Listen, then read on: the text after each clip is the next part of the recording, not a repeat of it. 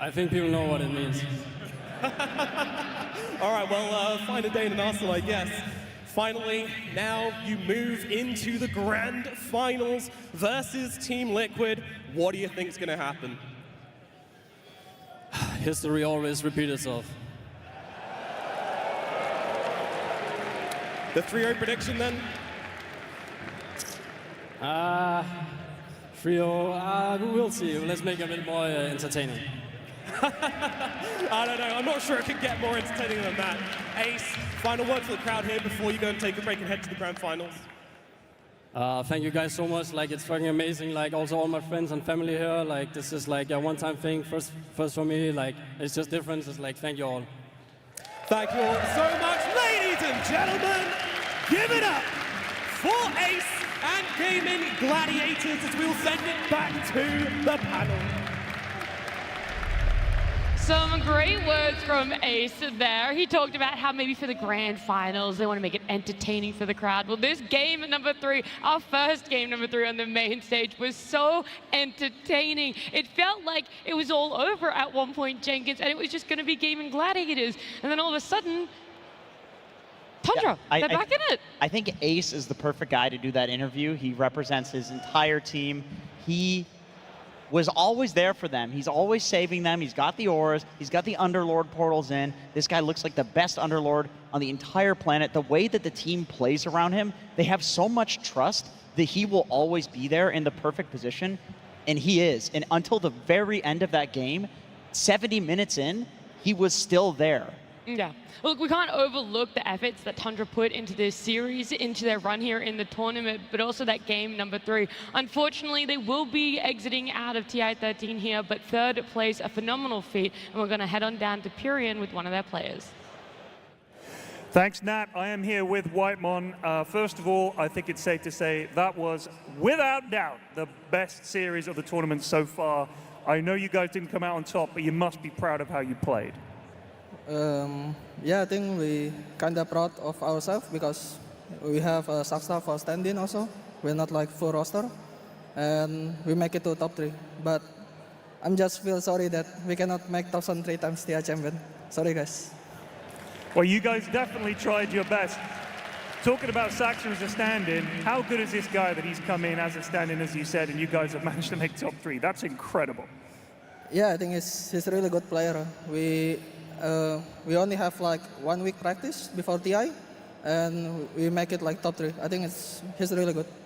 Absolutely. Speaking of really good, a lot of the other players I spoke to here said that Pure on your team was the best player in the tournament. How good is this kid?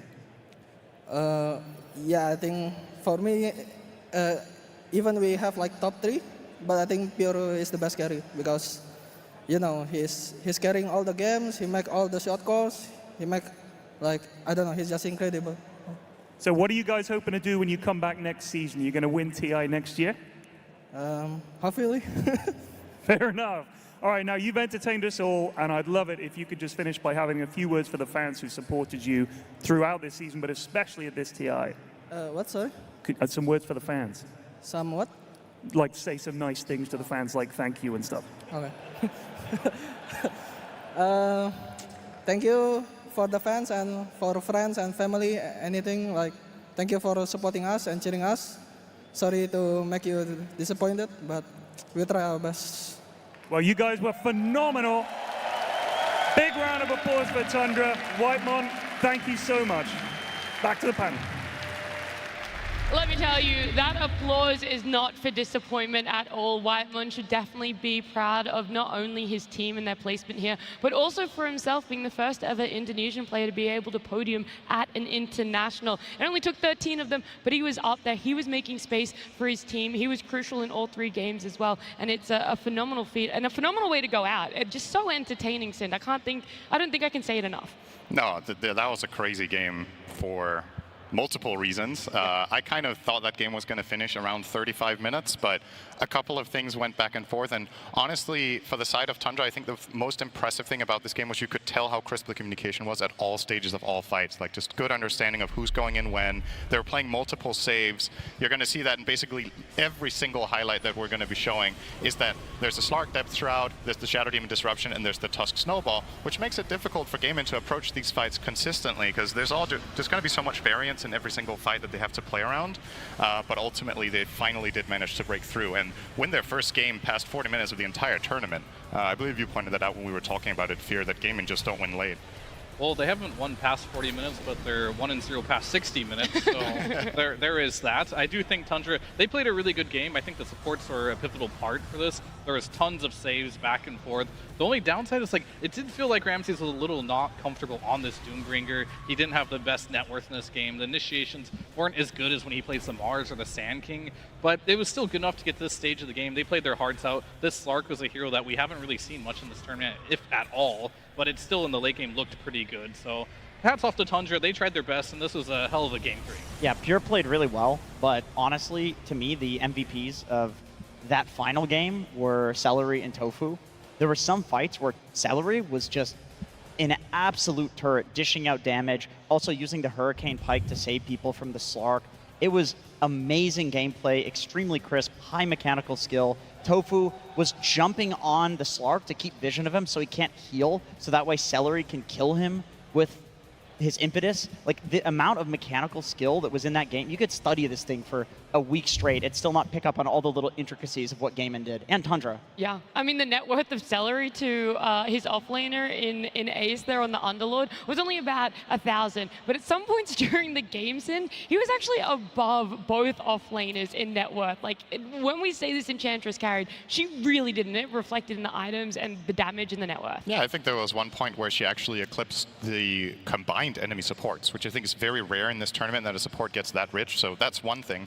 But it's also, I think it's extremely important for Gaimin's ability to win this game that I would say this was a game where Dyrachyo made a couple of really crucial mistakes that made this game a lot harder for them than it perhaps could have been. So it was very important for them that they had multiple heroes that could get in there and dish out that damage and kind of, you know, play off each other to clutch it out. Yeah, they're going to have a break, and maybe there are things that they look at. Maybe it's not really, but something that we get to look back on is who made the final call for that final push to win a game number 3 on Gaimin Gladiators. Go from here. Go gate, go gate. They are not Okay, ready. I'm going right now. Go, go, go. Right click, BKB and hit it. Yes! Let's go! Here, bro. Just BKB and hit it. That's it, Fear. That's how you're going to close out a game that goes almost 70 minutes there. I like how he had to remind his team to just press your BKB. Press just the hit it. please. Press it. That was for Dyrachyo, I'm sure. Just make sure you press your BKB. That's the only thing that would stop us from winning this if you don't get that button off. They all got it off. They hit the throne. There was no cliff. It was a good shot call. There was also a really funny contrast in the clip of that with Quinn just popping off and Celery was just total stonefish. He's like, thank God we won this. I think he was very relieved more than anything on his edge there. He was stone focused the whole game and paid off. Yeah, he did as much as he could. I think he was ready to wash his hands of that game. Well, that's the thing. They thought that they were going to be able to close out, what, 20, 30 minutes before that, if not earlier. So I do think you're really going to have one of two reactions. You're going to be at the highest you've ever felt, and now you're going to bring down your emotions, or your Celery, and you realize that the job's only a little bit done. You still have the grand finals. They were there last year. They only got second place. I say only. Obviously, out of 18 teams last year and then 16 this year, that's a massive accomplishment for themselves, but they don't want to turn this into a potential curse for themselves, Jenkins. They don't want second place over and over and over again. No, they don't. That would be a pretty miserable curse, I would say. But, you know, on the flip side, it kind of feels like it would be deserved because they've done it to Liquid. But I think that Gaimin needs to spend some time studying those replays. I think they got dismantled by Liquid. They were able to match Gaimin's pace, but then they also picked the Visage and the Doom and these, like, gold-generating heroes. Yep. So the fights were kind of going 50-50, but then Liquid was getting a little bit more of an advantage. Also, there was the Revenant's Brute Windrunner. There was some new tech that Liquid was doing. There was some picks on Gaimin side. There's a lot that they can definitely improve on for that grand finals, and I think it will be very competitive. Yeah, look, that's still down the track. We've got a lot of time between now and then. And to help fill us in with a little bit of that time is we have so much content for you guys. Trust me, if you're in the arena, or if you're watching on stream, you don't want to go anywhere. We're going to start off with a very enjoyable, maybe, content piece from Jenkins.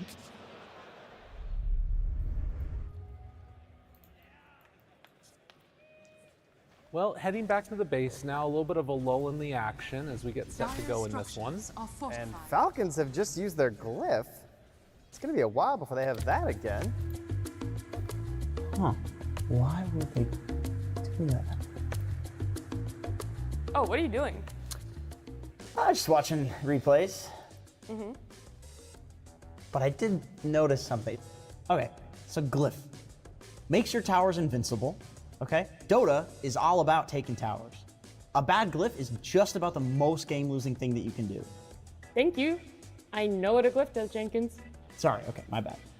Anyway, super important, okay? Game defining. Somebody glyphed this tower. This tier 1 was glyphed. Why? Who can defend here? So, who glyphed? I mean, I'm sure they had a good reason. Like, just check who did it. That's the thing. Who activated glyph is like the only thing that you can't see in the replay. I mean, you could just go ask them. Okay, maybe I will. This international. But oh yeah, I noticed that like in a replay the other day, there's like a weird tier 1 glyph that It was a mistake. Just a mistake.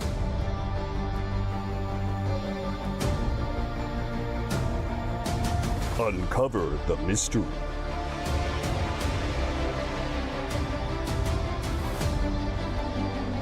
Why are you obsessing over this? It's just a glyph. you don't understand. 10 different replays, 10 different players, 10 Herald level glyphs. There's something going on here. Not even the replays.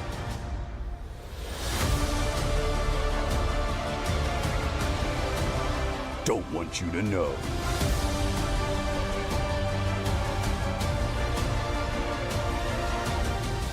Watched your game the other day. Yeah. How are those structures doing, brother? 45. Glory to the glyph gods.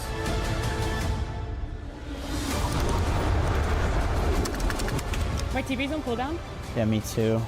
They're gonna Radiant structures are fortified. Who? Did you waste glyph? No. Oh god.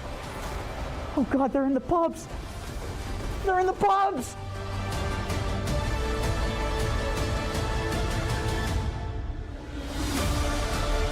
Oh, glorious glyph god! Over 200 souls have been sacrificed to you today alone. Soon, you will be real, and you will fuse yourself in all of your followers with your fortification glory.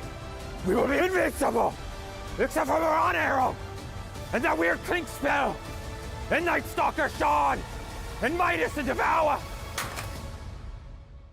Seize him! Woo!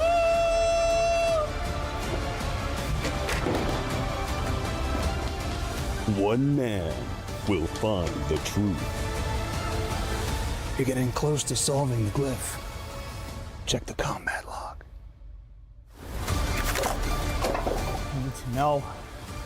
The world needs to know. Who pressed glyph? Coming to a post-game chat near you. Coming to a post-game near you. Did you enjoy making that one, Jenkins? How could you have kept that a secret from... I was losing my mind. Well, look, I know we've worked 11 days pretty much straight together, but sometimes you need your own secrets. Why would you waste glyph? Why? We lost that pub. I doubled down. That's why. That is exactly why. We've always talked about this inflated MMR going around, and Jenkins, it's just not deserved. Traumatized. I'm good. I'm fine. Look, it was a very beautiful content piece, though. I know a lot of you guys were working hard in the back ends. I mean, maybe a fun little mini game everyone can do is count how many special appearances were in that one content piece alone. We had a lot of the talent lineup getting in on this, and I know Slacks and Tsunami worked really hard behind the scenes as well for it. Did you enjoy it, Fia? As like maybe the only person who wasn't in it? You don't know that. Oh, that's true. I don't know that, actually. Don't make assumptions there. I was in the darkness. Yeah, you were He was the glyph. He was the He glyph. tried to lose TI5. He was glyphing all the time. Yeah. He's president on cooldown. Was it TI5 you won? I can't remember. I don't remember That was either. so long it was ago. like at least 15 years ago. At least, minimum. That was really great, though. I enjoyed that. That was really fun. Yeah. Something that I haven't yet mentioned, and maybe people at home are looking at, is why exactly you're on the panel right now, Sind? Because we've had... I was wondering the same. Oh, whoa, okay. Apparently my panel members are also wondering. Well, I mean, it's a TI for you in your home country. I mean, how special does that feel to have so many of your countrymen in the crowd right now? That's awesome. I didn't, how to say, this is something that I didn't think would ever happen. I think it was the same thing that Crit was saying in an interview some days ago, that it just, you know, I remember we were at a different event, and we were out having dinner, and I just checked my phone randomly, and there's like, TI's in Copenhagen. Like, okay. You know, whoa. Just out of nowhere, there was no clues or anything. It just came as a complete surprise, and I was just blown away, and I was super excited, of course. Yeah. And I feel like the arena and the fans have been awesome. I feel like the set design has been great, so I've been really happy with it. Oh, well, that's good. And you've seen a lot of TIs for yourself. Oh, yeah. You've seen many. In fact, Synderen is someone that's been around for a very long time, so we've got another special content piece for you guys right now. The legacy of the International spans the course of nearly 15 years. But some would say, as much as it is a legacy of Dota, it is a legacy of the Danes. And now, at the International 2024, in the heart of Copenhagen, we will tell the tale of the greatest of them all. The most decorated and celebrated Danish Dota player of all time, and the only person to have attended every single international, Synderen. I've been playing Dota my entire life. It was very challenging a lot of the time. There were some serious downs, but there were also some big ups. I have overall a lot of great memories from all the years of playing this game, even right from the beginning.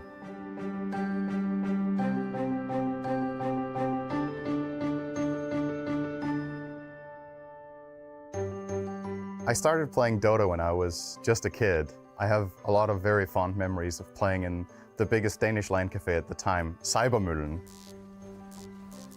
So back then, I used to be one of the best Danish Dota players in the world. Guys like Crit and Ace, they didn't really stand a chance against me. Yeah, they were 8 at the time, but I think mainly they were lacking the upper body strength to make it in Danish Dota.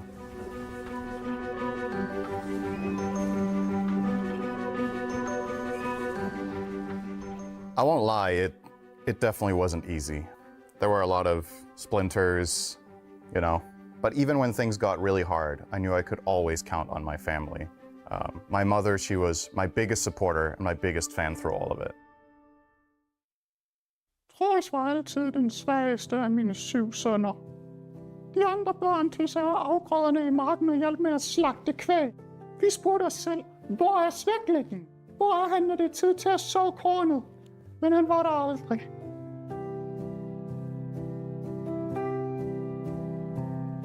Han gav altid nogle åndssvage undskyldninger, såsom, men mor, jeg er allerede god til at farme. Jeg har lige fundet ud af, hvordan man kan få 200 GPM på Alchemist. Så sagde vi, at han skulle stoppe med det vrøvl, og at alkemisten ikke er i byen under høstsæsonen. På et tidspunkt blev han så sur, at han løb væk hjemmefra. Vi troede, vi havde mistet ham for evigt, men nogle måneder senere, så var han der pludselig. Han havde åbenbart spillet et eller andet computerspil dernede i månedsvis. Han kom ud af kælderen som en lille trold, kravlede ud af sin hule, når det er tid til at gå på jagt. Så besluttede vi os endelig for at give ham sit navn. Troels. Også fordi han lugter en lort. Shit. My dad was a farmer, so he didn't really approve of me playing video games very much, but once I started making money with it, then he came around. What money? He never made any money. There's all his gift. He could have done something good with his life. He could have saved the planet. Oh, for helvete. The ice is melting at the poles. 20 years, it's been a long time. I remember TI1 going with friends. It didn't go so well. We got 16th, but then came TI2. I went with a new team, and we also got 16th there, so that didn't really work out either. But then finally, TI3, I really had the team that I was hoping for, and we got 16th. And then there was TI6. These are our family goats. That one is Sumail. That one is Miracle. And that one is Arteezy.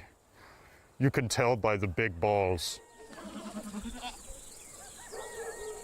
Those two were huge, my parents. But I didn't only have that family. I also had a second family in Dota, my teammates. Teammates. This farm could use some teammates.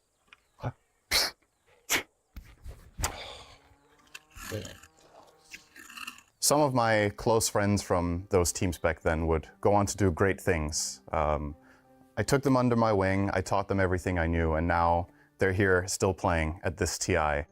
And you know, it's a real source of pride for me. Who? Synderen, you were on a team with him. Doesn't really ring any bells. Eventually, my time as a pro, it came to an end, but I still absolutely love Dota, so I wanted to continue working with it. So I got into talent work, and honestly, I've never looked back. Is Synderen over being a pro player?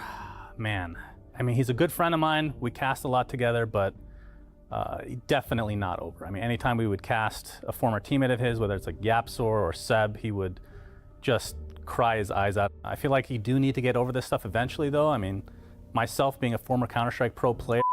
For most of my life, I have dedicated myself to Dota, and now this year, we get to have TI in my home country, which is super special to me. So I can't put into words how much that means. It's been an honor to be a part of this community for all these years, and yeah, I just want to say thank you guys for watching and letting me be a part of it for all this time.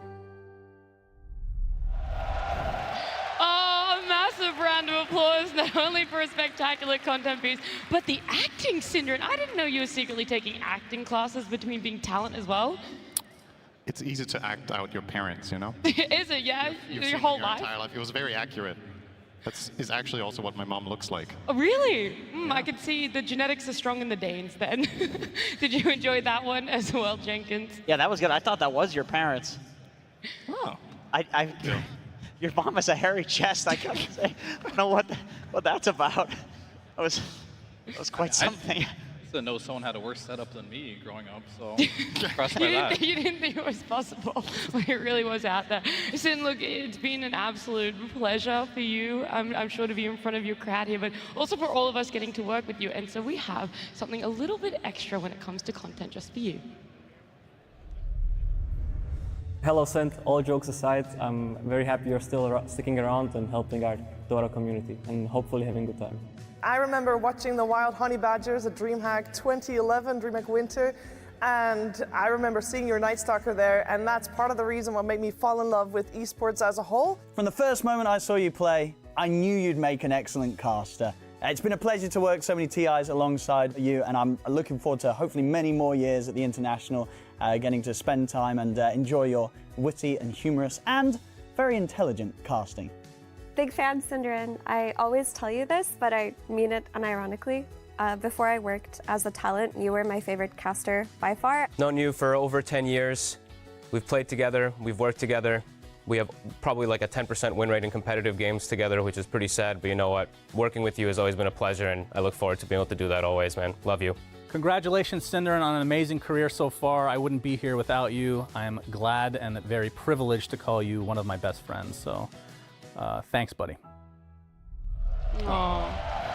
A nice little trip down memory. I can't look at Sin. I'm so emotional right now. But you get to add a TI in your home country to memories too. I'm actually tearing up.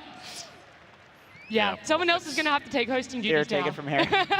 Yeah, it's your turn. Oh, sure. I mean, I have memories of Cinder. I remember Oh, no. all your dream Jenkins. I will say, I also have a 10% win rate with you. It's not good. I enjoy every moment of it, though. I think I have a 100% win rate against you. Oh, I thought you were going to say with. I was excited for a moment.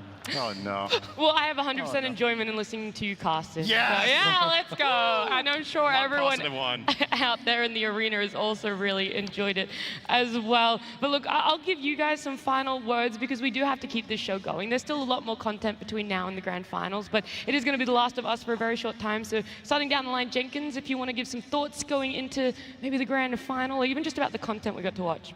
Sure. Well, I'm excited to see Gaimin Liquid, unironically, as Mira said. Love this game, love this community, love the crowd. It's been amazing. The energy has been fucking phenomenal. Oh, whoa. I'm glad we got to see 3 games, and I hope we get to see 5 more. Yeah, you might have dropped the F-bomb a little early because I actually just heard Slacks has got a little extra content for us. So yeah, we're going to have to go down there and then come back.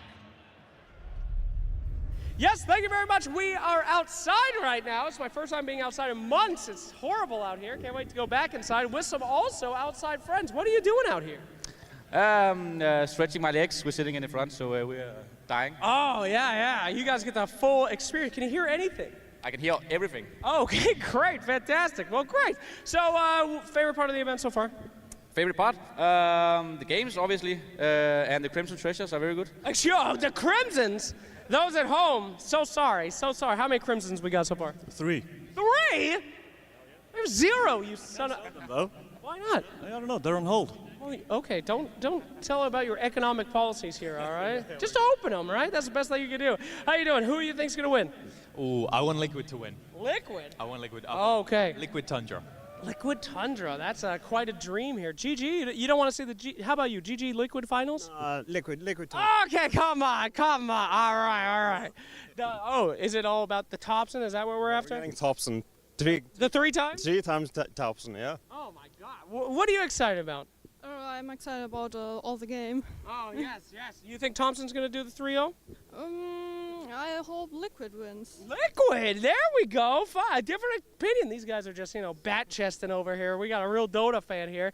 Who's your favorite hero? Lone Druids. Lone Druid. Can you tell me why? I'll just give you the mic. You're too tall for me to put my hand around. I mean, I like Lone Druid because he has a strong bond to the companion, like I have to my companion. So I'm going to show you my true form now, and I want to ask you to marry me.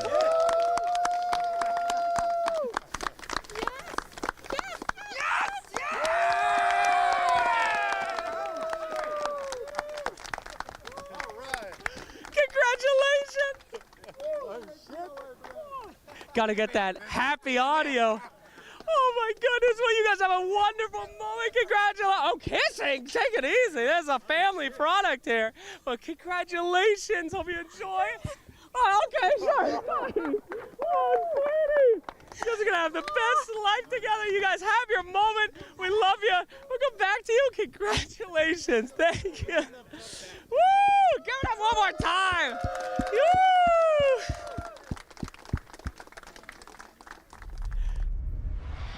Dota players stay winning is what I will say there. There's going to be one team walking away with an Aegis, but that one couple right there walking away having a fantastic memory here of her saying yes at TI 13 in Copenhagen.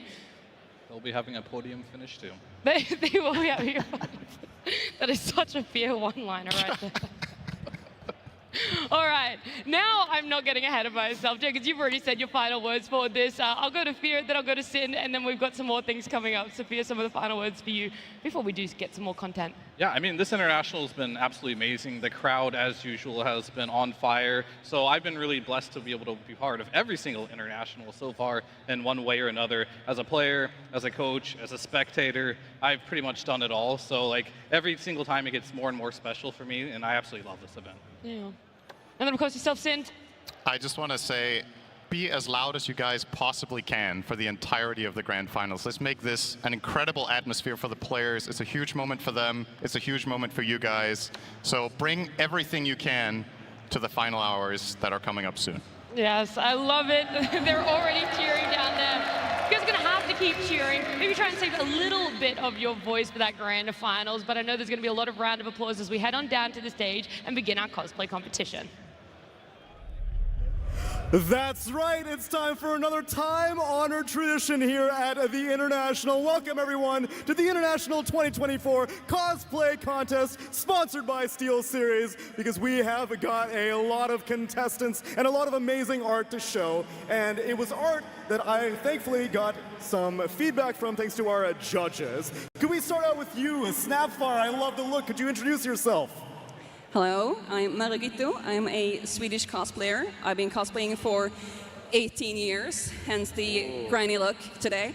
Yeah, I'm really excited to be here and have this event finally in Scandinavia.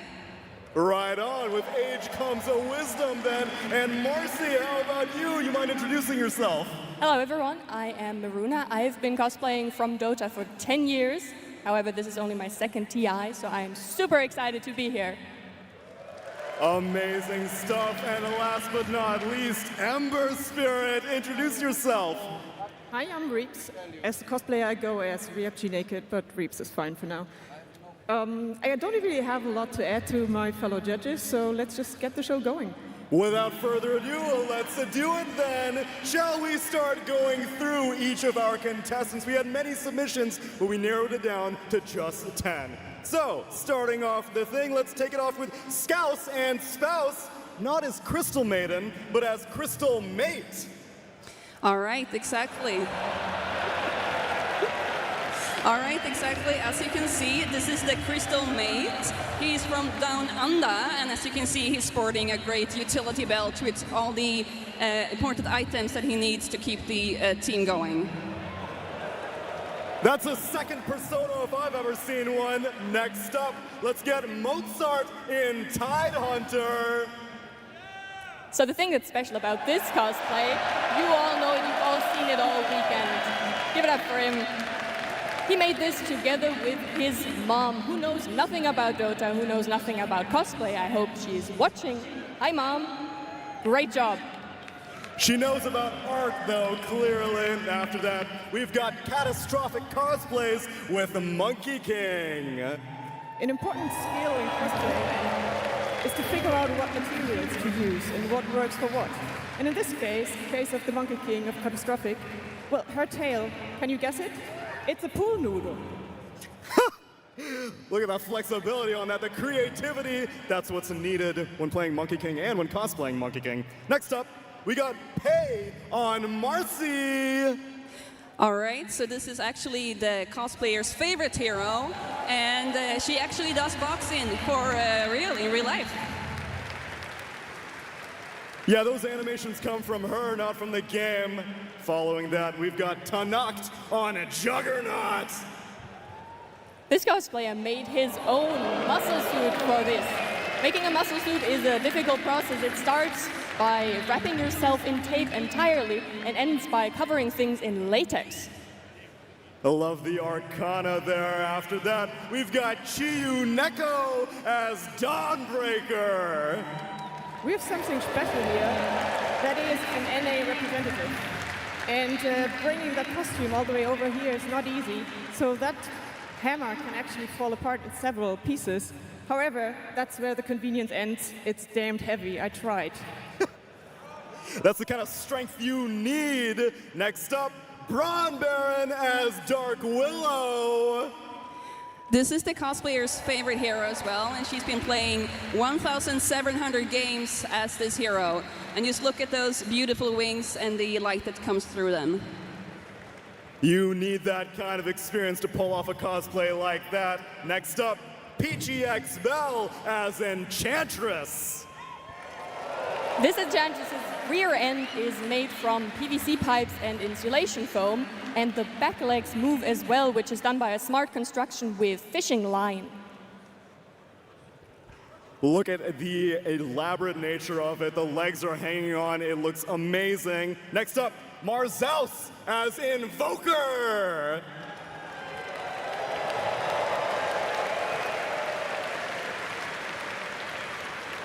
Good things sometimes take time. Have your moment. Give it up. He's invoking right now. I really hope these lights show up on camera in the stage lights. But good things take a while, so he's been on this for 5 years because finally finishing it took a TI that actually happened in Europe. This is the Magnus Apex right there. And last, but certainly not least, we've got Vicky Kujikawa as a Vengeful Spirit. This cosplayer has fully articulated wings, and as you can see, she has the bird claws that stands to create the bird-like features of the character. And also look at all the different iridescent colors of the costume. She had so many different colors to get it all together.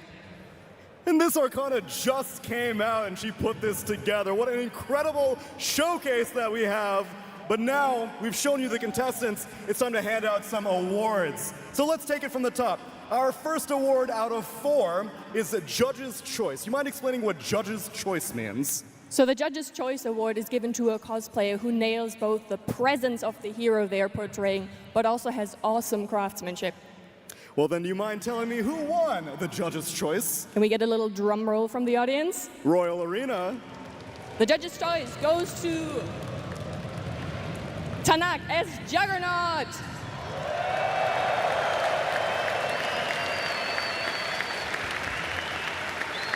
A well-deserved victory and the choice of many carries as well. Next up, we've got Biggest Transformation. What is that involved? Well, it might surprise some of you, but cosplayers are actual, real, living, breathing people. What? Yeah, it's quite different from video game. So to translate the one thing into another is not always easy. We deal with different challenges than, game designers. And yeah, doing that is a real skill, and it gets an award here.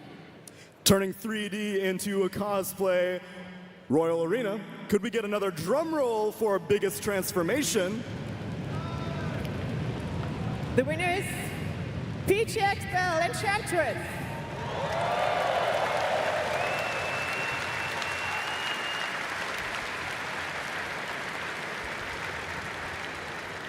Amazing work. I thought for sure she had 4 legs. Next up, Best Technique.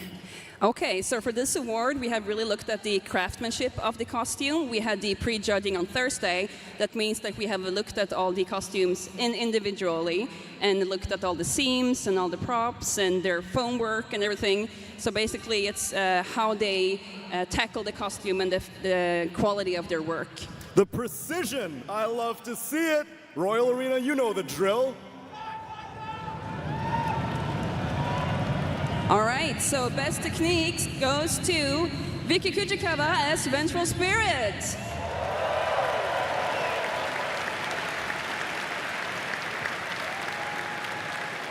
A well-deserved victory, and I can imagine the time frame needed to put this together in time for TI.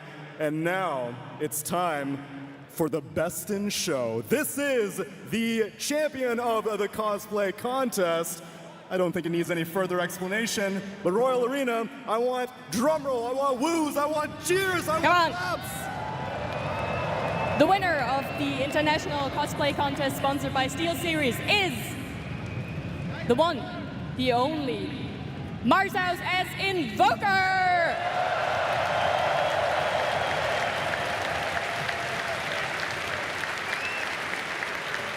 The refresher, the Aegis, this is a Miracles Invoker in the flesh right here in Royal Arena. What a well-deserved victory. But all of the competitors deserve a round of applause. Royal Arena, please show some love to the incredible craftsmanship.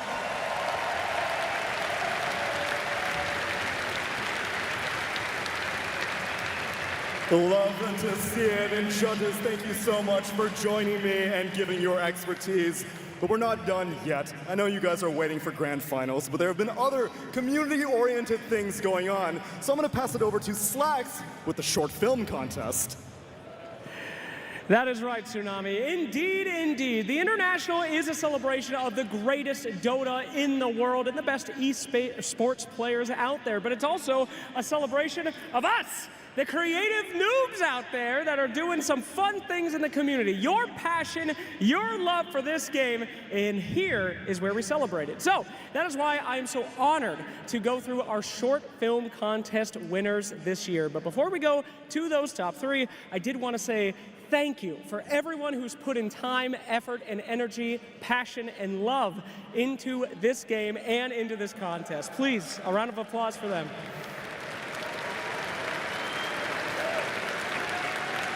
Quite a long one indeed, because they deserve it. All right, everybody out there, it's about time that we get down to it. So, in 3rd place this year of our short film contest, I know if you're like me, you have no idea how Invoker works. So, luckily for us, we have a little bit of a video that will show you how it feels to play Invoker with the Sphere Master.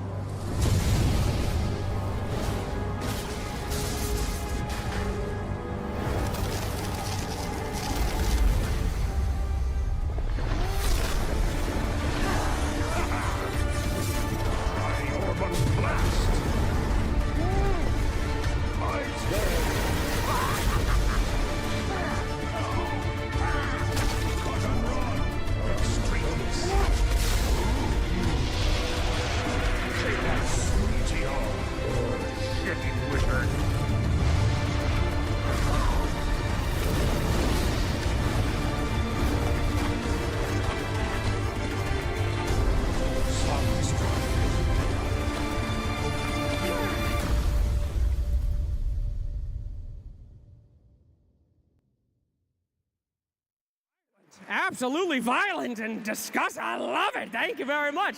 Well, if you are anything like me, of course, you do know what it's like to play support, my friends. Always helping those carries, those offlaners, those pause 4s that are also pretending that they're supports. What can you do? But this video will help you realize what it's like to be a support and how it feels to finally get your hands on that hoodwink. This one is called Support.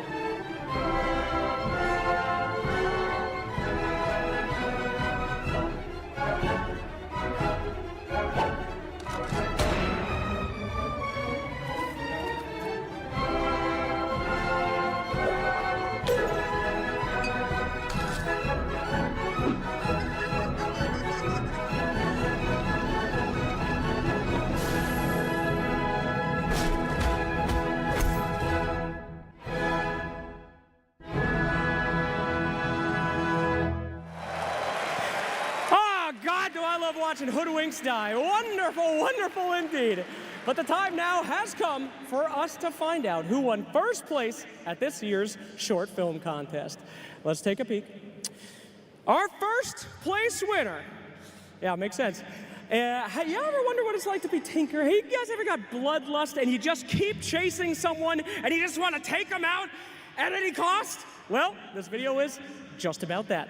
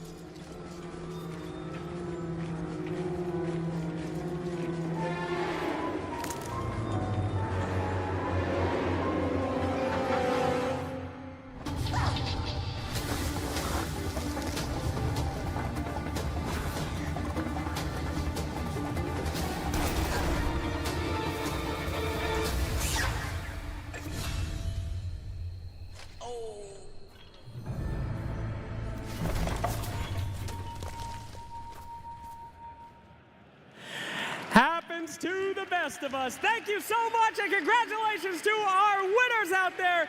Incredible submissions here this year.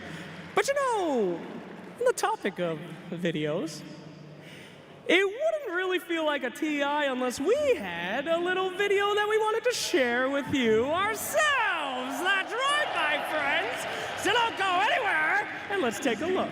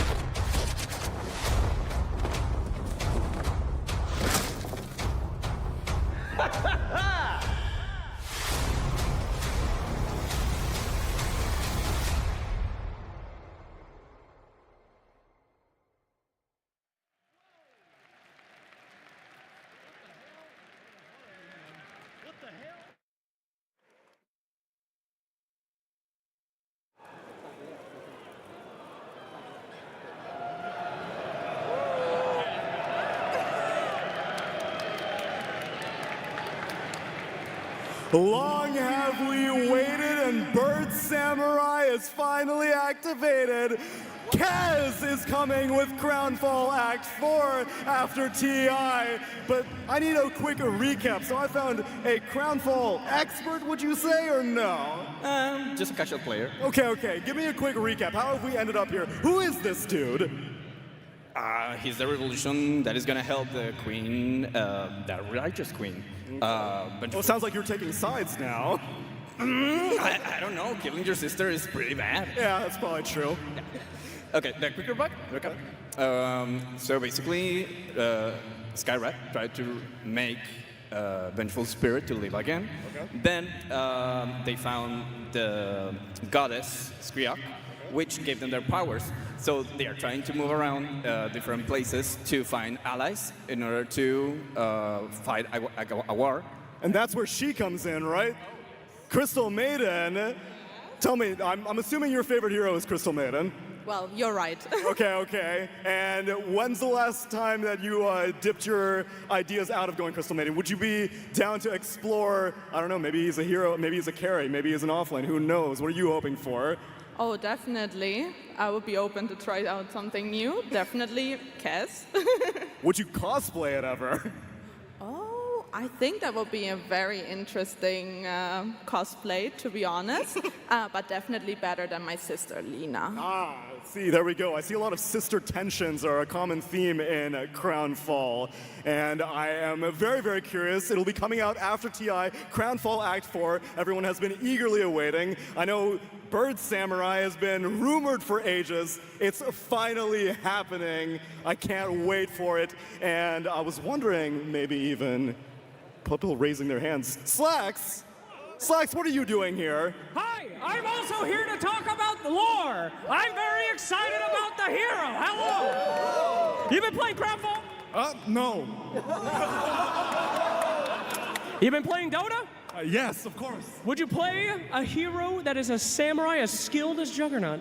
It depends. I only play support. You are the worst interview. Are you at least excited about the new hero? Of course! There That's we what go. I like to hear! He most of all, he wanted to do that. Go. Most of all, Royal Arena, are you excited for Grand Finals? Then let's get into it.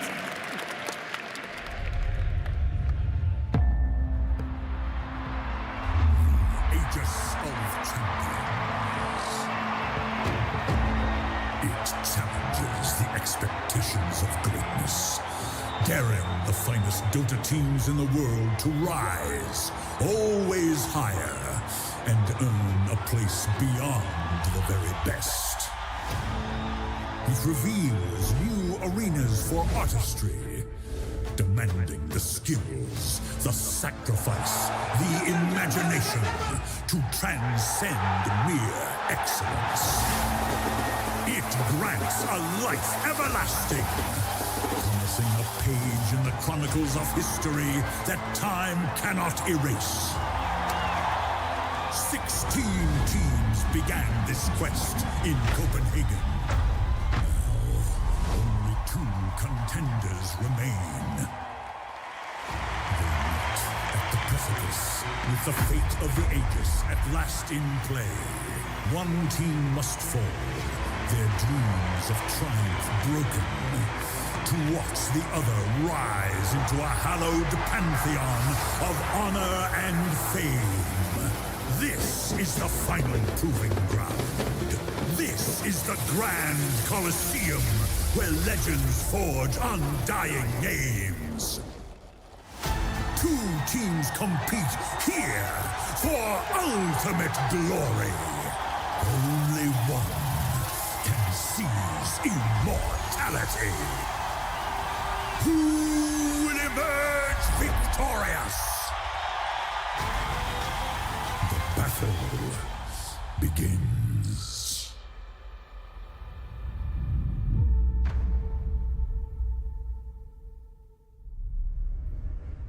Welcome to the grand finals of the International 2024, and we have got 2 top-tier teams that are going to battle it out in a best-of-5.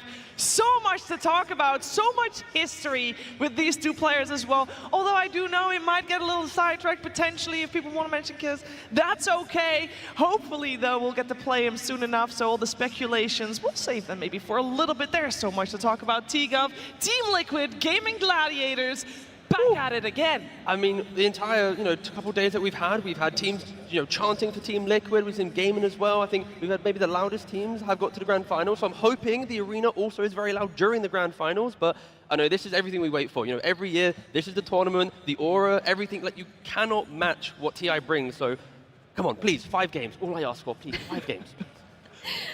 I say this every day, Shiver. I say every game will go all the way, but I really do believe at this time, we've been here time and time again with these 2 teams, that we've never had the stakes be this high for the International. We've had them play in 5 grand finals total.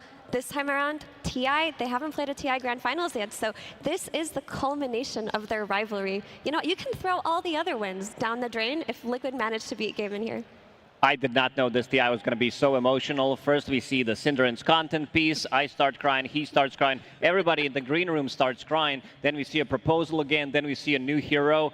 I came here to watch some good Dota, and we've seen some really good Dota so far. We have seen some fantastic Dota, and we're gonna break everything down for you so you know what to expect, and maybe you don't normally watch too much Dota 2. We got you covered as well, and we'll tell you exactly why this grand finals is as important and as high stakes as it is. We're gonna focus our attention first on Team Liquid. They are the team coming in through the upper bracket, and they did so by beating Gaimin Gladiators just yesterday, and that was a 2-0. So if we look at this bracket, Team Liquid, they made a strong run, Lacoste, through this upper bracket. Didn't drop a single game in the upper bracket. Also, Box in an interview yesterday talked about them starting the grand finals coming from the upper bracket, which means that Team Liquid doesn't necessarily need to play 8 games potentially, so they're going to be fresh, they're going to be rested. Gaimin Gladiators, they showed what they're capable of in the bottom part of the bracket, played 3 games, and this time around, Team Liquid, they could chill and they could watch and they could prep for it.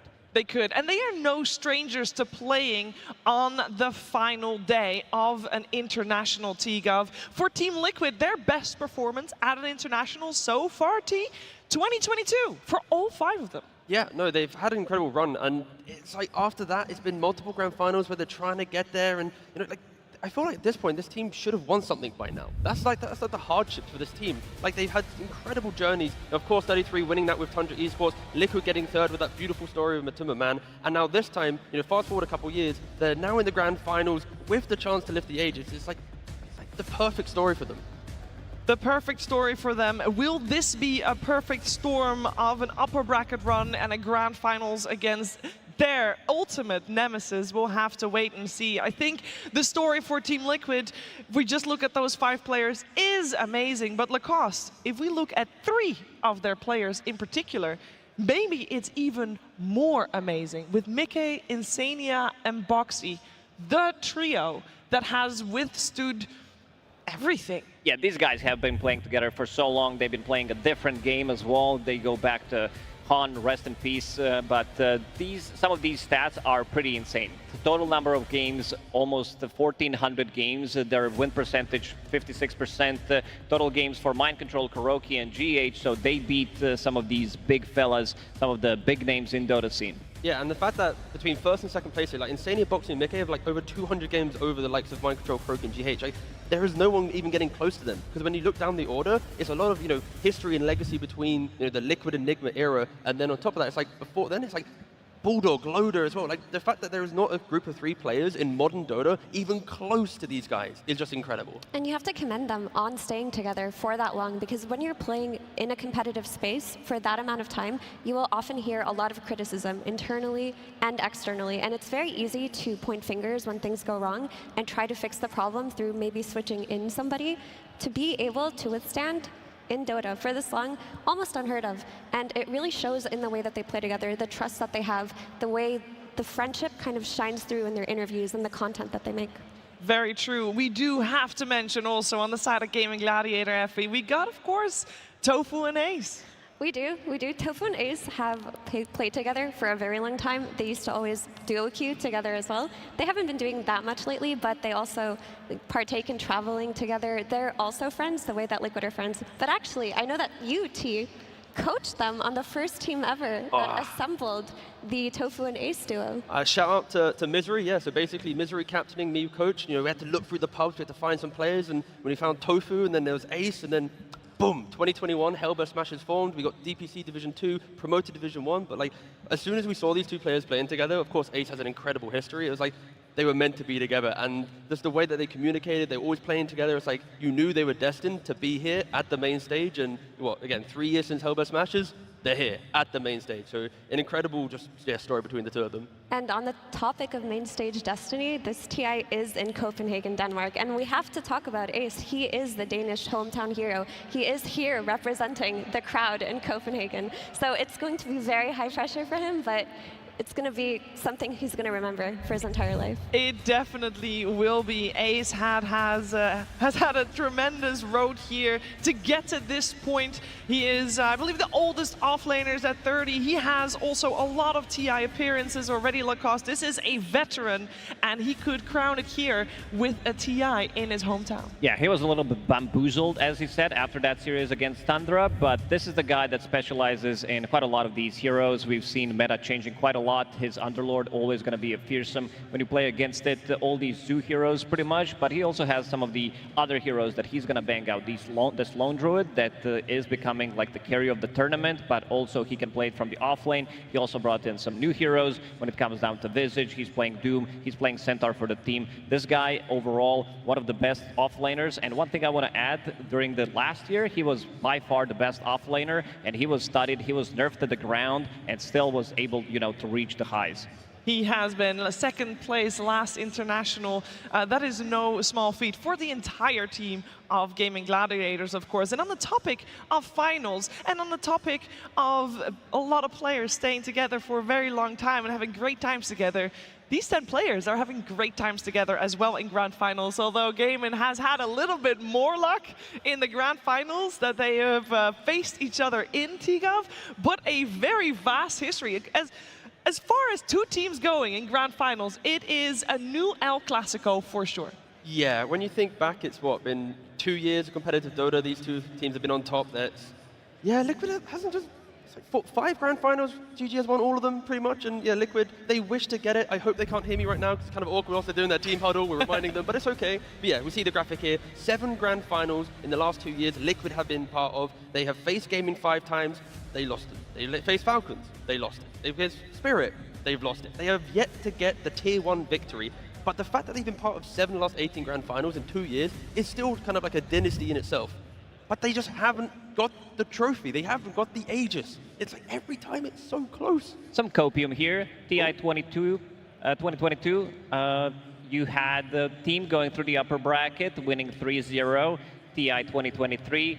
Also 3-0 coming from the upper bracket. This year they are coming from the upper bracket. So are we going to have a 3-0 for Team Liquid? For the fans, I hope it's at least 3-1 to Liquid. Because, you know, not a 3-0. Please, 3-1, 3-2, then we're cooking. Even if it's 3-0, at least hopefully FE competitive close games, like for example that game 3 we just saw.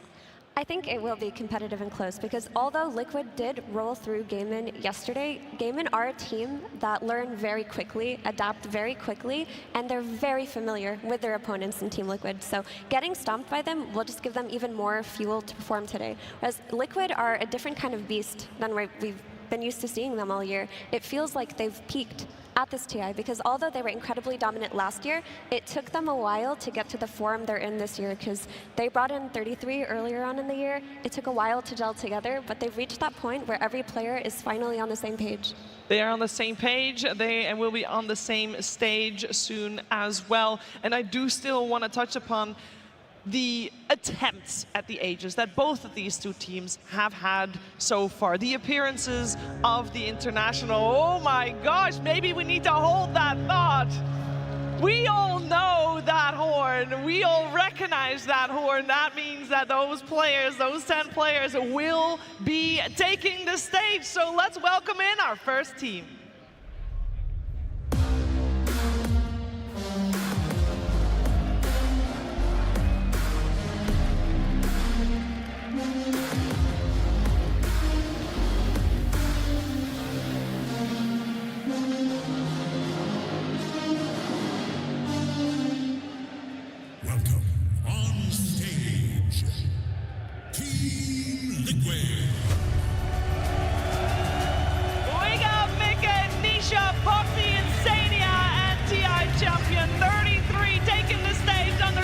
Of Coach Blitz. This is the team that has made such a dominant run through this upper bracket, 2-0ing everybody that stood in their way, including the opponent that they are so familiar with by now. Let's welcome on stage, Gaimin Gladiators.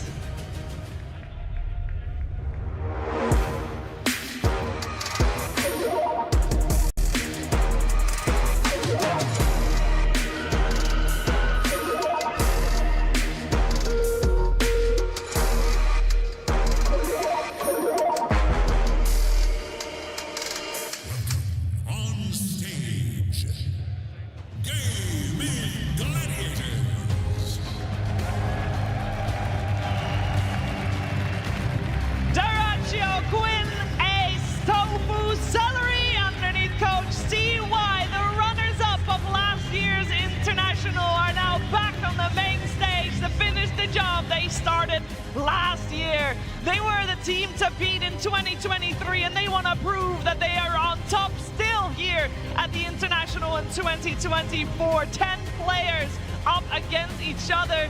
There's rivalry, but I know there's also so much love and friendship, and I know they're gonna give it their all on the battlefield. I don't think we're gonna go for any favorites here, especially after what we saw yesterday when both of these teams faced each other. This is a fresh start for both Lacoste. Both teams fresh in the booth, one best of 5, that's all. That's all it takes. You got here, I'm not gonna say you're gonna forget about how you got here because there's a lot to learn. If we go back to 2023, the way Gaimin played, when they got out of the groups, they were not playing as fast. Suddenly, they are stepping it up. They're turning these games into 20-25-minute games. It's all about the speed. These two teams are super effective at dominating the early stage, turning that early advantage into Roche, into a high ground push. And that's going to be the question I'm looking at in the grand finals. Both teams have been the quickest so far at the International, the way that they break down their opponents, close out victories, or even build leads where they know they can't come back. Will either team, maybe pivot coming into grand finals, go a little bit more defensive, play for a late game, kind of bait their opponent in? Because at the moment, it really is a two clash of equal play styles. So last year, it felt like GG always had Team Liquid's number because they played very similar playstyles, but a lot of Team Liquid's tempo snowballing started from the lanes and depended on the lanes, whereas GG did something similar, but they crushed lanes too hard, and Liquid were never able to get the upper hand in that sense. This time around, it feels like Team Liquid, while still crushing the lanes, have focused a lot more on their early game map movement, their twin gate rotations, their smokes to mid. They've been looking so sharp and clean, and that's where they've been getting majority of their dominance from, not just their laning stage. Yeah, we'll see who comes out ahead of laning stages in this upcoming game. I think it's also time to talk about one lane in particular with that in mind. It's a lane that always draws attention. Of course, I'm talking about Quinn versus Nisha in the mid lane. I think Lacoste, this tournament, Nisha has been on fire, one of his best tournaments, if not the best tournament he's ever played. I think we say that pretty much every single tournament where Nisha participates. If we go back to earlier at the start of the year, he did win that 1v1 tournament at BB Dacha. This guy is just a beast. He has been, I would say, the most stable Dota performer of all time. I don't remember last time Nisha had a bad performance in a game where it really matters. And heroes that he does play, he has a pretty large hero pool, and he's always super active. If you look at the KDA stats, he's always going to be pretty much in top 5. This guy is just a beast. He really is, and he's incredibly talented because I think out of all of the top performing players at TI, he has the highest performance to pub ratio. He does not need to be pubbing 24/7 to play at the level that he does, and that really is just pure talent. On that topic too, usually at TI, we have a handful of rampages per year. This year, there's only been one rampage, and it's been by Nisha's Puck versus Extreme Gaming 7 days ago. So he has definitely made his mark here already. Not only that, just like the way in which he's conducting himself in the playoffs. It's like he's got 2 deaths in one game, 3 in another. We are going to see the rampage here. Like it's the clutch, disengage to then find the opportunities, and that is where Liquid is looking so exceptional. They're enabling each other to pop off, and Nisha on the puck. That is a hero that I'm looking for in the grand final. So far, he's 4 for 4 with it, but in the draft, can you really get that ban in play? Can you really ban a puck and feel good about your integrity? And there is a rampage, a rare occurrence at the international, like Effie was mentioning. But yeah, Nisha, he is, insanely good right now. And in top form, it needs to be said. To be fair, though, both of these teams have been in top form. Otherwise, you do not make it to the international grand finals. Another matchup that draws attention from us is that off lane. We have to compare the 2 off lanes. First of all, we already mentioned Ace, hometown hero, but also one of the players, Tigov, that has the most experience possible in competitive games.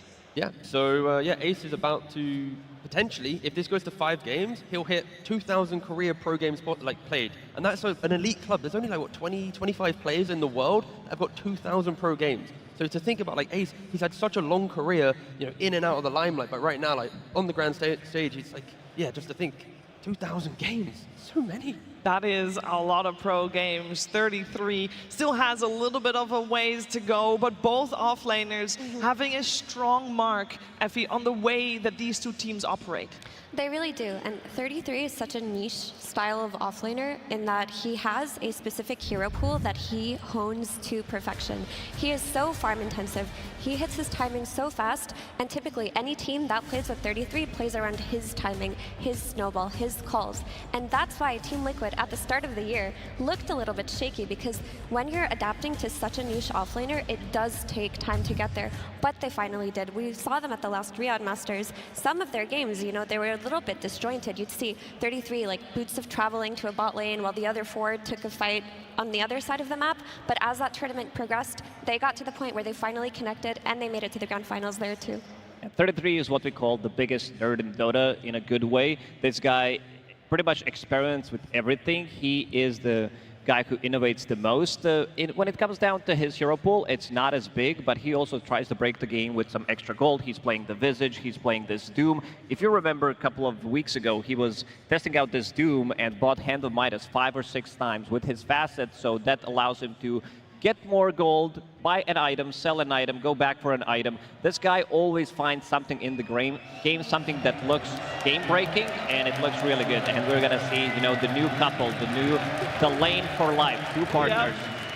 That's awesome. But just on the topic of 33 as well, he is such an asset to a team, not just as a player in terms of his skill level, but in terms of his ideas, what he brings to the table in terms of the draft and the meta. When a new patch comes out, you need players like him on your team that can break the meta, find out what is good fast, and you can see that his ideas have already leaked into the team as well too.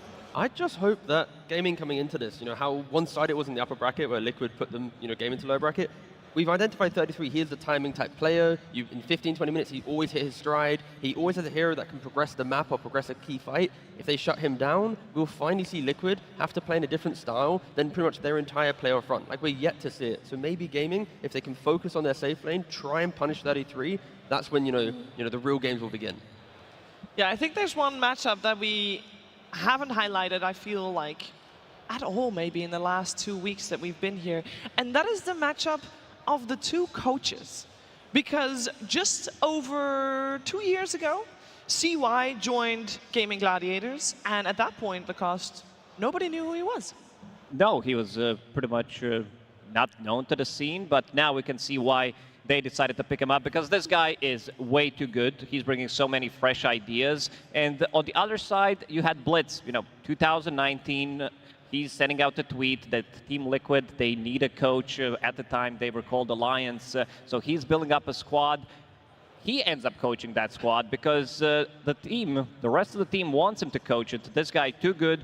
And also, Jabs, as an analyst, joins at the end of 2020. Now they have a KP as well. Dota player that has, great achievements throughout his career during the Elite League. They also had Jerex at one time during the coach. So the vibes that I'm getting from Team Liquid is one big, happy family that has pretty much everything in their place. Every single time you see those guys on camera, they're pretty much vibing. I think both teams just share the same philosophy, right? Like, Dota's about not only competing, but also, being friends out of the game, ensuring that, you're able to, work on your problems. If there is a problem, back in the day it was, if there's a problem, kick them, get a new guy. Nowadays it's like, how can we work it out? Maybe is it a point of pressure that is being applied to you? How can we sort it out? And I feel like when you look at Celery, Tofu, CY, that kind of gang compared to Blitz, like, they are identical copies of themselves, just two different jerseys.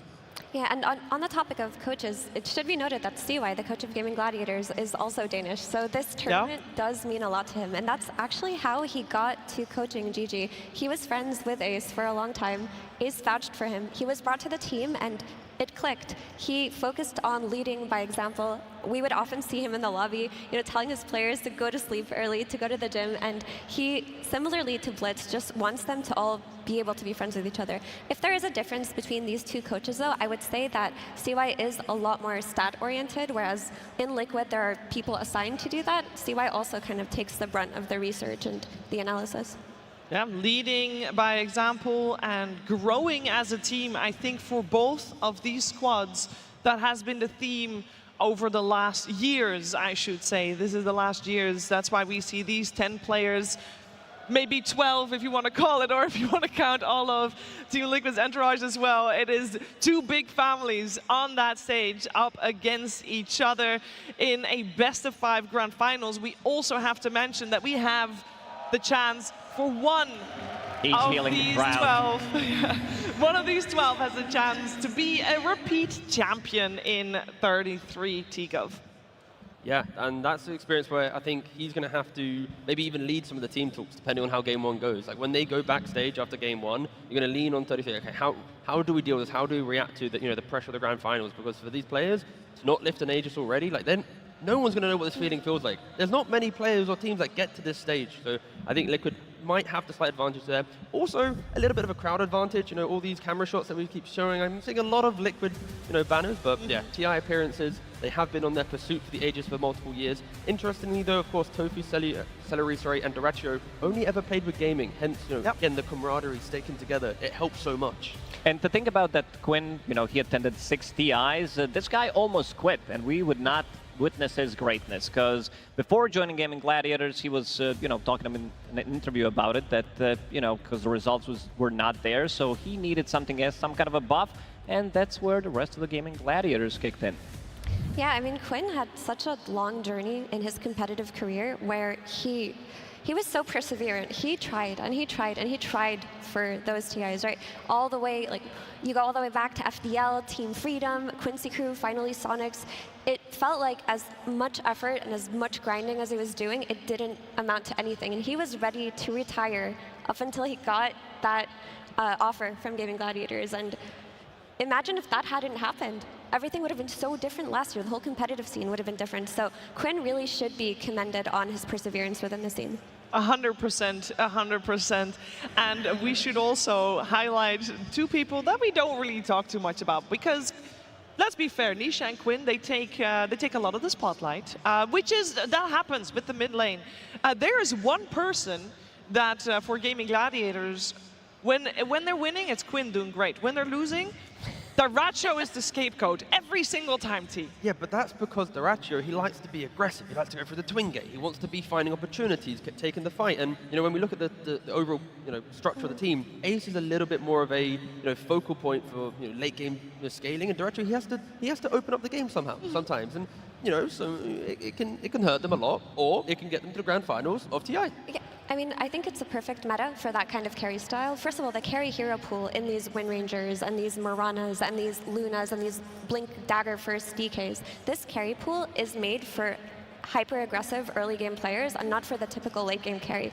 And throughout this TI, we've seen that the teams who are unwilling to sacrifice their carries did not make it very far. Teams like BB Team, teams like XG, teams that refused to put their carry in a situation where they would die in the early game and they needed to enable them to have a perfect game, they just couldn't cut it. We've seen from Falcons, from Liquid, from GG, you have to be willing to throw your carry in a bad position early game if it's for the good of the team. My only hope for that in this series, that we don't see Daracho kind of move into the Clinkses and the Mortars that we've seen him trying to pick up in earlier stages of the tournament. I want to see him on like the Alchemist, the Razor, Lone Druid, DK, the heroes that can throw himself into the fight and have that turnaround potential. When he's on these types of heroes, it is a scary game for gaming every single time.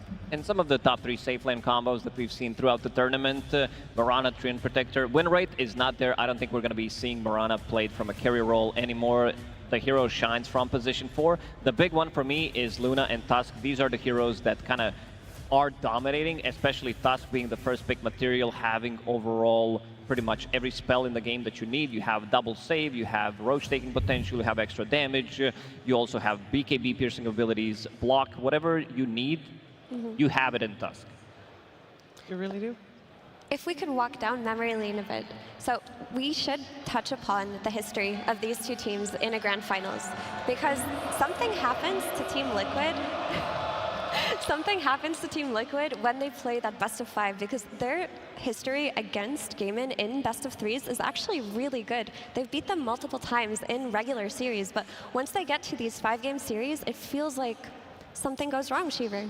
Something goes wrong, but that is when they come from the lower bracket. Potentially, this time will be different. As we mentioned earlier, this is a fresh series, a fresh best of 5, and how it will play out, nobody knows.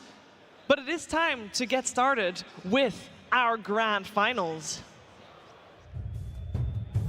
Team Liquid versus Gaimin Gladiators. Grand Finals. Game 1. It has begun, game 1 of our best of 5 here in Royal Arena in Copenhagen, Denmark. And for that first game, we got Team Liquid coming from the upper bracket to the dire side with first pick. They already got their hands on Nature's Prophet. Gaimin Gladiators will play this first game. From the Radiant side, they will also get that strategic overall last pick. And Lacoste, I think we are seeing an opening here from both teams that is basically throwing out the playbook.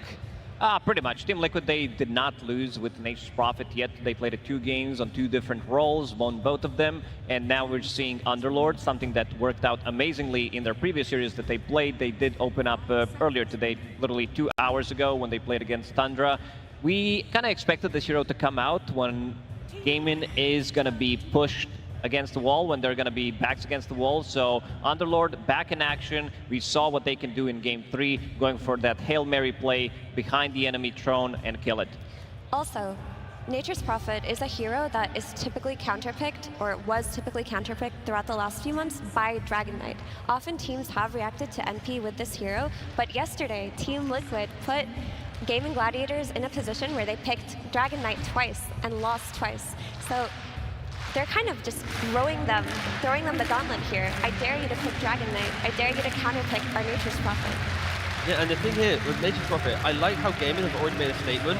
Nature's Prophet cannot play Dota if in the first 15 minutes you don't take towers.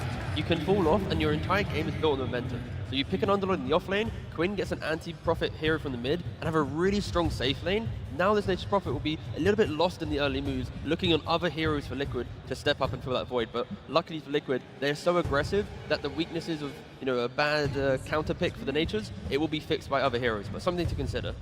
And betting out Enchantress, this hero, we said it a lot of times, but I would say position 5 as well of the tournament, besides Tusk, when it comes down to damage dealing. Win rate, I would say it doesn't do her justice. This hero has been pretty much a turret with the pure damage, and also because you're playing off the Greater Treant, she can easily steal that, use it against you, so very good ban from Liquid. And as we have the Grand Finals mini-meta already clear in Game 1, Gaimin having to ban the Rubik in the second phase because of the Underlord. You give a Rubik to Liquid, that's a free Pit of Mana's, free Firestorm, he just becomes the better version of Underlord, but you'd never see that ban really if the Underlord wasn't picked. Pask is still available. This is the hero that kind of struggles against root mechanics, against leashes, but we've seen in the previous series what he can do, even though playing in a bad matchup. This is just overall one of the best heroes that gives you everything, so I want to see this hero being contested in the second pick phase. Mirana and Omni Knight are also available heroes that haven't gone ignored that much this TI. Mirana is a really great hero that you can build your draft around. Both teams have a good track record playing it, and it amplifies a lot of damage coming out from ranged cores like Furion. I would imagine picking Chen as well kind of increases that hero's value because of the arrow as a counter to his creeps. There is still the Tusk too, which is, again, hard to ignore. They've been playing it mostly on Boxy, where other teams have been running it on position 5 instead. Chen is, in the hands of Celery, one of the best heroes that he can play. You got the Divine Favor for the armor as well in the games and the fights. Like those so many clutch moments. It's the aura from the Chen that he buys, the aura he provides from his spells, the bonus healing. With then any jungle creep he wants to try and influence. It's so hard to deal with. Auras from Underlord, auras from Chen. And it's all about the speed. If you have Underlord plus Chen, that also means that you will have two heroes who are going to be buying into auras. So you will hit an earlier timing, but I like this. This is Team Liquid's bread and butter. Tusk that we did mention, plus the Visage, super strong lane. You get that extra gold whenever you get the kill with Visage, up to 210 gold with the Facet. Super speedy draft. It also gives you an overwhelming amount of tower pressure, because now you're looking at Visage plus the auras with his familiars at level 6. You're looking at the Nature's Prophet TP in with the Greater Treant, and I would imagine that Liquid want a hero that can go through the Twin Gate early, get that bottom lane tower with 33's Visage, kick the enemy carry out, and make Gaimin's map smaller. This is where Chen does come into play a little bit, because Chen is also considered a counter pick to Furion, because he can enchant his Greater Treant and take that away. Again, with Chen, the jungle, if you get the Frost Mage, you get the Ice Armor from the jungle creep, you're throwing even more armor into a Tusk and a Nature's Prophet that like to utilize the right-click damage, but still, CK. Strong lane. They're fitting the formula that I mentioned, right? Strong safe lane to try and apply punishment. Off lane that doesn't care about profit. They're taking the fight to Liquid in that laning stage. CK was also one of GG's favorite pairings with Chen at the last tournament, the Riyadh Masters, where they would just throw in CK's body with all of Chen's healing and auras and try to outpressure the enemies. This hero did fall out of they're so cute. This hero did fall out of meta though because of the meta shifting to the semi-carry range players, but I think within this draft it still does a great job. Yeah, and they've not played CK so far at the International, but again, we know that they play it throughout the year, so it shouldn't be a shock to Liquid. I want to see which facet he's going to go for. Phantasmagoria, it does give you damage reduction on CK illusions, but Irrationality, that's the one that has been buffed. You can apply Break, Disarm, or Silence for a 50% of the base debuff duration. So it could be really nice against Visage. This Batrider also very nice against Visage, especially in that early game. You want to kill Visage where he's most susceptible, which is the laning stage. If he has heroes that can go on him, that can reposition him, then that's where you can threaten him the most before he gets his familiars up early, before he starts taking your towers early. So I would hope that this Batrider is being played on Tofu, that he's going to go through the gates and try to get 1 or 2 kills at least on Visage. Now you see the mid lane, the undefeated Puck from Nisha coming in to punish the lack of lockdown. The Batrider, the Chen, if this is your support duo, it's really difficult for them to ever kill off the Puck. Same thing, like Underlord with a root, it's nice, but it's not enough. You always need that +1. Remove Monkey on side of Liquid. This hero is still a bit, oh, never mind. He's banned, he's banned. This is one of the worst matchups from Pucks. We've seen Gaimin Gladiators kind of own the map 7-8 minutes in. Yeah, I think Quinn in one of those games was godlike. I would like to see Quinn get maybe Earthshaker. I was about to say. I want like a little bit of instant stun. Again, DK, it is available, but that was like the old school. The new school is going for Earthshaker. Instant stun, there's going to be, again, not a lot of treants because it's the only single tree, but with the birds, the tree, the grouping, the natural objective pressure Liquid applies, you're going to have opportunities because Underlord will soak the initiation to get good jumps. The Omni Knight ban would have been such a great hero for Liquid, especially with this Batrider coming out. The need to counter the lasso to make sure your carry Nature's Prophet isn't getting jumped on early on, it gets taken out. Another potential save support that Liquid could run versus the Batrider is Oracle. It is a hero that they enjoy. This is going to be sustained. These fights, nobody's going to die instantly. So many saves coming out from, you know, just Underlord with his auras, buying Chen with his ulti. Everybody has some kind of a lifesteal as well. I don't see any Shiva's buyer or Scotty buyers yet on side of Liquid. Interesting, Gaming opt to ban the Clockwork instead of the Treant Protector. I think Liquid, Treant Protector, Living Armor against the CK, the Overgrowth to kind of secure some additional team fight to ensure your lane goes well for the Nature's Prophet. It could have been pretty cool, but again, Clockwork, a little bit more aggressive for the mid game at least potentially, but yeah, I'm expecting Treant from Liquid here. Gaimin at the moment maybe realizing that Team Liquid can't really commit that hard. They don't really have a strong initiator like Clockwork would be if they got their hands on it. And Liquid ban out the sniper, and they got the double saving support with Shadow Demon. Still last pick for them. They do. Shadow Demon also functions as an excellent save versus both the Batrider Lasso and the CK Stun. You just disrupt the target he goes on, and you just build those stacks up for your Visage in that triangle so that he could hit his timings faster. And it gives you the ability to set up on the map for the Nature's Prophet TP, which is very important. That is what Furion wants to play with, aggressive side lanes, so that he can take advantage of his global presence early on. The one thing to add, Shadow Demon against CK, against his innate ability, whenever CK creates an illusion, there's a 50% chance, and their chance also applies to Shadow Demon. So if he uses Disruption, he could create more illusions out of CK.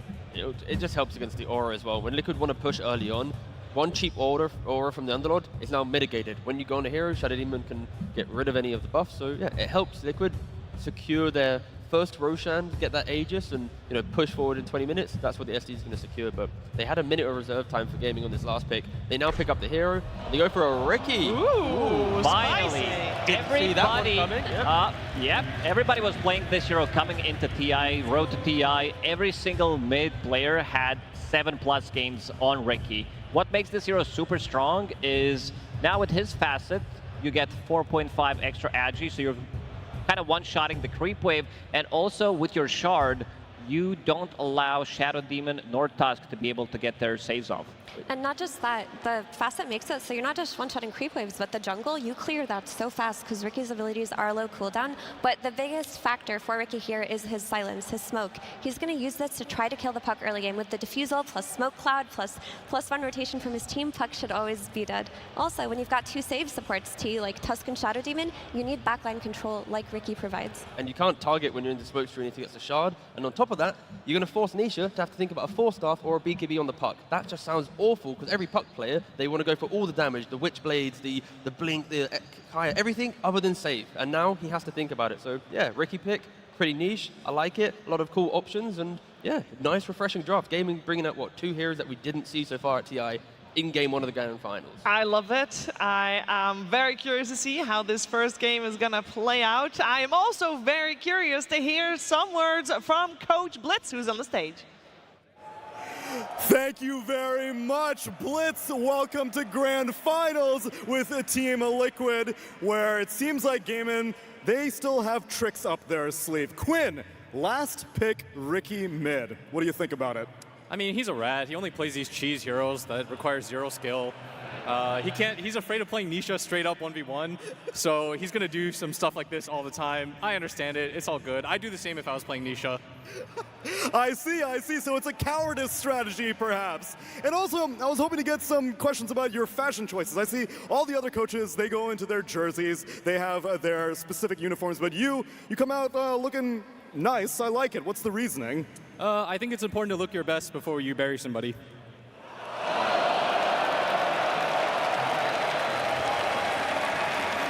Well, I guess the funeral dirge shall begin. Game number 1 to our casters. Good luck, Blitz. Copenhagen, are you ready?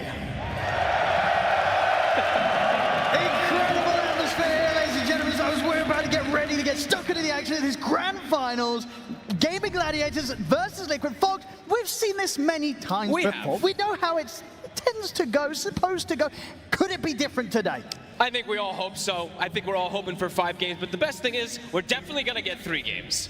But that's true. That's true. We've already been spoiled with quite some fantastic Dota already earlier in the day today, and let's hope that continues here into this best of 5. So as we heard, exciting talks around the Ricky coming in from Quinn to end the draft from Gaimin.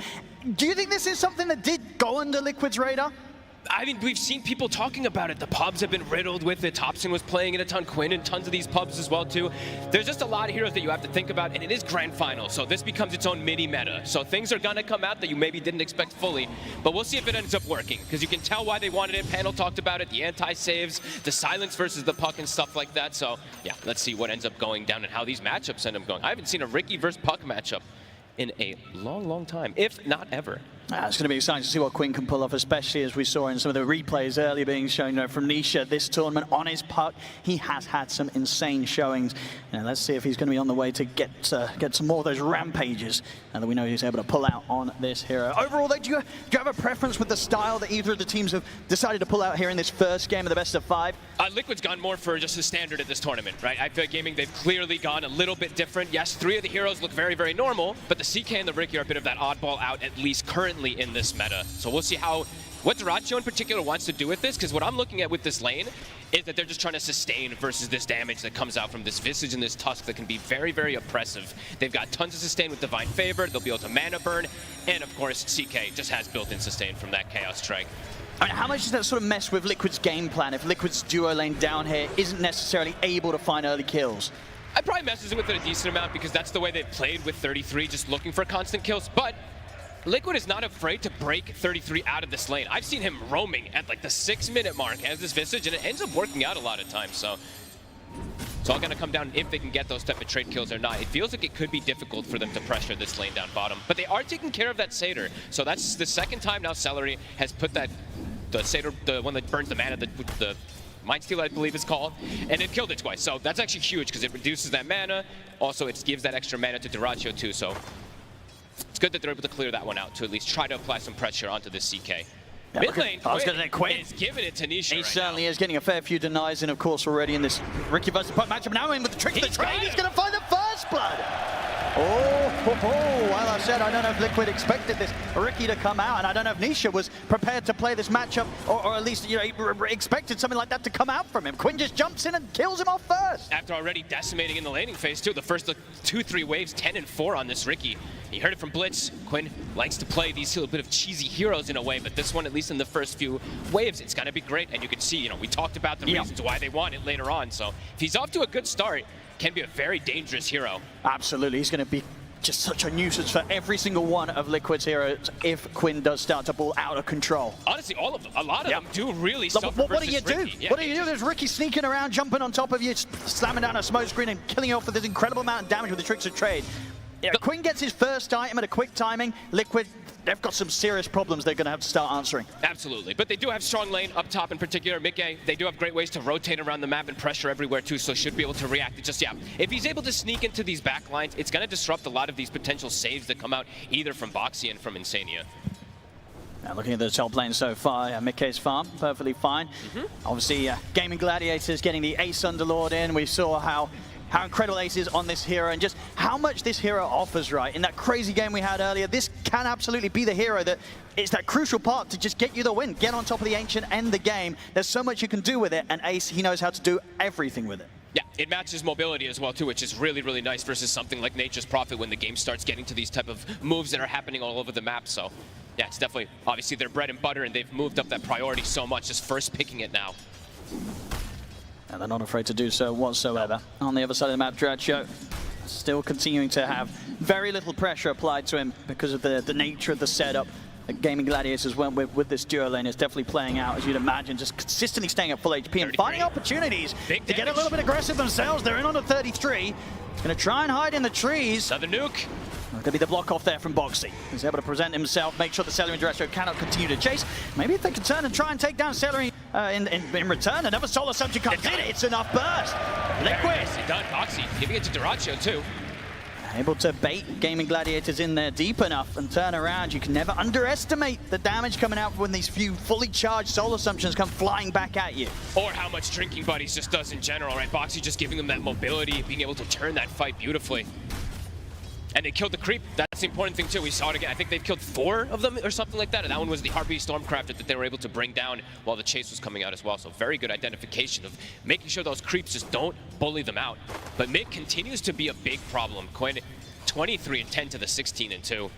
It really does. It's going to be one of those sort of situations where I feel like Niche is going to really be keeping his eyes open for big opportunities on the side lanes once he hits the 6. To see if there's heroes who can team up and help him out, or maybe even some sort of early potential from Mickey to come in with a teleport, maybe a support rotation. Probably looking around that 6-minute power ring timing to try and catch Quinn out. No, absolutely. And I would imagine like the combos that they can do with the Coil plus the Wrath of Nature, they might want to give Mickey just extra levels up here. So I want to see Insanio maybe play just further on the side, just get that 6 very early on so that Nisha can make that first move with that extra big bonus damage. And Mickey's actually making a potential move. He's canceling a few times. Bottom lane. Getting gun on top. Mickey. They're going in with a dive on towards Duracho. The Solar Subject burst come in, they take him out. Celery's got to get a trade. Same time indeed on that top lane, losing Mickey. So whilst the aggression came out from Liquid first down bottom, overall they're the ones to lose 2 heroes, top and bottom lanes. Mickey started TPing right in front of them, so they just put the pin on him and committed onto him. So it's a little bit of an overzealous move that he tried to join down bottom, and will get punished immediately from Ace and from Tofu.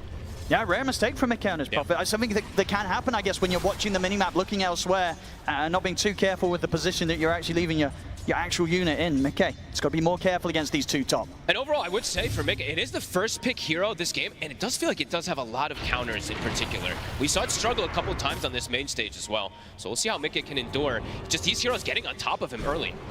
Boxy trying to bring Nisha over to help them close the gap on towards Quinn. They come in with a TP from Mickey. This is the move you expect to see here at the 6-minute. Trying to punish the Ricky. Quinn, he'll jump over to the creep wave. The Soul Central will be dodged with that movement, but the snowball connects. They bring Quinn down. It takes a lot. It takes 2 sentries, a dust, and a commitment from the Nature's Prophet. That is a lot to get this Ricky down, but a move that maybe was necessary to slow him down. On top lane, Nisha coming in with a rotation, see if they can pick something more out of this early action. Liquid. Face down on towards Tofu, but to deal with the orb missing. Tofu's going to opt for the TP out. There's nothing to stop it. So Liquid, they won't find anything more. Just trying to get involved though as much as possible. Get these early moves to just slow down the Ricky, who's having that amazing start. But yeah, a lot committed. Literally 2 sentries plus a dust plus an extra rotation. And now Celery, he's felt the option to be able to actually move top and potentially play around Ace here. And Ace, pretty terrifying already, of course, as the Underlord. We've seen so many times when he's on this area, once he gets the ball rolling, it definitely becomes this lane, this area that the opponents just don't really want to go to. And if they do, it just takes so much to try and slow down an Underlord when he's really hit his stride. Yeah, and it's a standard Gaimin Gladiators kind of draft, right? These auras are going to come, and they're going to come quick. So if you start losing these towers too early, those auras will come even faster, especially that pipe in particular for Ace that will come out, which is going to be pretty crucial, honestly. Like, the damage from Liquid in the early game is pretty much all magical, besides that Visage plus the Drinking Buddies. Heavy pressure being applied that at the moment isn't being matched quite yet by Liquid, yet to do that much damage at all to the safe lane tier 1 of Gaimin Gladiators. The nice thing though is that 33's actually just been able to sit bottom. He's top net worth on this Visage. We've seen a couple times this hero can't get ganked and pushed out of lane a little. Celery, nice grab there, takes over the Hellbear Smasher, gets a clapping on towards Insania. Tofu's in on top of him. Gaimin Gladiators completely taking over Liquid's jungle. This top half of the map, not a safe place for Liquid to be. Over in the river, they've got the Dream Core. Mickey comes in with the TP. Quinn did get the smoke screen down in time, and it's definitely helping him out, but is it enough to allow him to jump away? Tricks of the trade there. Blink strike out to the side. He's able to get out, and he's able to get a regen rune as well. Liquid, they're desperately trying to find Quinn in the mid. Last time they succeeded. This time, they don't get him fogged. Oh, and he gets a regen too. They committed 4 heroes plus another dust just trying to bring him down. They're really just trying to get rid of this rat. But Quinn, yeah, surviving, just staying under that smoke screen. I mean, they're bringing in the action. Duraccio's collapsing in on mid. Ace is ready to come over with the ultimate. They want to try and take this fight. Gaimin Gladiators, they jump forward. Duraccio's going to get caught with the immediate shutdown, but now he's ready to turn. Has the control in on towards the tusk. Boxy to fall. Gaimin Gladiators, they're feeling strong with the group up. They lost the birds, the familiars. Both just get taken out immediately from the group up. And they're ready to split back up straight away. Go back to farming. Ace will stick around in the mid.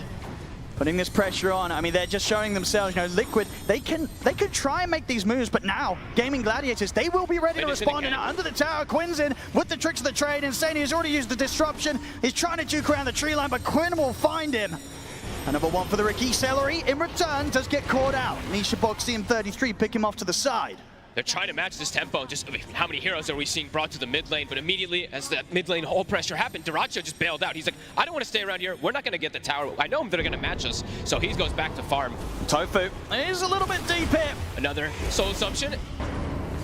Oh, uphill miss, uphill miss. Okay, well, that's going to cause some issues. Soul assumption will solve the issues, though. Gets the hit in. 33 able to finish up another and continue to just have this incredible amount of farm. Top net worth right now here on the Visage. Yeah, he's having a great time. And we'll have always drinking buddies plus his familiars when it does come back up. Now the cooldown is back, so we'll have that one at the ready. The wards right now placed from Gaming, it's very oppressive. So you can tell the type of game that they're liking to play, which they usually do, is apply pressure, take these early towers, and kind of snowball off of that. So Liquid responding nicely and will be able to respond again. They've got Coil ready, and they've got Wrath of Nature. Every time they have these two ultis, it feels like they can try to match that tempo of Gaimin. Nisha. Oh, easy deny. Got him. Just in time. I wonder if that was going to be ones where they get the pickup and then deny at the same time, but not quite. Nisha able to take it out before Quinn gets the refuel. And Quinn, of course, working well on the way towards that diffusal blade first. Wants to get completely stuck in on the action. He's got the setup here with the silence. Good knockback with a flame break, keeping him in the silence a little bit longer, but they don't have any further lockdown beyond that. So Nisha still able to escape. But every time he shows his face, Nisha's getting put below 50% HP, so the extra kill threat could come through that next jump. Nisha does have to be very cautious. I mean, we might see that jump come in. Maybe not towards him, but maybe towards the bottom instead. And as soon as they show their hand mid, make that play, Quinn and Tofu fall back. They've got the Fiend's Gate ready. Has been scanned out, though. Liquid has to be ready with the numbers, because the extra number can be brought from Gaming from that Fiend's Gate. So Mickey has to be at ready. And with the scan hitting, looks like Liquid should not get caught off guard by this. Quinn's looking back towards the mid. Sure. I do have the Fiend's Gate, as you say, if you want to make this play over towards him. Silence just set things up. Good angle with the flame break. Keeps him in range of the stun as well for Duraccio. Tofu knowing perfectly how to hit these angles and get the most out of Quinn's smoke screens. It's not your most traditional kind of way to lock down a puck. It's not a stun, but it's a tricky one. Into a knockback. It's beautiful. 3K lead off that. Now potentially be able to pressure this tower here, and they still have Fiend's Gate at the ready. So Liquid, difficult to be able to contest this one until Nisha does respawn. And with this tower gold, if they're able to take it in a bit more, Quinn's pretty much going to have the diffusal coming out. A very quick time. A devastating one for these supports, the Shadow Demon in particular, but Nisha is going to need some help, and I'm looking at his itemization right now. He is just queuing up the normal Witchblade and stuff. Will need some type of answer to protect himself versus this Ricky early on. I mean, with this Ricky getting this sort of a good start, do you imagine we'll see adaptation from the supports item builds on Liquid to try and respond to this? Probably. I mean, you're going to need to just all queue 4 steps in particular. You know, you're playing versus Ricky. The shard's going to be devastating at some point. Behind the tower, Duraccio. It's pretty deep here, but he's got backup from Ace. Comes in with the Fiend's Gate. Gaimin Gladiators, they've got the numbers, but so has Liquid as well. 33 looking to push back Celery here with the Soul Assumptions. Duraccio turns, gets the stun, but the disruption save will be there. Nisha buying him some time, but the smoke screen persists. He'll get the orb off, jump out of the side, holds them back with the Dream Core, but the Flame Break hits. The final right clicks come through. Tofu able to take Nisha down. Gaimin Gladiators considering pushing in for more. Jump forward with the tricks of the trade. Snowball buys some safety for Boxy. He rolls over towards Tofu. Tofu, he has the lasso up and ready. The lockdown's there. They bring in Boxy. Boxy to fall. Gaimin Gladiators, they get 2. They're even considering pushing it for more up to the tier 2.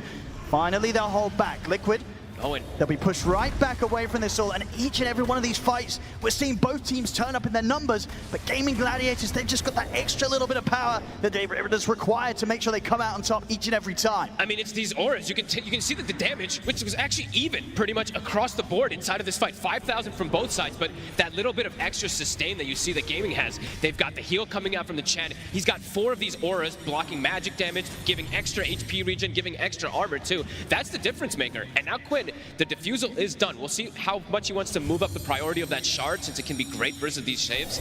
But right now, Gaimin, they're starting to get that ball rolling that we've seen them really take over games with. And it doesn't feel like they're really going to slow down at all. Not at all, especially if Quinn gets away with this, going straight for the Ags after the defusal. Yeah. His farm, his sort of net worth advantage, it's not going to stop unless Liquid can find ways to take him out. As we're seeing so far, it's proven to be incredibly difficult. And yeah, with the addition of Ace now having the Crimson Guard, things are really coming together for Gaimin Gladiators in the way you can only imagine they plan for when they look to try and strike hard at Liquid in this game 1 with this first draft. And especially with like a Ricky pick, you know, their idea, and I think a good idea versus Liquid would be shut down Nisha in a lot of these games. So that is exactly what they've done so far. And difficult to see how Nisha can be protected unless they fully play around him, but he needs this protection. He cannot go down at the start of the fight. They need multiple different orbs, multiple different silences to come in. If he goes in like he did last time and just gets killed after 1 full set of spells, it's just not going to be enough for them to push Gaimin away. I mean, now getting more auras. The Crimson now online. It just feels whatever happens now at this stage, these next few minutes of play, I don't know if Liquid can look to fight, because the damage, it's just not going to be there. No, and Mickey, he is spotted. They're going to look to react up here, but the damage is quick. Can Boxy bail him out? He's going to try, but there's only so much he can do. The drinking buddy play will come in. It's not going to save him, though. Mickey still to fall. Ace comes over with the Fiend's Gate. They're ready to punish Boxy as well. As Boxy, nobody here to help him out. As Gaimin Gladiators, they're making it look pretty easy now, picking up kills, picking up objectives. They're playing too fast, and Liquid, they're not prepared for it, Owen. They're TPing to react, but then by the time that they TP and react, it feels like it's too late. They have to be there at least with one of those extra heroes to bail someone out first. Gaimin now gets a tier 2 at the 15-minute mark. This is crazy. And those auras, they're going to, as we said, start accelerating very fast. Celery, I believe the Solar Crest is done. They've got Crimson, and Pipe is soon going to be on the horizon for Ace. Liquid, they only really have that Boots of the Bearing at the moment on 33, so not really that much damage mitigation coming out for them versus what is heavy damage from Gaimin and heavy damage mitigation. I mean, that's the thing, right? Even if Liquid land their spells, what sort of combo is there that they have right now that gets even close to threatening Gaimin Gladiators in a 5v5? It's just got to catch heroes isolated, really, for the most part. But yeah, they're starting to get very tanky. Even Quinn, without having auras, he's sitting at close to 1,500 HP on a Ricky when he's on those strength treads.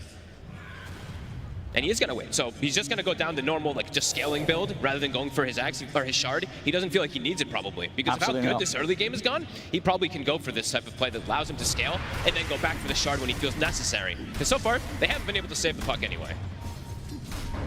Liquid. See if they can find some of these pickoffs that they desperately need. Tofu, he'll get caught out. It's one quick one here for Liquid. Maybe see if they can get something else with the Dream Coil setup. Quinn's been found. The follow-up silence, they've got him completely locked down. Liquid, they find the chance here to strike at Gaimin Gladiators 1 by 1.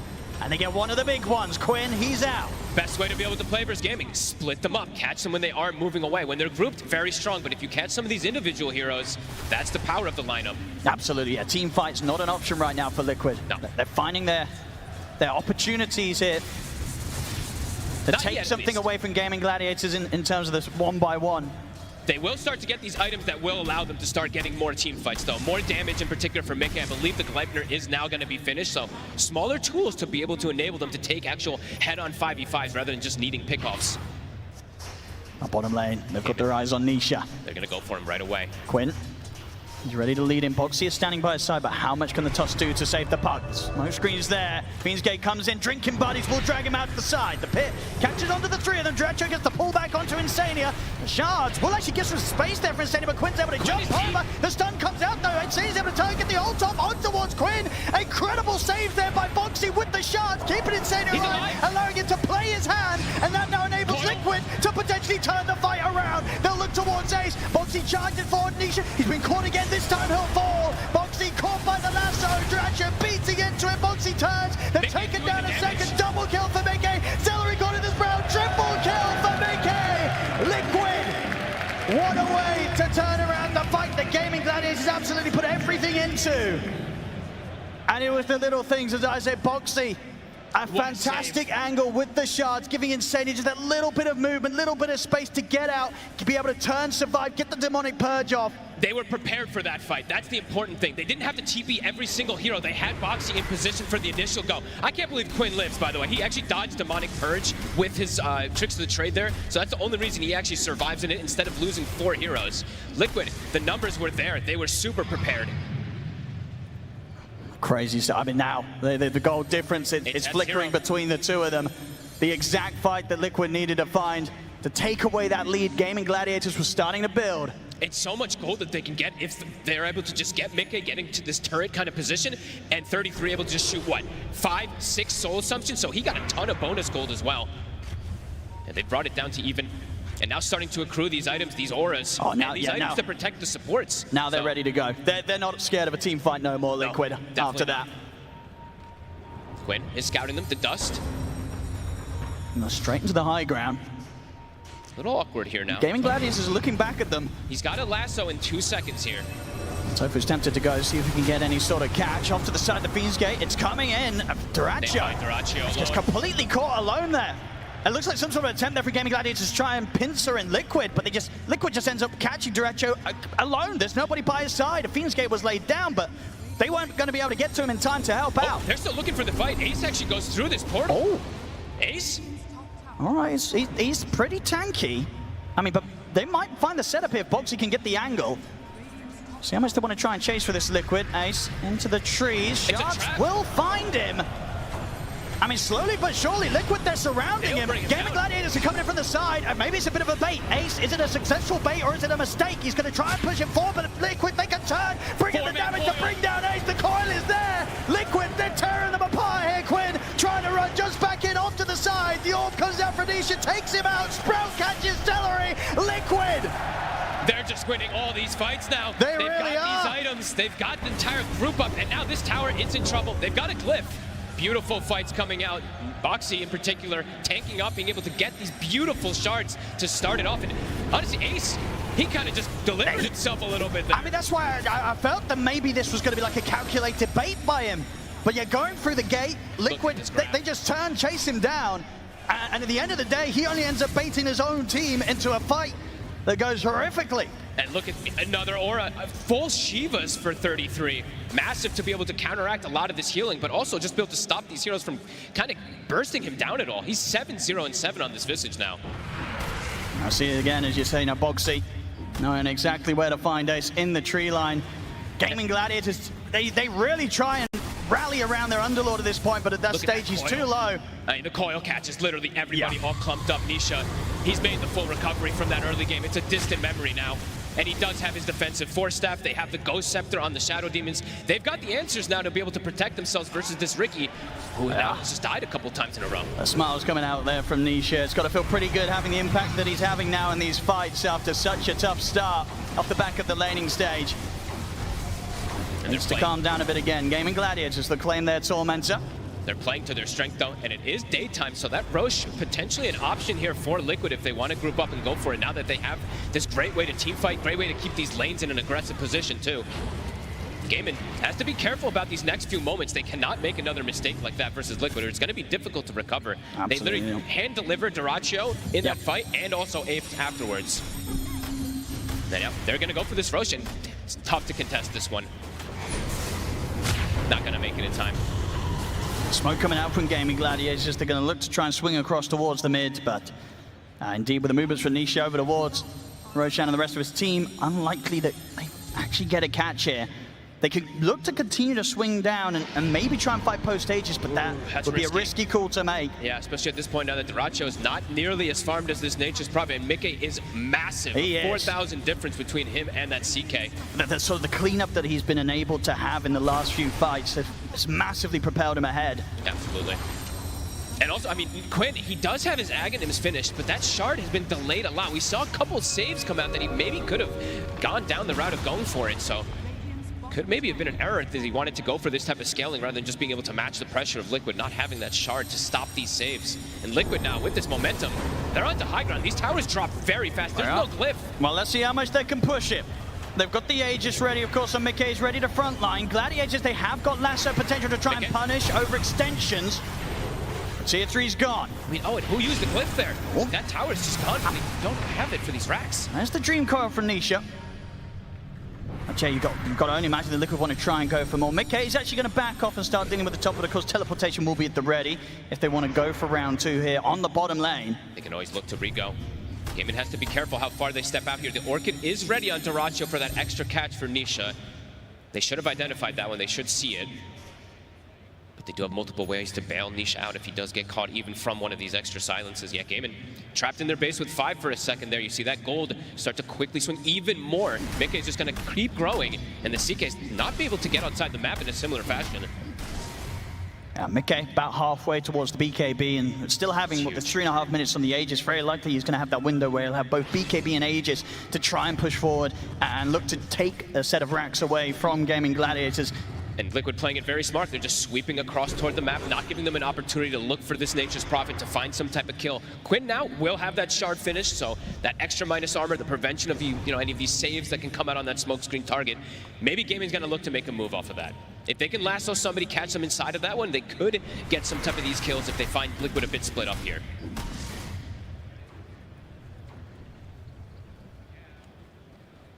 It depends how sort of far Quinn wants to delve into Liquid's half of the map. It is scary. It's very spooky right now. They have limited, if any, vision on Liquid's side. And look at how they're playing as well, too. The 2 supports on the side of Liquid. You see Boxy is playing near the puck, and you see the Shadow Demon is playing near the Nature's Prophet. So they have a guaranteed way to kind of bail out. Even though there is this shard, of course, on this Riki, they're preparing for this next move that could come out from Gaimin. I mean, with the D-Ward occurring, Liquid definitely going to expect that there could be a high chance that Gaimin Gladiators are looking for something around this area.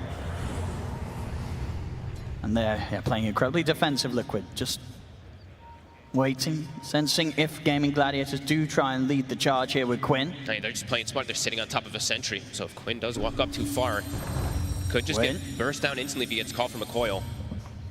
Looks like Quinn knows, playing to the edge of the map. Sneaky, sneaky. Will clear the wave, does show himself for a second, the dust, not quite in range. They're not going to quite clip him. Quinn playing perfectly sneaky. The damage output stepping up here. That's a full Parasma now on Nisha. Just steps up the aggression, feels like he doesn't need to have that defense anymore. He is very tanky with the Pupil's Gift. It is a 2,500 HP puck. I mean, Liquid's ready to go. So if they can get the catch it, Quinn turns with the smoke screen, force forward for Nisha, able to jump forward, get the Dream Coil up onto the 2 of them. A beautiful setup that comes in from Nisha. The Fiendscape will come in and steps turn things around, but Quinn's already gone. Celery's going to get left behind. Gaimin Gladiators cannot fight Liquid right now. And now beyond the tier 2, they may just find Ace on top of it all. They get the silence, the shard trap from Boxy. They'll find a 3rd Liquid. They can go high ground again. There's still not that glyph available. They can start threatening this. I mean, they can start threatening racks and maybe even threatening the close-up of this game. Gaimin, they cannot contest this group up. This is going to be such a strong push. A minute left on the Aegis. A full BKB birds coming out from Mickey. And these racks are dead. The birds plus this tree, it just dies in a heartbeat. And they can look for more. They'll take the top set. They're ready to swing across over towards the mid here, Liquid. It feels like they've probably done it here. I mean, still 20 seconds for the Underlord, the one who can de-push. The glyph is popped, but they're sending treants even down toward bottom. Yeah, they're not going anywhere, Liquid. They're like, oh, Gaimin, you like to play with your 25-minute timings? Well, so do we. 26 minutes. They're looking to potentially close this out here. They've really sort of turned the game on its head if you consider what we were seeing in the first 10 minutes of this one. Liquid hitting back harder than ever here. Dyrachyo's going to try and start some action, but the BKB comes down for 33. Illusions will remain on 33, and they have the lasso as well, dragging in the Visage. 33, is there going to be any sort of save for him? There is not. 33 will fall. Can they chase for more? They need more, Gaimin Gladiators. Oh, nice shards trapping Dyrachyo. See what they can find, but Ace is caught in the Sprout, trying to get out of it. The bottom Purge is down, upon him, Boxy comes in with a punch-up. The Dream Coil catching them all. Ace, he's out, has the buyback available if he wants to consider it. Gaimin Gladiators trying to find Boxy in return, jump forward from Quinn, but he's caught by the silence. He's trying to get away from Mickey, but the right clicks from Mickey, and Nisha too much. Quinn goes down. They tried to chase to get some kills, but Dyrachyo was stuck in shards for the entire duration for it. While Ace was going down, he couldn't help his buddy. Liquid continue to play strong. Dyrachyo with the silence, but Nisha's trusting in Insania. Insania, he'll have the save or the offensive disruption when needed. Gives Nisha the chance to continue to play and live. He all comes in. In fact, Nisha, he jumps in. He's got no fear right now. Mickey steps forward, gets the drag back here. Dyrachyo, he turns towards Mickey, going to catch on to Mickey. Mickey's getting torn apart by the illusion. Mickey's dead. Dyrachyo will fall in return. Nisha. The buyback's going to come out from Quinn. Gaimin Gladiators and Quinn, he knows he's got to look for whatever chance he can to punish back on the Liquid. Tries to make the jump over the horses, but Mickey also in with the buyback. The smoke screen's down. Quinn, he bought back for this. He's out for 75 seconds. They're looking to end it, Owen. The buyback from Mickey and Quinn's gone. This is likely Megas. Can Ace hold on to it? They've got a buyback from Duraccio. Liquid, will they respect that? I mean, that's the question. How confident do Liquid play? Yes, they know there's no Quinn for a minute. It's 5v4. How much can they take? Liquid. Tofu waiting in the wings, looking for a lasso target. Still being very careful, indeed, respecting the catch from Bat. It's just tough because the double saves. Mickey, he's at the ready. His BKB's up in 4 seconds. It's the mid-rack's gone. Liquid. The final set. I'll tick off another objective. And they're ready to keep it going. 30 seconds, they know there's no Quinn. It dies so fast. They gotta look to go on the side of Gaimin. They can't just watch these racks go to Megas. Tofu is gonna try with the grab, the disruption comes in immediately. They try desperately, Gaimin Gladiators here to fight for this fight. The hand of gold comes down, but it won't save Ace. Ace, he's out. He has buyback available. Duraccio tries to sneak back to the safety of the fountain. He'll get back. But the racks are gone. Liquid have claimed the Mega Creeps. 29 minutes Megas. Good luck coming back from that one versus this type of lineup, and I don't think Liquid's gonna look to get out of the base. They still got 30 seconds to keep the push going. They know that they can get so much done here. They call it. Oh, they do. GG is called. Liquid. I mean, what a phenomenal game one. Considering what happened in the opening moments and in some of those lanes.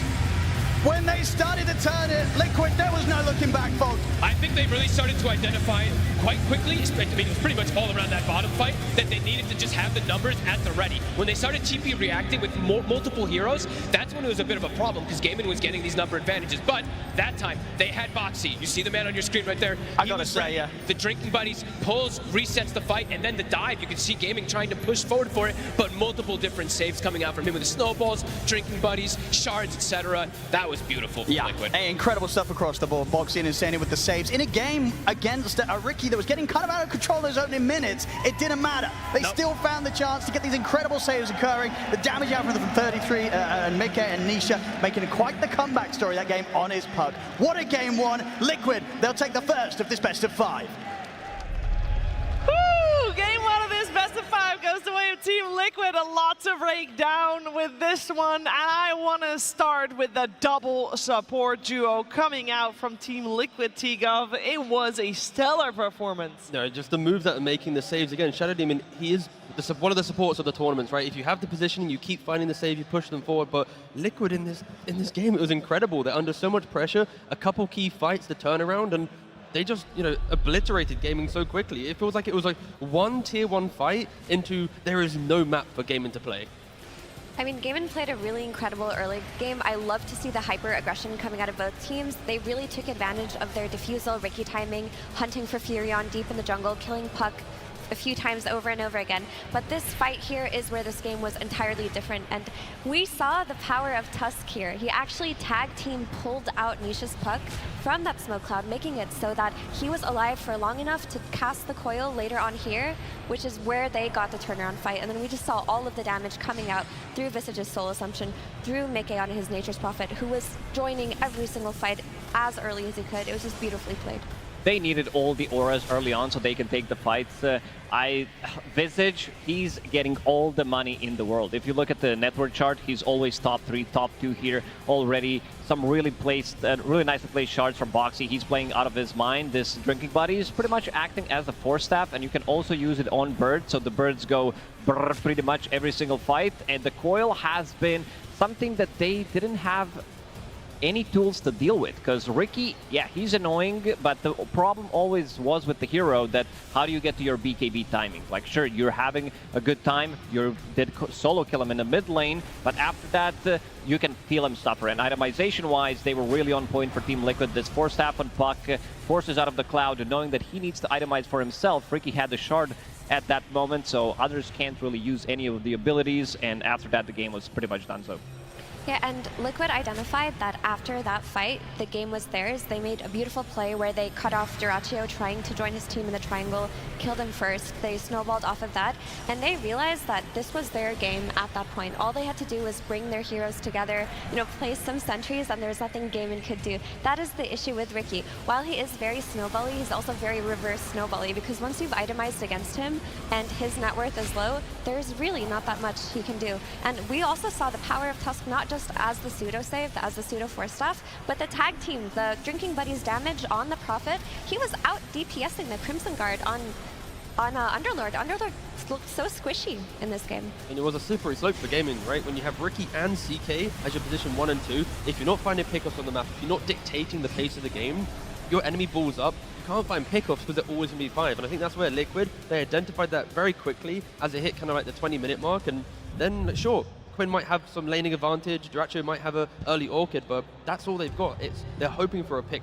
It felt like the last 10 minutes of the game was just Liquid sweeping through the map, finding whoever they want, and Gaimin was never really in position to utilize like the blink from the bat, the jump of a CK, and again, it's testament to Liquid. They itemize, they identify a window, and when they want to break their opponent, and they did it so swiftly. Yeah, and we knew that Gaimin was ahead at like minute 15. But Lacoste, was their plan to be even further ahead? Where did they fall with their plan? I saw Tofu diving through 4 towers 8 minutes in, so they wanted to play this hyper-aggressive, which I don't really mind. I think this is how you need to strike back against Team Liquid. But the problem was, I'm going to go back to Ricky. This is super strong hero, but that's why everybody practiced it. But it has some of the flaws still where you're unable, like if you get focused down. And I also want to highlight the Shiva's Guard, the Bongo boots, the boots of Bearing from Visage. I think this is the key moment as well for the game. You're playing against CK, so you want to slow down his illusions. You really never felt those illusions dealing damage, fighting into all of that. And I said during the draft, they don't have the Shiva's hero. You know what Visage does? Buys Shiva's as the second item, buying all these small items to be on top of the network pretty much. Bracer, Null Talisman, Boots of Bearing, so they can strike back. He understands that they need any kind of item they can have early on to punch back because they're playing so fast on game in the first 10-15 minutes. Yeah, and you see the items that 33 has. I think, strategically, I think Gaimin coming into this game 1, they put such a large target on Nisha's back. They wanted to shut him down. They wanted to kill him very early, try and prevent him from having a game, that they kind of forgot about applying the pressure to Mickey or to 33. Right? Like Nisha, he doesn't die too often in series, right? Like when you think about like the previous run in playoffs, like he's been like the unkillable mid laner because people focus other, the strategies of 33 in the early game. But, coming into this one, Nisha, in the last 6 playoff games, totaling, he only has 10 deaths. The fact that he's died 4 times in a single game shows that Gaimin wanted to shut him down. But maybe going into game 2, they're thinking, wait a second, we're wasting too many resources killing the mid lane. 33's hit, like Lacoste was mentioning, the Boots of Bearing, the Shivas. Mickey's got the Gleipnir, the BKB. I think Gaimin maybe have a misread on who they need to shut down, because it doesn't matter if Nisha dies 4 times, nearly 50% of the entire playoffs run, you need to stop 33 from just breaking open the game on these tempo heroes from the offlane. Yeah, there was a lot of freedom coming out for the other 2 cores of Team Liquid there, Effie. There was, but there was pressure on them, because once Ricky got that defusal, we saw them scouting for Nature's Prophet in the jungle. We saw him getting lassoed a few times. We saw Quinn on that Ricky hunting anyone he could see, no longer focusing on just the puck. The issue with Gaimin is that Ricky kind of tied their entire draft together in the sense that you have this Bat Rider, you have this jump target, this jump hero in CK. If the Shadow Demon on the enemy team or the Tusk are able to cast their spells to save them, your initiation is broken. You have no means to fight back. And once Ricky got to the point where his game was too difficult, there was nobody stopping the 2 saves from the supports. If Ricky kept his dominance, kept jumping the supports, we would have seen a different game. Ricky has pretty much the same issues as we've seen with the Storm Spirit. Once they group up as 5, you don't really have kind of a play in the game. Cloud is super strong. It's a 6-second silence duration at every single level. It gets even better. It got a buff so you can stand inside of the Cloud, even if the allies, even if the enemies ranged are attacking you from the inside, you're still going to get the miss chance. So really good spell. The experiment for Ricky probably failed. I don't think we're going to see it again, but it looked really good for the first like 12, 13 minutes of the game. It did, and then it fell off a cliff. that. That happens sometimes. It's fine. It's just game 1 of a best-of-5 grand finals. Now, during that game, once Team Liquid got off a couple of good team fights, you could sense that emotions were high and everybody was in great spirits. And I wonder if the comms reflect that. Here. I can TP. I'm TP. Go. It's a good Okay, fight. It's a I'm good mapping it. fight. I'm It's a mapping good it. fight. I'm It's a good mapping fight. it. It's a good fight, guys. Just watch me. Watch me. Is Carl on Can we save make it? Yeah, I'm fine, guys. Take the fight, take the fight. What the fuck, they're all dying. I have big flower. Kill Ricky. Any silence? Okay, I'm chasing Ricky. I'll kill Chen. I think we get the Ricky. I'm killing Chen with Niche. Chen. Woo! Let me. Yeah. Oh, sorry. Can we go tier 2? Oh, you gotta love it if Give your him the carry woo, is popping up like that. I think that's very healthy when your carry is making those calls to you and just basically pops up and keeps the team. I gotta say, his name is Mickey Woo. Woo! You know, gotta hype it up. It's the balance between like the core and the support. You can hear like this, like maybe I don't have anything. It doesn't matter if you have nothing. I'm the core. Go and then go. Yeah, exactly. I just love hearing the team comms every single time and a little bit of energy as well. Hearing the emotion, the woo. Like of course, it means so much to them. And that's game 1 down. Just 2 more to go. 2 more to go for Team Liquid. I love hearing the emotions coming out there as well. I also always love hearing from Purge. Thanks, Shiver. Yeah, I want to look over how the Ricky did in this game. It's very effective against the Puck in the mid lane. Quinn started things off. He's got high damage. Puck has low armor. Any trades that he takes are just going to be advantageous here. So he basically just secures a lot of easy harassment against Nisha as that laning stage continues. And then does a little blink strike. This clip might freeze on me because it has been freezing before, but does a little tricks of the trade, does work. Thank you. That's how he gets the first blood. 1 minute and 54 seconds into the game, super early. And Liquid did a really good job trying to limit what this Ricky can do because the silence against Puck and the high physical damage is so much. They were bringing tons of heroes to almost every single rune fight, but he has really high base armor, and there isn't that much magic nuke on the Liquid squad at this stage in the game, so he ends up dodging a lot of these. Here's another gank on Nisha to show just how much pressure was on him. A little salvation outside of the smoke cloud, but he gets pushed back in with the flame break to secure yet another kill. And then they went across the map. This is that other kill that you guys probably saw. Nature's Prophet getting jumped on by just 2 heroes. A relatively clean kill, and once again, Underlord crossing the map. So this is the basic facet of what Gladiators wanted to do this game to end up securing victory, but this team fight was the real big one. There's only 6 times in a row that you can gank Nisha before you react to it really well, and that's what Liquid did here. I love this ice shards here. Ends up creating a zone that pushes the Shadow Demon to the right, and as a result, the Ricky dives going for the kill, and they're able to turn this one really effectively. So that was a really good moment for Liquid, but ultimately, it was that team fight around the top lane. They tried to engage in this area of the map to look for kills. They couldn't find it. This ward spots Duraccio. He gets cleaned up absolutely for free. That was really nice. And then for some reason, I'm not sure why, Ace decides to take the portal here to go to the top side of the map. Felt he wanted to be there, but he gets spotted. Now here's the Liquid vision. They actually don't know exactly where he is, but they're chasing. And he gets scared. He uses his second skill, and that reveals where he is. They end up catching him. They force a team fight. For some reason, Quinn goes in here, he gets coiled. This was the beginning of the end for Gladiators losing their advantage. So a crucial mistake there, uncharacteristically as well. So that's how they get behind. Thank you, Purge. A tiny bit of nerves coming out there from Gaimin Gladiators, the way that those plays were described. I think there's one important thing that this game had that I don't think other games will have. It's time to go back to the drawing board and talk about the draft, because I want to talk about the one point where I thought, in my humble opinion, where things went a little bit awry, and I would love to have an explanation. The cost, Rubik. We saw the Rubik ban. Why didn't they ban Tusk?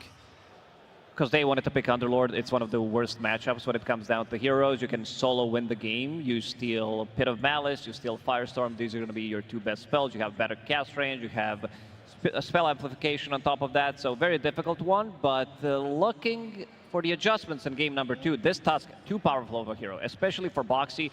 I know I'm going to sound slightly biased, but Boxy for me has been the best position 4 player in the world for quite some time. He's doing some insane things every single time with the shards. He's always up to something. Never underestimate this guy. He was the hero of that fight at minute 17 where Liquid turned the game around. That was all Tusk and his plays. So I do agree with you, Shiver, that Tusk should be banned out and not given to Team Liquid. Boxy just plays that hero too well, and the flex is still there, even though we mainly see it being played here.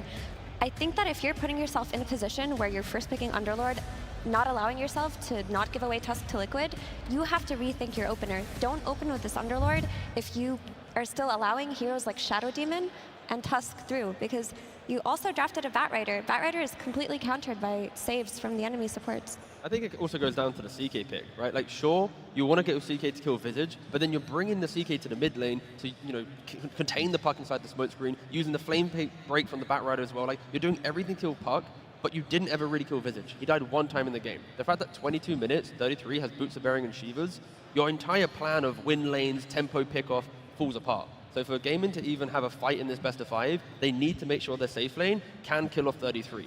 And don't just run to mid lane and kill off Nisha. That is a recipe to lose, and Gaimin need to identify that and hopefully fix that for the upcoming game.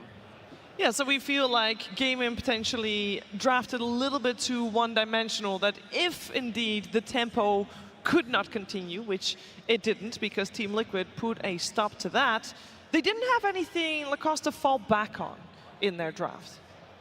They were super strong first like 15-ish minutes of the game. If they continued the domination, the lineup would look really good, but they also needed some extra items. They needed, you know, Ricky to have a BKB, which never came down to that.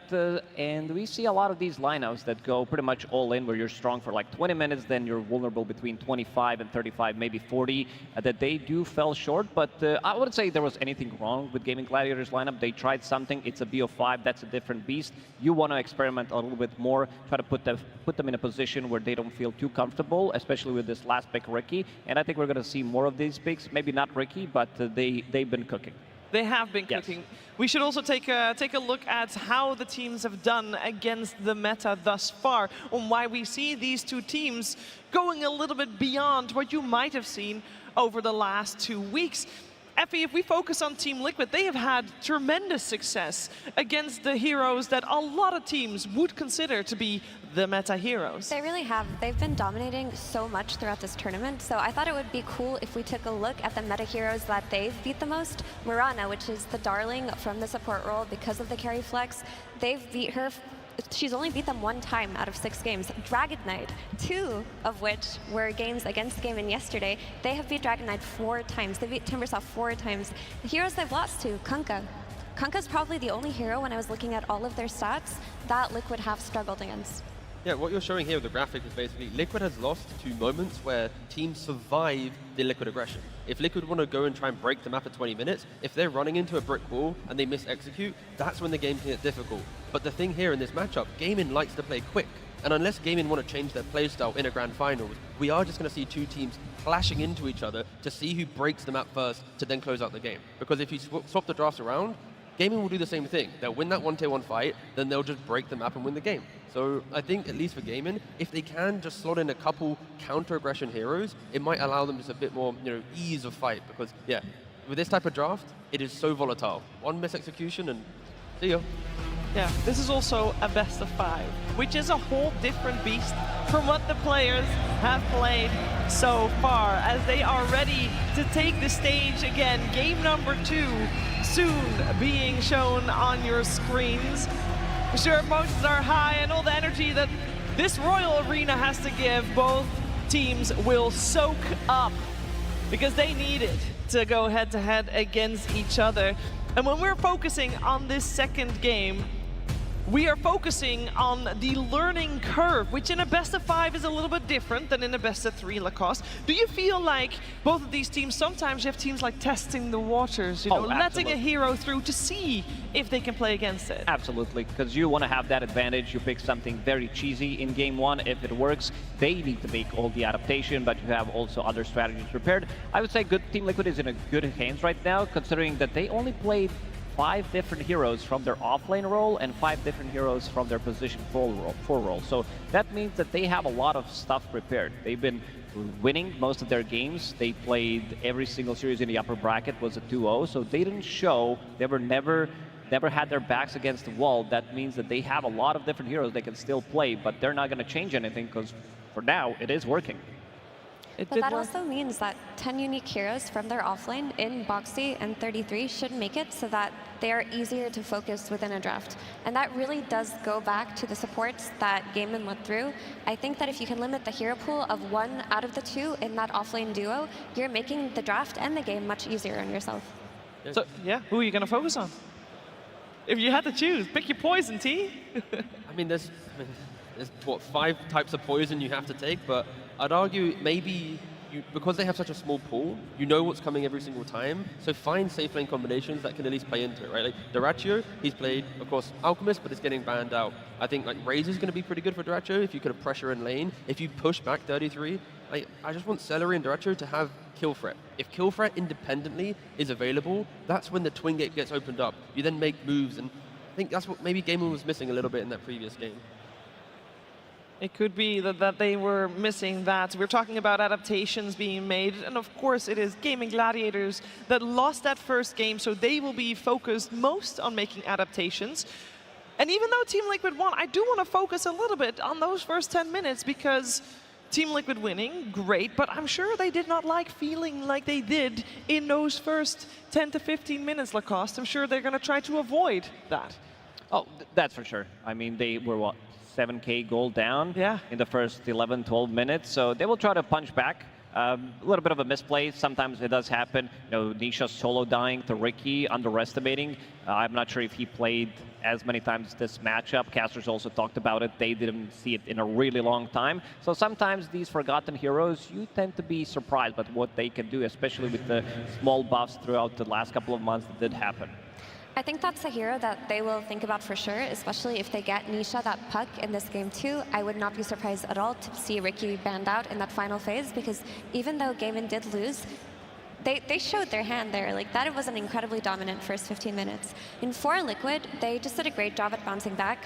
The 2 heroes they had on their side lanes, Nature's Prophet and Visage, are just very good money printers. Visage, with a couple of kills, any comeback fight is just topping the net worth. Nature's Prophet, when he gets kicked out of lane, he has that ability to just be anywhere he needs to be. The enemy jungle, his jungle, he can find the farm. So I think that Liquid at the moment are feeling very good about themselves looking into that game too, and they're not going to make any gameplay adjustments, just draft adjustments. Yeah, I could see a world where Gaimin respect the Nature's Prophet a little bit more, put that into the ban phase. Maybe even we see the Naga Siren that's been banned pretty much in every single game of TI. That might slip through in one game, just to put a little bit more respect on 33. And you think it will slip through in favor of who? Probably Liquid will be picking it up. They will be picking it up? Potentially. Okay, we'll see. I don't know if Naga Siren will make an appearance, as this is the most dominant hero that we've seen over the last 2 weeks. But we're going to find out what is coming our way for game number 2. Team Liquid versus Gaimin Gladiators. Grand Finals, Game 2. What is coming our way for game number 2, Effie? I got a little too excited there, Stever, but for a Gaimin, I think that they really do need to give Dyrachyo a hero with a better timing. The reason why these semi-carry ranged heroes like Wind Ranger, like Lina, have been so popular is they get that Gleipnir timing and then they have kill threat around the map. If all of this damage is happening in the first 15 minutes, you want a carry that within that time can take advantage of it economically and be able to join the fight explosively. If they want to go for a carry, I would not mind to see Wind Ranger for Dyrachyo. If they want to go for a support, Mirana is still available, so they do have a ban into a pick. Either that or take Shadow Demon, because Shadow Demon, played by Tofu, always a 3 to watch. This guy making some insane plays, hunting people down.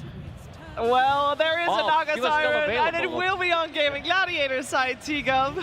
Fair play. So the logic of this one was, I feel like this is where, when you get to a grand finals, the heroes that always get banned, they have to appear at some point, because there is like the respect of the game. And here, Gaimin, they have first pick, they ban the Visage to the Doom, the Naga Siren's available. I was wondering maybe they could give it to Liquid, pick a hero themselves, but instead, they take it, and Liquid instant response with the Nature's Prophet.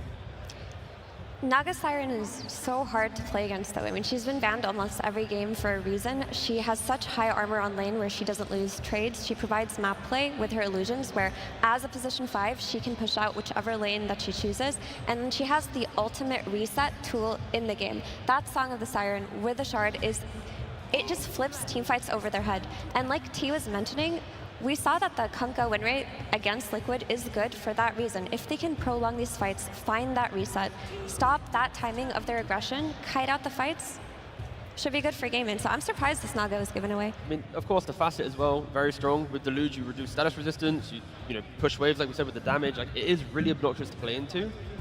But there is a world where, like, if the game is too quick, then sure, Naga, she likes a little bit more of a, let me use my song for that one big fight. Let me, you know, get the vision from multiple opportunities to skirmish. If the game's too quick, it's like you're not always going to have song every single fight. That's why I think Liquid insta-pick their profit, because the speed in which they can play with this hero, they can eat through, you know, one ultimate from a Naga Siren. Like, it's not going to be the worst. That's why I think Gaimin need to respect that inevitable pressure and have more heroes to protect Naga, not having to be the only hero to survive the fight, or at least, you know, disengage from the fight. Naga is also a hero that can stop some of these pushes by creep cutting, creating those illusions. You cut one creep wave, maybe two of them. One of the reasons why the hero is so popular is you get quite a lot of farm. This is one of the most farm-heavy position 5s in the game right now, I would say, and also one of the reasons why this hero is the most contested hero of the International. And another strength of Naga is Ensnare is such a high value disable at level 1. Like, this hero's kill threat comes online very early on lane. So I'd like for Gaimin to take advantage of this setup with the Ensnare. Like, with one of those Dyrachyo turret heroes, even Alina could be really cool here. Just any kind of follow-up damage to make it so that Naga isn't just a song. Shadow Demon being picked up. Team Liquid got one of the saving supports again, as we do have to note that once again, Tusk is left in the pool. Gaimin Gladiators have the chance to pick it up themselves if they want to at this point. Yeah, that's the key thing here. Liquid, they had the option to go for Tusk or Shadow Demon. They have put Shadow Demon in a higher priority because of what we've seen it do in the last couple of games. And if Gaimin are to pick Tusk, then they've got double melee supports. Naga can't really find, you know, too much pressure on the map. Tusk, it could get a little bit clunky, hence why I think Liquid hedged their bets, went for the Shadow Demon. If Gaimin don't pick it up, they'll take it themselves. And also, Shadow Demon is the anti-Ace hero. If you're playing against Ace, he's going to have a trillion auras. With the Shadow Demon Purge, you can just remove that on a single target and take them out early. Yeah, but not in this one. Centaur, he has, with the Stampede, this is the statement. This is not anti-carry. Shadow Demon ulti, we don't care too much about it. Once you pop it, we're going to be able to reset. You also have Naga Siren. So Gaimin Gladiators looking forward to see some of these more prolonged team fights. And once again, they're respecting what Naga Siren can suffer with, because they're picking heroes who, in theory, should be independent, not requiring heroes to help them out. Like Centaur plus ranged hero, when you get Centaur to his first cheap item, you can leave him on an island. He can play by himself, and that's when you make other moves. And Enchantress, how many times have we seen Enchantress just free cast the spells? You know, Impetus constantly, Dragonlance, Moon Shards. I feel like Snaking, Celery, every POS 5 at some point has just had an insane game on this hero. Now, I will say that Naga Siren has been incredibly popular, but mostly as a position 5. And you are also right, it is normally Celery that plays the Enchantress. So which one would you like to see bumped up in priority? As once again, the Tusk in the hands of Team Liquid. So they got the double saving support, and they follow that up with the 33 Bristleback or Mickey Bristleback. Yeah, but with this draft that Liquid have crafted, it's skirmish, skirmish, skirmish, run at you, run at you, run at you, and there are no stuns on the side of Liquid. So I want to see Gaimin, with this 18 pick, exploit the lack of stuns and go for a Storm or a Puck themselves, something that can have free reign at later parts of this game. Slight concern potentially for gaming. Competitively, Tofu, the last time he played Enchantress was in 2023. Before that was only a game, 2019. He's only got 4 pro games on Enchantress. So it's not as if it's like a specialty for Tofu. And I feel like Naga Siren is always going to be the 5 position. Unless Tofu wants to bump it up in priority. Again, I feel like Naga needs to be the 5, Ench needs to be the 4. But yeah, Tofu's going to be pulling out a hero that he's not too, at least competitively seasoned on. And in that case, you can always just have a support swap. Like, you can have Celery lane bottom. He doesn't necessarily have to go top if you are committing to playing this Naga Siren on Tofu. Sure. And now the counter-aggression pick with the Puck. You want to try and, prevent that movement from Liquid. My concern here, where is the damage? When Liquid gets to, like, Bloodstone, Ags on Bristle, and Prophet has his BKB, what stops them from just walking down the lane, hitting the tower with a tree, Tusk and SD saving? There's no real kill threat coming out from Gaimin. Get that Luna for Dyrachyo. I mean, you need bonus damage. She provides that damage to the entirety of your team. She's going to be a strong on lane versus Bristleback. and it'll give them that early tempo to play on. Also, like I mentioned earlier, no stuns for the puck, so I do think that Team Liquid need to draft a failsafe, a means to stop Quinn if his game starts to get out of hand. I feel like I'd prefer to see like a Monkey King type option for Gaimin to take a little bit more fight. I'm worried like a Luna is a bit too slow, where after lane you play to the jungle and there's no real map play to be had. Invading stacks, like contesting is a key theme for Gaimin, at least in this one. Yeah. I wouldn't mind seeing some stunners from the mid lane for Team Liquid. Earthshaker definitely comes to mind. You're playing against Naga. There's going to be a lot more illusions. Instant stun against Puck. This is something that they did play once or twice against the same matchup. The other one is Tiny. I think this hero also works because you want to have some extra burst damage when it comes down to the Enchantress. Avalanche, great tool against the Centaur. And also you can toss somebody into the team. Bristleback is not answered yet. I just realized, yeah, Monkey's banned, so... Ah, well. But that type of hero, and along that line of that type of hero, Ursa banned out as well. We haven't really seen too much Ursa, but they are respecting the thought of, what if this core just blows up our Bristle? If we don't actually end the game in 25 minutes, does it not get pretty scary? And yeah, they're banning out these heroes that have that X factor, that comeback potential. And that is true. Voxy on Tusk is pretty free win. I like the Earthshaker idea you mentioned, Lacoste, or DK for Team Liquid. Just that stun, that ability to play off of an initiation that doesn't come from your Tusk will simplify the game for Liquid. It will really go a long way. Well, let's see.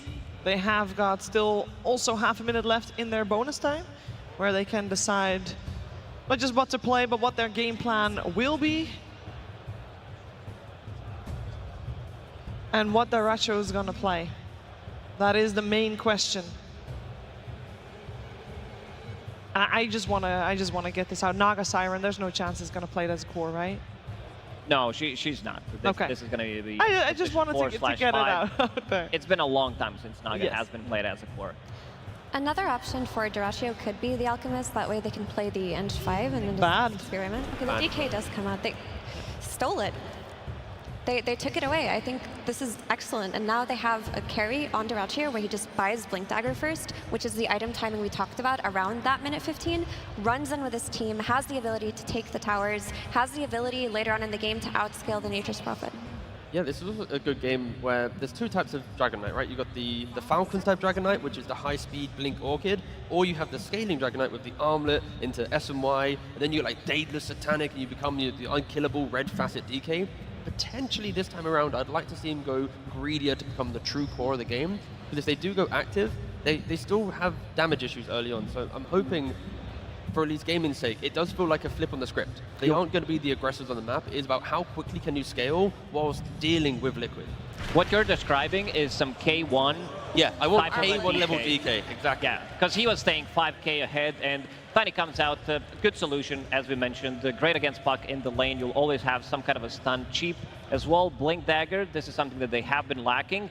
I see a lot of speed on side of Team Liquid again, and I think they're going to be hitting an earlier timing. Mickey on his Nature's Prophet, double save again. You can make quite a lot of stacks with these heroes, and Team Liquid so far in this tournament has been top 2 teams when it comes down to stacking. You have Tiny who can clear the stacks, and most importantly Bristleback. I think 33 in this one takes priority, because once he gets down to his item timings, you did mention the Aghanim Scepter, the Bloodstone, SNY, that's going to follow up later. I think this Bristle has a pretty free entry to the game. I think we've got Celery on Enchantress.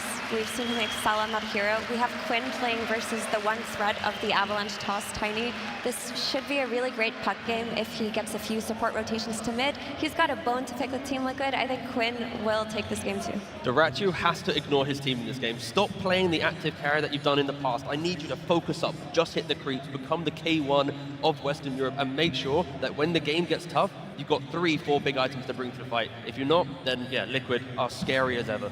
I can't wait. I feel like this game, both teams will bring that aggression inside the game. Before we head to that game number 2 of this grand finals, though, we're first going to head over to the stage where Sir Action Slacks is with Coach CY.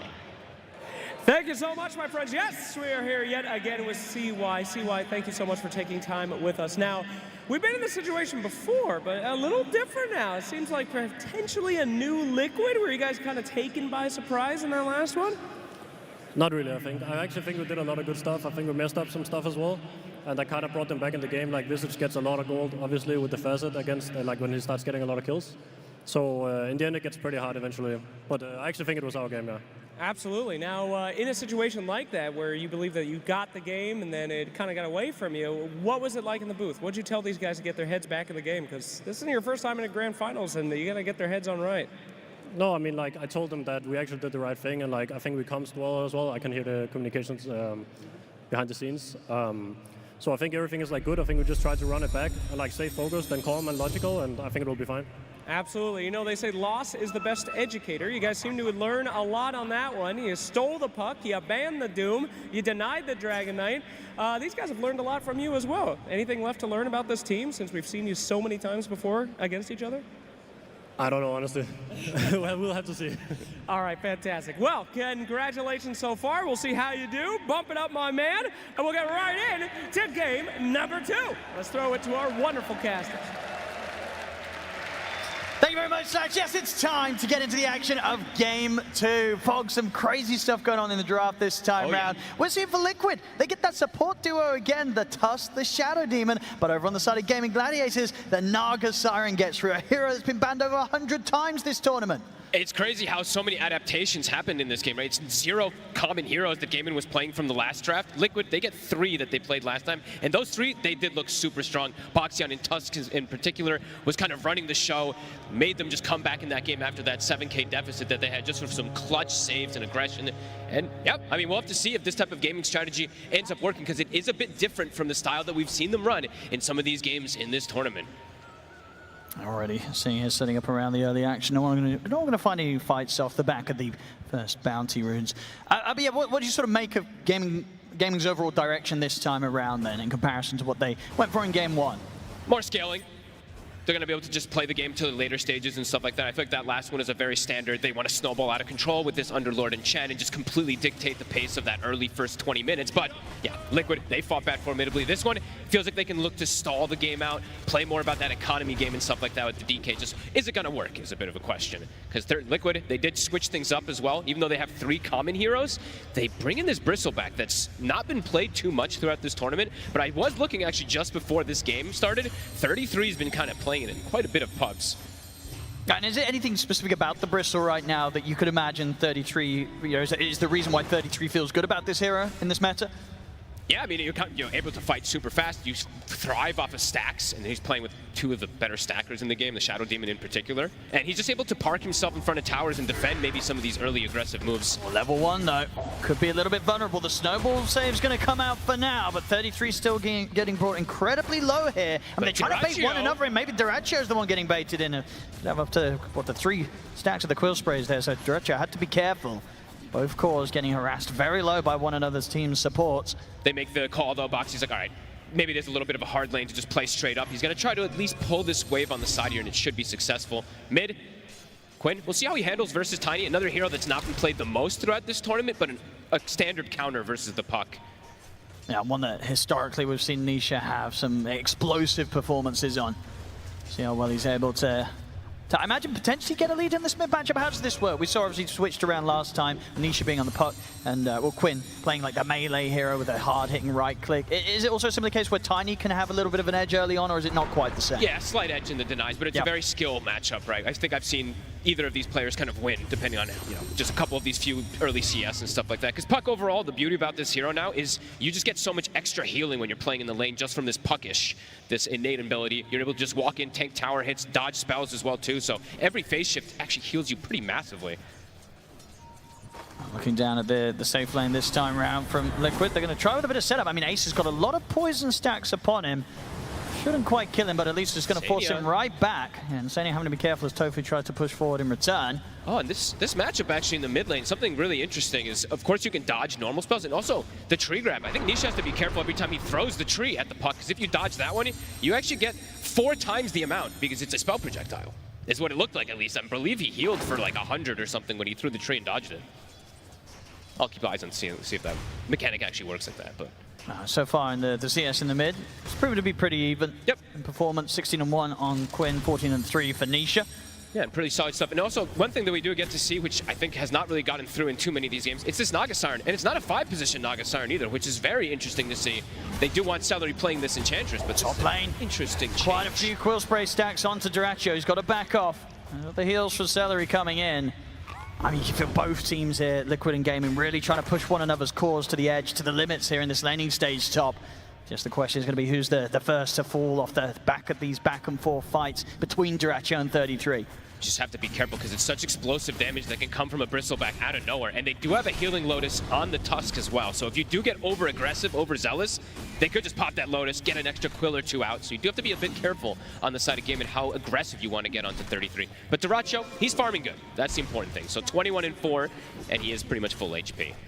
And overall, do you see Gaimin Gladiators maybe having a bit of a better plan for dealing with mid-K if the fight started to get out of control? Because we saw last game, despite that early lead that Gaimin Gladiators had, when they started to sort of slip behind, there were so many fights that mid-K was just able to find prime position to sit in place, turret out that damage, and get just this incredible net worth lead. This time, do they have better answers to the safe lane Prophet? I feel like they actually had some really good heroes versus the Prophet in the last game, to be honest with you. So I'm not 100% sure, but they do have good ways to get on top of him and burst him down in more control, I would say, than that last one. But there's still these saves, so it's tough to really say, because the Shadow Demon and his Tusk, we saw what they were able to do to just stop any of this aggression if they were in the good position, which after the first 12 minutes, they were always in that right spot.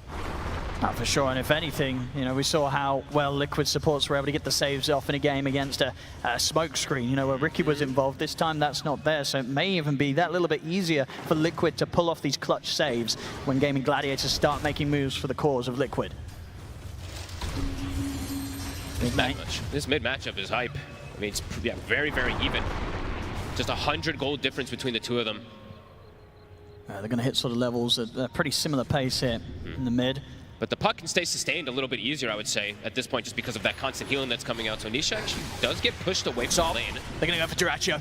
Straight away, they see that he's alone. The TP comes in from mid-K. Dyrachyo's gone. It's first blood for 33. Heads up stuff, and immediately we can just TP back to bottom. Love it. mid-K tried to do this that last game, too. Early TP around that 4-5 minute mark. This time, it works out just a bit better. And 33 now, top of that net worth. DK Enchantress lane, usually a lane that it's pretty difficult to bully, but if you're going to be able to bring the numbers like that, it is beautiful.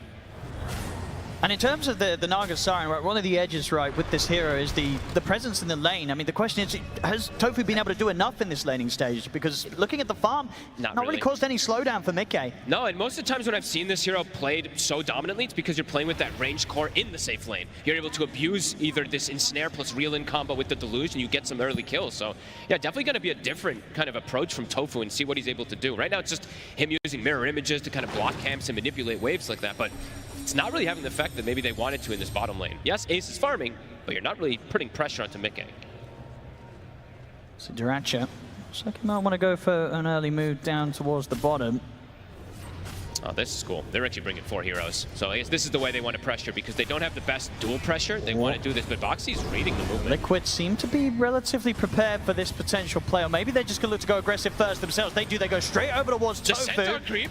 You're going to get the follow-up stun as well from Ace. This could give Gaimin Gladiators the chance to fight back. Celery and Ace, do they have enough damage to threaten mid-K? A bit of body blocking here from Tofu with the Naga Siren illusion, but mid-K is still able to get around, get back to safety. We saw, yeah, Dyrachyo didn't want to be a part of this. Resumes farm up top. So Gaimin Gladiators, as soon as they lose Tofu there, they decide against trying to make that sort of wraparound play. The Wisdom Rune, it's going to get stolen. He's able to just take down away Tofu. He's already limited He's got no way out, though. He's got no way out. Does he see him? He's sneaking. He's actually been able to juke perfectly outside of vision. I don't think Tofu's seen him at all. Celery, they see this with the scan. Celery's trying to catch him up, and Mickey's just waltzing past them. They see him, of course, now with the micro. I mean, surely he doesn't get away with this, Mickey. Surely not. Ace is looking to go get him now. Yeah, they're going to put an end to him here, Ace. I don't know if he can do some crazy sort of sprout play. He tries, but the Quelling Blade's there. Ace will be able to slowly but surely catch him out and cut him down. So he gets the Wisdom, does cost him his life. Always painful to lose these Wisdom Runes. They're not really the most, I would say, the most level-dependent supports on the side of Gaimin Gladiators, though, right? The level 6s aren't really that impactful from either one of them. Yes, the Naga Song later on will be, but early on, them actually missing out on that XP might not be the most atrocious thing. Because sometimes it's like a Snapfire that doesn't get a 6 super early, but these two, yeah, we'll see what type of result it ends up happening. Of course, the supports on Liquid, they're going to be super happy, and they're going to be very high level. So Boxy, he's already level 5.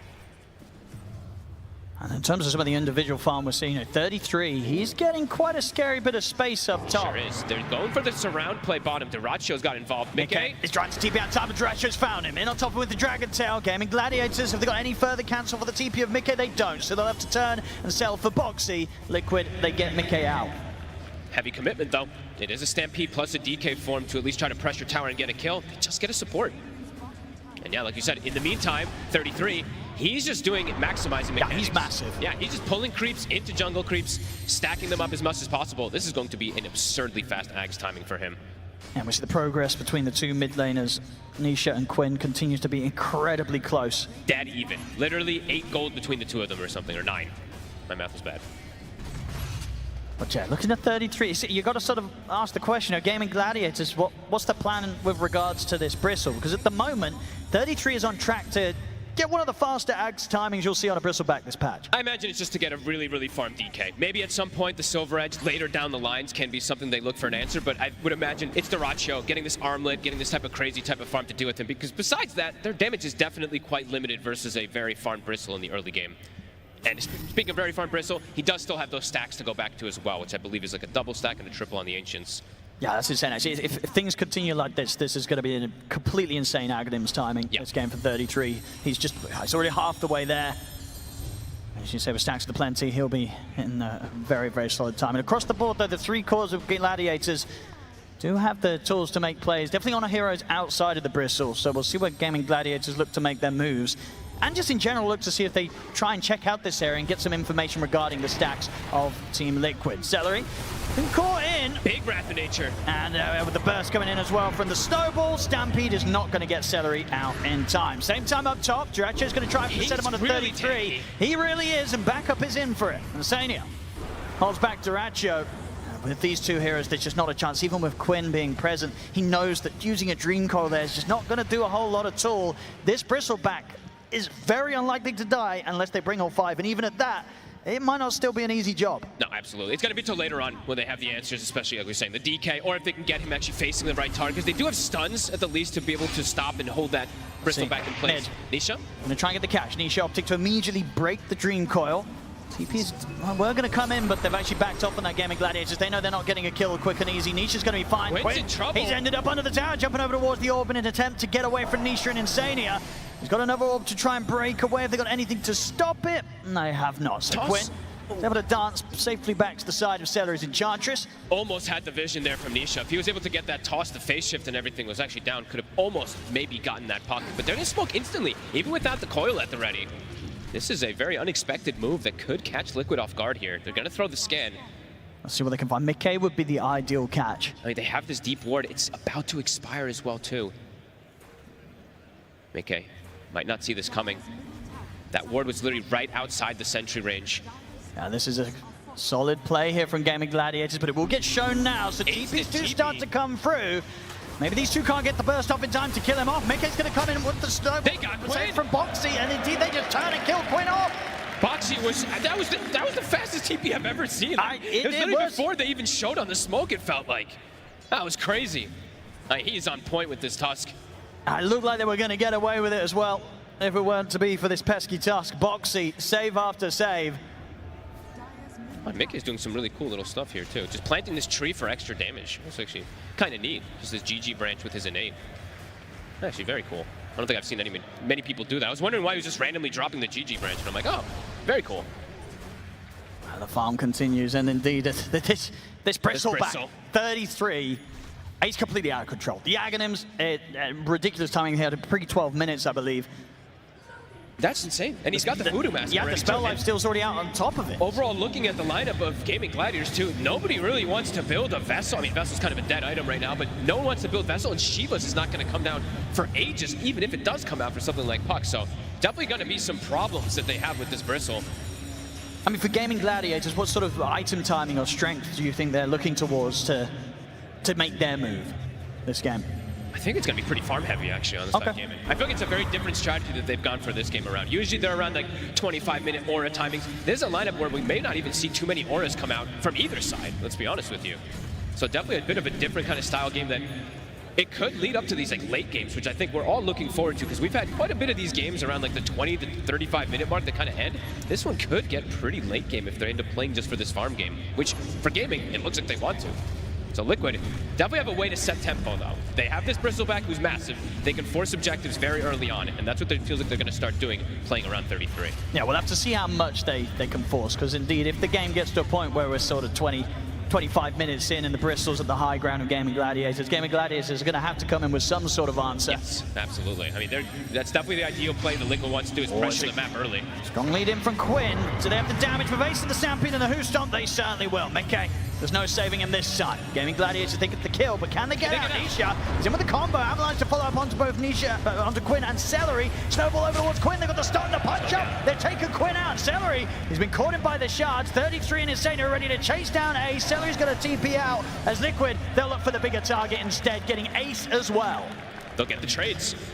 And the more advantageous ones, they do have to swing 4 heroes down here, so it's quite a bit expended. Duracho will be happy to be able to farm off of that timing.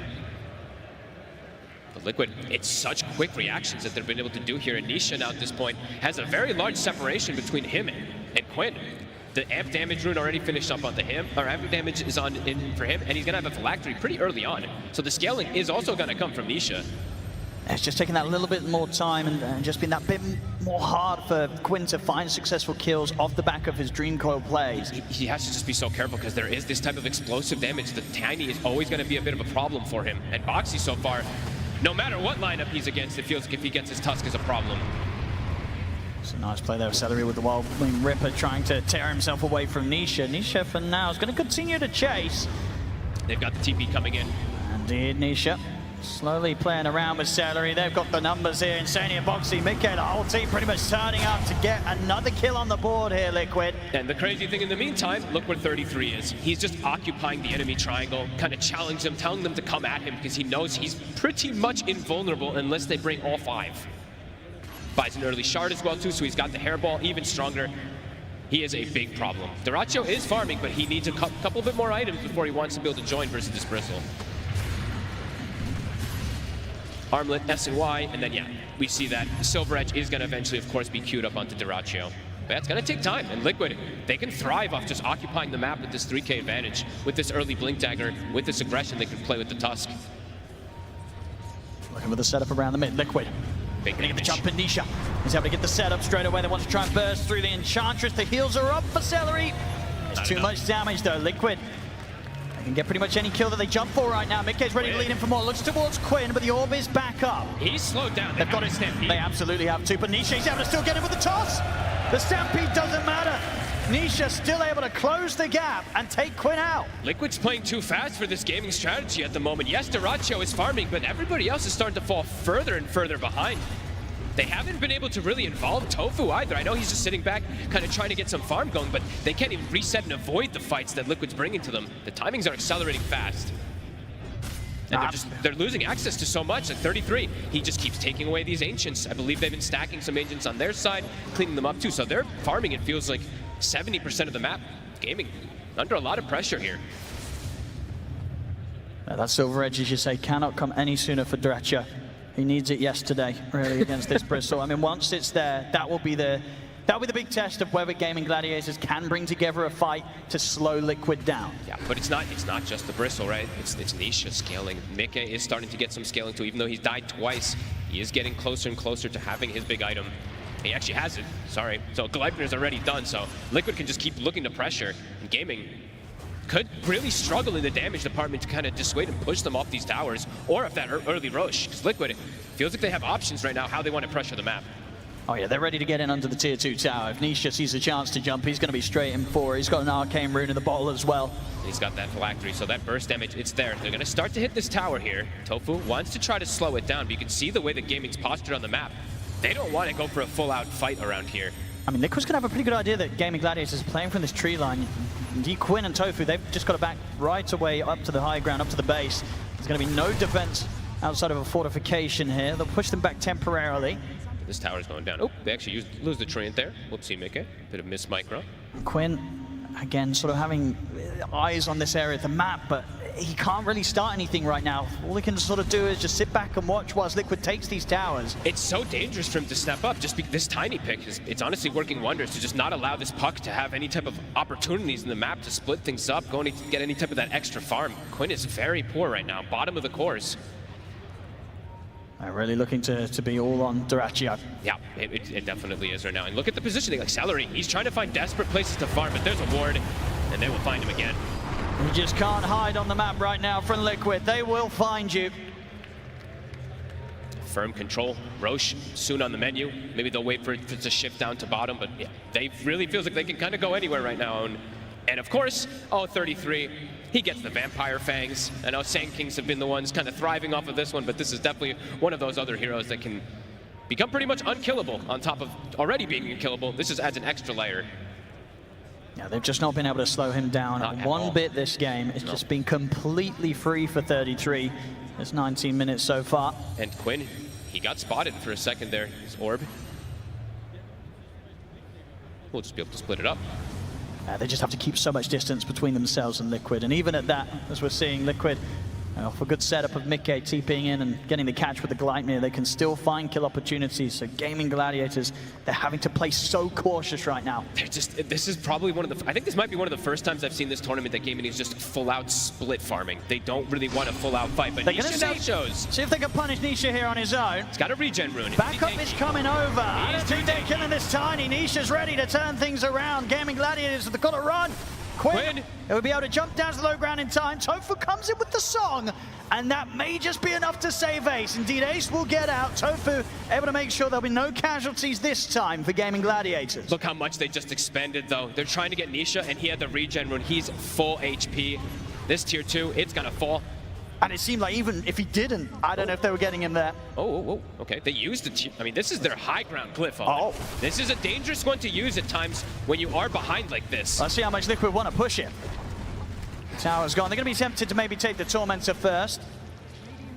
Should be able to get that pretty easily here with 33 on the Bristle. Yeah. There's going to be no struggle taking this one away from Gaimin Gladiators. So Tormentor for Liquid, just a shard there for Boxy. They used the glyph. They're forcing because this glyph is on cooldown. And I mean, we talked about what do they do when 33 on this Bristle is approaching your high ground at 25 minutes. I mean, it's happening at 20 minutes. I'm sure Jenkins is losing it. These glyphs that people use sometimes, they're very, very dangerous. I've got the blink now on Quinn, but that's going in for action. It just does not seem appealing. No, they need the next item really on Dyrachyo, but the items are just flirting it too fast from Liquid. Roche, it's up if they want to go for it, but they're still looking to apply pressure around here, at least deny away this Wisdom Rune. And at the same time, just making sure that they keep the efficiency up Liquid. Absolutely. Nisha continues to clean up stacks in the jungle that are being made, and Mickey just finding completely free space on the other side of the map, far, far away from any chance of Gaimin Gladiators getting out and finding him. And Liquid's Tricore is looking beautiful. And overall for Gaimin Gladiators, they kind of are in this 4 Protect 1 a bit for this DK because of how hard the Pucks game has gone. Yes, Pucks can scale, but right now Quinn is in a very dangerous position versus this Tiny. Dyrachyo tries to get out with this early play, but sentries are already laid down. They're already prepared for it. And of course, at this stage, still just the Shadow Blade alone. He's quite a bit more until he's got the fully fledged Silver Edge. So for now, the farm just has to continue for Gaimin Gladiators. Quinn? Liquid just wants to force it. The glyph, it's still on cooldown for some time. I mean, it may be at a point, maybe Gaimin Gladiators just have to let this set of racks go. It might feel like it, yeah. It's a tough call to make, but in reality, what do you have right now? You can't stop this bristle. You cannot touch this bristleback. And Quinn's here, but outside of an illusory orb, that's about it really when it comes to the defense. Tofu just nearly getting cleaned up by the Nature's Wrath. What? Hey, their axes are just gone. They just don't have the defense right now. They don't have the answer. They have to let Liquid take that full set. Dangerous times here for the side of Gaimin. It's pretty much all on Dyrachyo at this point now, if the Silver Edge is even gonna matter now. Because like you said, it's a tri-scaling core lineup here for Liquid. They can go back for Roche and look to probably continue this pressure here. And they just have so many saves as well. If Dyrachyo is able to kind of get in and start off the action on a core, it's incredibly likely Boxy and Insania, they're gonna get the saves off. Sure, Gaimin Gladiators, they've got some ways to get to the back lines between the blink of Ace and the blink of Quinn. But finding both of Liquid supports, it's not going to be easy. No, and it's the thing is too, is just these heroes are not squishy by any means too. I'm just still looking at damage. Yeah, they'll have break, let's say, right, for the DK on this DK for this Bristle. But Tiny has 3,000 HP. Bristle also has like 2,600. The Nature's Prophet is also incredibly tanky too. They may be able to focus fire one target, but it feels very difficult for them to bring down all of these heroes. And Liquid is also, they've been gathering Lotus's own. So on top of having this tankiness, they have a greater healing Lotus as well in the Shadow Demon to limit even more of that damage that Gaimin Gladiators is lacking. They're going to keep this pressure going. Celery. To pop the Stampede. And Gaimin Gladiators, they don't want to lose even the supports at this point, just try and stop the bleeding. Glyph is back up to Ratio in a dangerous position up here. It's going to be another objective that Gaimin Gladiators, they're not going to want to do anything about. There's 4 minutes still left on this Aegis too. Liquid can look to continue pressure. They do have to address the lanes a little bit here, but Mickey, he can always just back up and join his team. 33's forcing it. The strategy right now is working beautifully from Liquid. Ace has bought it. I mean, they need this type of healing reduction, right? So a Shiva's on a Centaur. They need to try to fight and push this back. They cannot lose another set. These are the two big item timings. Ace with the Shivas, and now Duracho with the Silver Edge. They're going to try and start off the Aegis very quickly. They'll be able to take the Aegis out of 33's hands. That's the one. Foxy and Mickey, they'll turn attention over towards Ace. He's able to put the blame out. So for using the song, Gaimin Gladiators, they're going to consider if they want to do something aggressive or if they want to hold back. They'll step off to the side of the fight for now. Nisha. Oh, he's going to get caught by the opening stun. We'll get dragged to the side here by the Drinking Buddy. Dream Core down on the three of them. Duracho and Celery trying to bring the damage. They're doing a lot here. Bring the load down. Save Nisha out. They're going to be able to take down Foxy. 33's going to get pumped up by the heel of the Lotus Stabiling from Insania, passing it over. 33 will be able to back away, but Gaimin Gladiators, they'll continue the chase. Orb comes in from Quinn. They're in onto Insania. 33 and Mickey, they're looking to bail out of the fight. Duracho, can he get us off in time? He can't. The two cores will get out, but Gaimin Gladiators, a successful defense. The big items come in just in time. Between the Shivas and the Silver Edge, it gives them that extra bit of power to push Liquid back. It was exactly when they needed it. If they didn't get these items pretty much at that exact moment, these Raxes are going down. And it does seem to catch Liquid off guard there. Nisha, a very overzealous blink forward, gets himself caught in no man's land. We'll see again here. Like, watch this jump from Nisha. This was very, very dangerous. Because it just puts his team in position where they can just get gone on afterwards, and they have to kind of react to try to save him, and it ends up setting up Quinn with, I think, a 3-man Dream Coil. Yeah, immediately what Duracho finding him with that Dragon Tail stun as he gets caught in the front. I mean, just that whole sort of start where Tofu uses the song to allow them to back off. You know, they were ready to hold back and not do anything, but at the same time, they were also ready if Liquid were to go that little bit too deep and make that sort of aggressive play, and that indeed was what ended up happening. They get punished, Liquid. Gaimin Gladiators taking away some of that lead. It's big. That's what their lineup was about. It's not the standard Gaimin Gladiators lineup that they usually go for. It's a much more scaling one. They do need to be able to protect themselves for these next... I mean, the pushes are going to continue coming, so they just have to be prepared and make sure that Duracho stays at this top net worth. Because, yeah, I guess that's the question. After that sort of defense, you know, if you're Liquid and you get pushed back like that, you don't have the Aegis anymore. You're going to have to wait a long time until Roshan's back up. What's the game plan? Can you afford to sit back, or do you have to keep your foot on the pedal and go again? I think you want to keep your foot on the pedal. It's probably just playing around like one of these extra BKB timings, though. When you see that type of pressure play come happen, you're like, okay, our Tiny will go BKB probably, and then also the Bristle back just to be able to force the issue or force the next Roche fight. And they do have at least the one on the Bristle. I see Nisha, he still went a little bit greedy. He did go Echo Saber instead of the BKB just yet. But they do have a triple BKB timing, so I'd imagine, yeah, they still want to look to pressure. Gaming, they just want to keep looking to scale, but they can fight if it comes to their high ground. Duracho feeling more confident now to farm in some riskier positions on the map. I'm wondering if he does want to go down this Satanic route, or if he does feel like he wants even more damage. Both feel good. A smoke play from Liquid. They're ready to try and see if they can get a catch outside of the base that could lead them into the possibility of pushing for the high ground once more. So it's two BKBs. They have lanes in good position too. This bottom lane is always going to keep pushing in because of that early rack that they got. So looking to swing and catch somebody, but Gaming, they're ready for this. Prepared inside the base, just using the illusions to split push. I guess the question is if they themselves want to go for a play in return. They do have smokes available on Celery. They've got a nice little semi-push going up top with this Dark Troll Summoner. They will use the Glyph on the side of Liquid to stop it.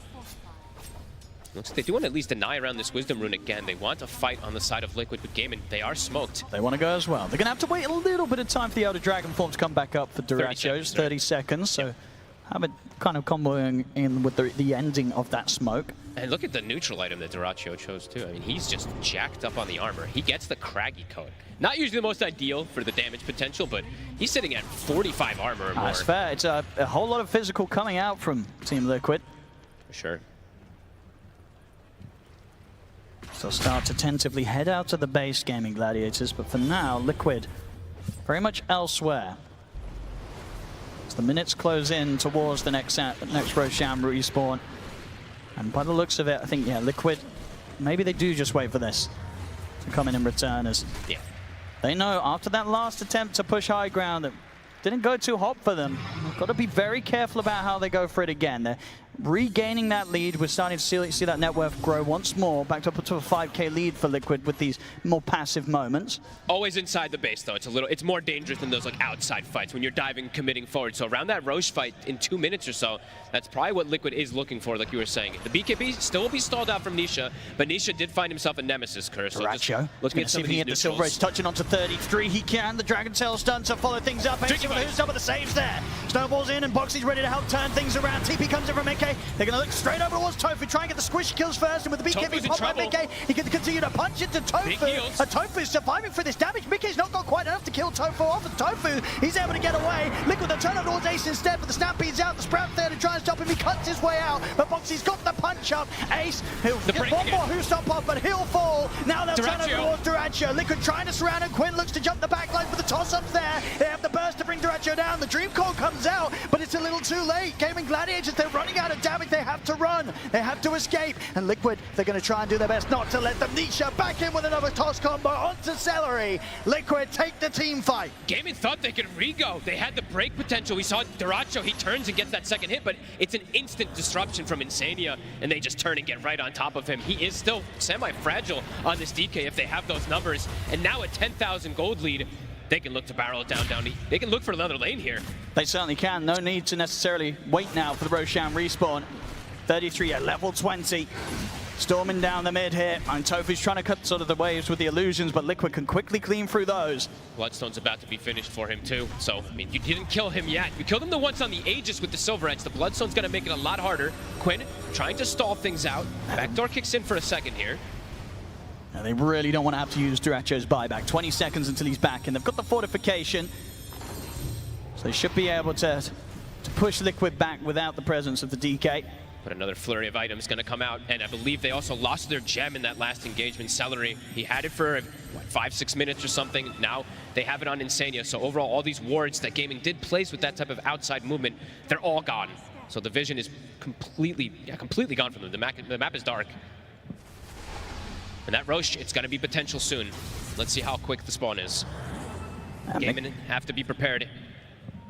McKay's got his next time done, the full Silver Edge. So in a situation where we saw, that last team fight, a bit of a messy start in where they were trying to focus Tofu, but they didn't quite have the damage to bring him down. With that extra bit of damage the Silver Edge brings, should be a little easier to dispatch at the supports during the Song of the Siren if Mickey gets his BKB off first. And now they can, to be honest with you, they might be able to do initiations onto a DK. If Duracho shows himself aggressively, there could be a tossback, a break, and this DK will look very fragile.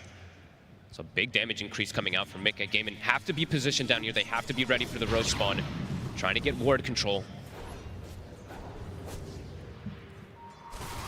They absolutely want to contest this. Liquid. They're sneaking in. They've got the vision. And he's in with the opening. The Avalanche toss combo straight away, bringing him down to about 10% HP here almost on the puck. Quinn, he's got to get out. He's dead. Boxy's in with a punch up. Quinn's out of the fight. Celery, he'll try for the TP out. They got anywhere to stop it. They don't. So Celery will live, but that's Quinn out for a full minute. It's no hesitation. The second they put the ward down, it's an instant jump. They got dropped, what? It was like 10% HP just from the combo from Nisha. There's no way that Gaimin can react in time. That Roche, 15 seconds, but they'll have more than enough time to get it. And we're seeing multiple times as well, Boxy, with the blink, he's now so more than ready to catch Quinn after he's tried to jaunt out with the Illusory Orb. It's always there with a follow-up, Boxy. And even though Quinn, he does have like Defiant Shell and all this little bit of extra armor and stuff, he is still just very burstable from all this damage that Liquid has at this point. Yeah, massive amounts being done by that Nature's Wrath from Mickey. The farm continues as he's ready now to swing over towards that Roche pit. I'll pick up another Aegis here. Just realized Mika's just 0, 2, and 12. He's just the assist king this game with those Wrath of Natures. Yeah, the highest kills they have right now. It's all on boxing. It's all on boxing. He's got 7 kills right now, 7, 2, and 6 on his tusk. Him and Nisha have really just putting a hurt onto Quinn. This game in particular, it's every single time Quinn showed, they double jump him and he's either dead or put in a position where he just can't really fight afterwards. The fact that Nisha got Nemesis Curse also does make it a lot harder for Quinn to survive that huge burst damage that comes out. They do have Duracho with this data list, but it's no defensive items really for him whatsoever. I like it though. It's all in on the damage. He has to go all in. All in on the damage here for Duracho. It is really a 4 protect 1 in the utmost, so he needs to just go all in on this. And this next fight, it's probably the most important one for them. Yeah, if he gets to freely attack, you cannot underestimate how much this dragon's gonna hit hard. And they have the buff ups, right? I believe Tofu did finish a Flads as well. They had the Solar Crest from the last fight too, so just throw everything onto him and hope for the best. See what they can get. This is gonna be into 33's Aegis. And 33 with that Bloodstone that was finished up on top of the other items that he's got now. He is even tankier, and there's a double save as well too, so they need to find the back line. They need to do some crazy type of simultaneous initiation. Let's see how prepared Liquid's for this, because Liquid's going to know that their creeps are pushing all the way up to Gaimin Gladiators base, and Gaimin Gladiators, they're not doing anything about it, so Liquid, they'll know that they're out on the map. They got the scan. Oh, puts him on the cliff. Indeed, okay. He's going to get dragged back down though, Boxy, having to make sure that 33 doesn't get stuck in any awkward spots there on the cliff. Mika's taking the base. He's just got to put the Stampede. They've got to try and get out of this because Quinn, he's been caught by the initial combo. Tofu does have the potential of the song, if required, to get Quinn out of this. He's caught by the stun. I mean, the Snowball's going to catch on to him. The song comes out. It's going to be enough to allow time for Quinn to get away from this. Yeah, he's out with the blink. Tofu coming in clutch with the save, but indeed at the same time in the base, what happened, Fog? He took the racks. I mean, he got caught because of the Invis DK sneaking around, but he got the objective, so well worth it for him to be able to get that racks. Duracho in the mid. He wants to try and finish this job off. Quinn, it's a big coil. Nisha has to put the BKB and run. He's too low to want to stick around for this one. Liquid gonna look to reset for those 60 seconds. Gaimin can't quite take advantage after getting this kill on the Nature's Prophet. Yeah, losing another set of racks when you're at this deficit is painful. Yeah, the rack potential as strong as ever. Always. With this Nature's Prophet, especially with the amount of farm that Mickey has. They'll certainly be looking for that sort of play again, and respect. Gaimin Gladiators, they've got to be prepared for it. And there's it only can one be more. something that works their favor. If they can set up a successful trap for the Nature's Prophet, it could be the beginning of Mickey's demise. I don't think Mick is going to go for some type of play. I think now it's like he's going to join his team and look to go for the press because there's only one lane remaining. He doesn't need to take that type of crazy risk. That one was just, he tried to seize an opportunity because he saw a couple people. It was just a nice move from Duracho to catch him off guard there. But Liquid, I imagine when he respawns, they're just going to look to group. And we'll see how Gaimin can fight back for it. Duracho's damage is definitely there if he's able to get these attacks off. New neutral items soon too would be quite nice for him. I know the Craggy gives him some defensive capability, but we all want just full out aggression for Duracho. Yeah, gonna go straight for that Ags after the Silver Edge, and now over towards the Tormentor. They'll be able to take this one. The smoke comes out from Liquid. They want to make the most out of these final couple of minutes of 33's Aegis. 2 minutes remaining on him. Quinn has to be careful of his positioning. So much burst damage if they see him. See how quick his reactions are if they do get the chance to jump him. And Quinn, he's not going to play to take any chances. He's back to base. Okay, joining the squad. They're smoked up. Creeps are being cut at the moment in the mid lane, but the top lane pushing in. Nisha or Boxy both ready for potential initiation. It's just going to be the illusion for now, baiting some of the action. Smoke didn't break. Could look to go again around the mid, but Gaimin Gladiators likely to sit a safe space away from Liquid here. Nobody wants to get caught by the jump of Nisha. 33's gone for Greaves of his own. I mean, that's very interesting. Just extra little aura. Drinking buddies. Quinn's going to try and jump in with the Waning Rift onto the 3 of them. Ace tries to come with the follow-up, but the Avalanche trips him up. The Dream Core's down, but the BKB's popped by Mickey. Now back off for now here, Liquid. 33, standing his ground. They continue just to be this sort of impenetrable brick wall between Liquid and Gaimin Gladiators. And they did get the tower. Did get whittled down from these constant hits from the tree and from those tosses. Does eventually die. DK form was used as well too, so there will perhaps be a little bit of a window if Liquid wants to siege once that DK form goes down. And we'll see how strong they feel with the last seconds or so of this Aegis. Duracho. He's going to try and start the action and try and see if they can take down 33 quickly. 33 dragged out to the side. Disruption comes out. They're going to be able to keep 33's first life alive a little bit longer as 33's able to back away. In fact, now he's ready to aggressively move it. He pops the Bloodstone. He heals incredibly up. As Celery's been burst down, has to buy back here on the Enchantress. And Boxy's still alive. And they've still got 20 seconds on 33's Aegis. They get another stun connection on towards 33. Can they even finish him off the once? The snowball comes in from Boxy. Punch him as well. The song comes in from Tofu. Tries to get Gaimin Gladiators back to a safe spot. Quinn's able to jump away here. Tofu bailing the team out. Drinking buddies. It's about to get taken away from him. So 33 will get tossed back to safety. Liquid, they'll pull back with the Aegis expiring. How is Boxy living all these moves? He kept himself at, what, 10% HP, it felt like, for 30 seconds. That was a lot used there from Gaimin. 10 seconds till DK form, 33. With the opening. They don't quite have the damage though, and again, the disruption save there from Insania. Ace is caught at the front, they're bursting through this Centaur incredibly quickly. Ace is gone, and he doesn't have buyback. The saves every single time. One final racks remaining. Ace down for 60, Gaimin. Can they continue holding on? Liquid, they'll back up and reset off of that. They will. I think a little bit of a sigh of relief there for Gaimin Gladiators in a situation where they don't have their Centaur Ace for 50 seconds. Liquid are going to actually pull back away from them and not try and continue the push quite now. So many of these fights, Gaming's just getting caught from what? I think it was a 3-man Ava toss there, and then a Wrath of Nature comes through, and multiple heroes are just at sub 50% HP. It's scary for them to commit afterwards. And these two supports on Liquid, they have to be addressed. Somehow they have to start getting like extra silences or something, because the saves, they're perfect. The disruptions are coming out almost instantly. The drinking buddy snowballs, etc. It's there just too fast. Gaimin have to try to stop this. I mean, on paper, you've got to imagine it's Quinn on the puck that's got to find the position to disrupt the disruptions effectively, put a stop to these sort of plays coming in from the back lines. Duracho has found another damage item, so Mindbreaker from that neutral item, of course, and he has the Aghanims finished up, so a bit stronger and almost 25. Quinn as well has kicked up the pressure. Parasma is finished with a Mindbreaker of his own, so maybe like even these little silences or something that he can do with these extra attacks could be a little bit of an X-factor difference maker. Still very difficult for Gaimin. They can't get through these tanky cores with these double saves. And Liquid, really, with how long they were able to get the action going throughout the end of that Aegis, it's getting close to the time where we will see Roshan pop up once more. And Liquid, with this sort of lead, maybe not too much of a reason to take too many risks. So I think they'll wait for that, Roche. I think so too. Duracho trying to do some sneaky plays here, but he's got eyes on him. He's going to get the jump. 33's coming in with the damage. Backup is there for Duracho. Duracho's able to bail up to the high ground. Gaimin Gladiators do split Liquid relatively apart. They fully commit over towards Insania, but he's able to get the self-disruption off. Nisha, eyes over towards Tofu. They've been able to burst through the two supports. This is the sort of fight the Gaimin Gladiators needed in terms of the start of it. Can they get the cause? They'll look towards Nisha. Nisha with the BKB TP out. They've got nothing to stop it. He'll get away, but the song's up to put a stop to the escape of Mickey as Gaimin Gladiators surround the Nature's Prophet. There's no save left for Mickey as Gladiators hit back hard. Duracho with the sneaky play, just playing around. He looks like he's, I mean, it's like a typical Duracho. Hey guys, we got him. That was a good bait. He's got the whole team with him. And now they could try for a bit of a push themselves. I mean, with this, it is 80 seconds, no Mickey. That is very true. He does not have that buyback. Not yet, 500 gold away. He probably doesn't want to use it anyway. They've got the glyph. We'll be able to stall things out a bit here.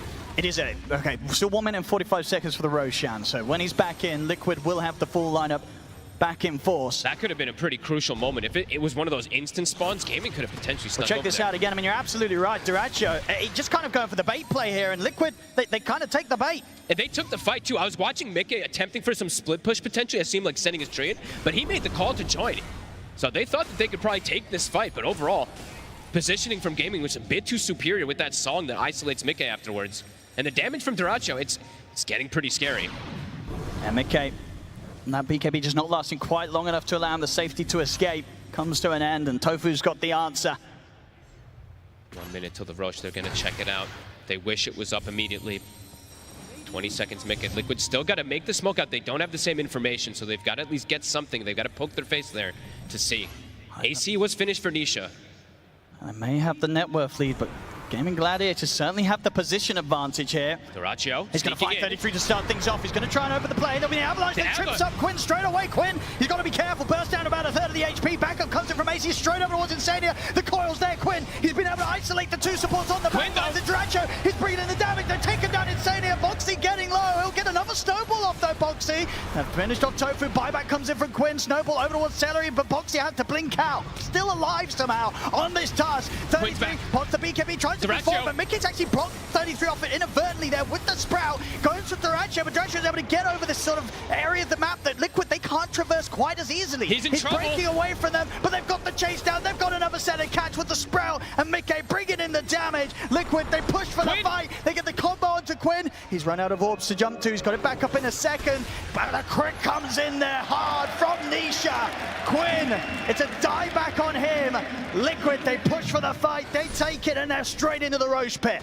Nobody else is doing damage but Duracho. At some point, he just can't do it on his own. These 3 tanky cores, they sustain through all of it.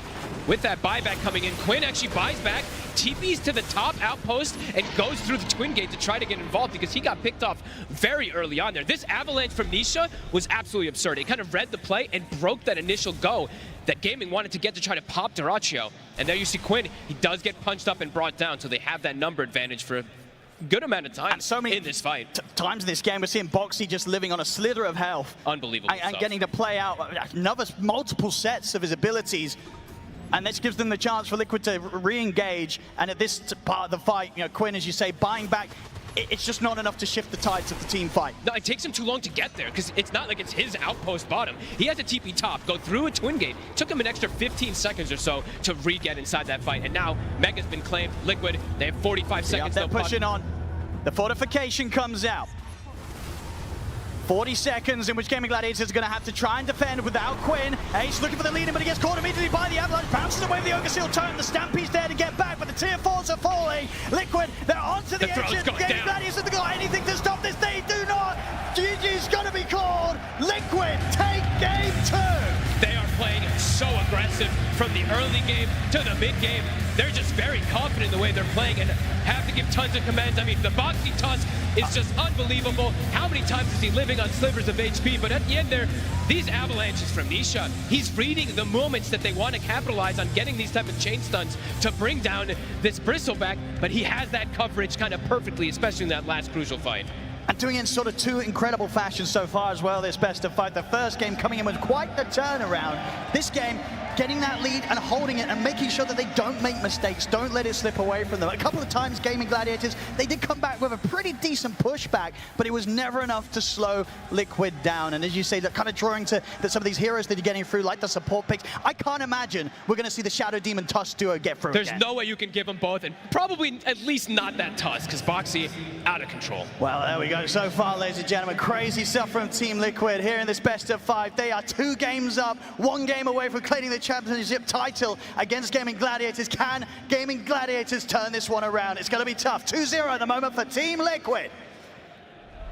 Oh, how the tables have turned. It was just about a month ago in this grand finals duo. These 2 teams were up against each other in a best of 5, and it was Gaimin Gladiators that was up 2 games in a grand finals, and they made it look easy. I will say this is a very competitive final so far because Gaimin Gladiators is putting up one heck of a fight.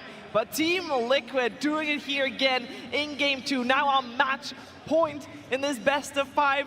Before we get to game 3, there's so much to talk about, and I think there's one thing I just like to highlight. I think sometimes when we see patch notes, Lacoste, and we see a hero having +1 armor, and everybody's like, yeah, sure, whatever. I think Boxy just proved how important just one difference in stat can make. How did he live so frequently in such sliver of HP? Yeah, Boxy definitely a professional e-gamer that reads patch notes. This guy is playing out of his freaking mind. I did praise him before this game. I've been praising him throughout the whole year. Definitely deserves a praise. And with drinking buddies, or should we call it skull buddies, because he's pulling them out of so many troubles. I gotta point out the support duo, Insania and Boxy, playing the same heroes twice in a row, having Shadow Demon, having Tusk as well. You have this break mechanic, but it's gonna be nullified by both Disruption and the Snowball, so you're not gonna get the full value. One of the reasons why 33 was playing so aggressive into them. Yeah, and those two supports, they went for Blink Dagger so early on. You had these double blinks in a game where Gaimin were already on the back foot, making it so that any move that they tried to make, the Liquid supports were there to counteract them. And in games where you're losing so hard, you just need any kill that you can get to get you back. But no, Boxy and Insania, amazing job. But I also want to talk about 33 on this bristleback. He hit his item timing so early, from a free lane to being uncontested in the triangle to showing up bottom at minute 14 with an Aghanims, a Voodoo Mask, and completely popping off. Liquid, they just have such a formidable triple threat, right? You've got the Tusk, the SD, and the Tiny. At any minute, if you don't execute on your jump, like you said, the saves are going to come into play, Nisha's going to hit a clutch avalanche. BKBs weren't really a thing for gaming too much in this game. So the avalanche, the toss, it was such high value for Liquid to utilize, and you've got to go to Gaimin. They're drafting themselves into a position of such high-pressure moments. You're in the grand finals of TI, you want to get your first Aegis, and they're making themselves, like, they're making the fight so difficult. And that's where Liquid is such a strong team. They exploit their opponent's inability to hit the perfect combination. For Gaimin to get a kill, it's a stomp into a Silver Edge break, and then you murder. But Liquid, they have the supports, the Tiny, to completely break that apart. So even when there's a comeback on the cards for Gaimin, they have to hit the perfect spells in high-pressure situations, and if they don't, then they just lose the game. Like Liquid, there is no way you give them SD and Tusk in the next game. Like, it feels like it's illegal. Like, in this fight as well, it's like the DK goes in, they don't get the break for long enough onto the bristle because they have no follow-up damage, and then it's fully disjointed. Liquid keep kiting back, allowing for the fight to extend further. Puck goes down, has to buy back, but where's the damage? The DK, no BKB, no Satanic available. Like, it's just, he doesn't even have Satanic. He went for the Aghanims. Yeah, Gaimin, it's such a struggle for them. Liquid are just out of this world at the moment. They have to split this up, this duo, because it's doing way too much. They try to counter it with Riki in game one. They had something prepared where you are going to pick up that shard. That cloud for Riki is going to be something very good against both of these spells, especially once you pick up the shard, of course.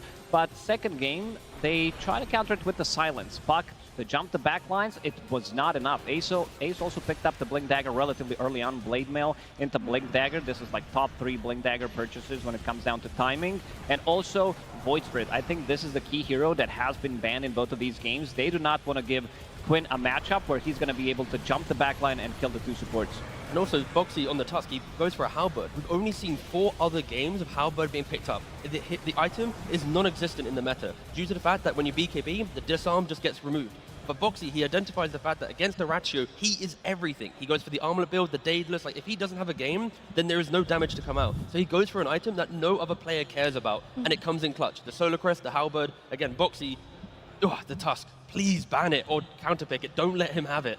And on the topic of the Dragon Knight, all that net worth was on Dyrachio this game. Often Gaimin would try to make these moves with Quinn and both of his supports, but it just wasn't enough numbers. They didn't do the damage. And typically when you think about Gaimin and they snowball from the lanes into the mid game and just pop off on the map, it's with Quinn +2, right? They play as a ball themselves. This time around, that wasn't happening. Naga Siren was level 3 at minute 7, and Mickey TP's in, steals the Wisdom Rune. And that's one of the hardest games I've seen Tofu play. And Quinn, without the turrets that are his supports usually, without that duo that he's able to play with, couldn't find as many moves in that early game.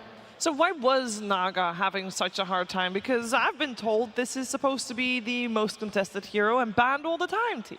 Because of the lane. You know, Gaimin, they don't really want to put Enchantress on Tofu, therefore they force the Naga into the 4 role. They've done this before on Tofu, where he sometimes plays Bane in the 4 position, so he plays the 5 in a more greedy style. But I think Gaimin are in their own heads. The TI meta dictates, if Naga available, must pick. I personally think that they didn't need to pick Naga in this game. They could have allowed Liquid to take it, forced the SD to not get picked up because Naga's in play, and you cannot put it in the 4 role. It needs to be the 5 position, opening up the fights with Song, and your 4 has to be damaging and threatening in lane. Your Naga Centaur lane is a passive, non-pressuring lane, and I think fundamentally Gaimin kind of overcooked their draft here. They kind of stumbled into it, and yeah, I think this is probably one of the weakest drafts we've seen from Gaming so far at TI. Well, lots to learn from that game, and we saw a lot of high fives coming out from Team Liquid. We saw in the previous game, they already had some good comms, some happy moments. I'm sure there's more of the same in game 2. On me. Run to me. I'm tipping. I'm alive. Can we go fight them? Focus. I'm coming from the left, Nara.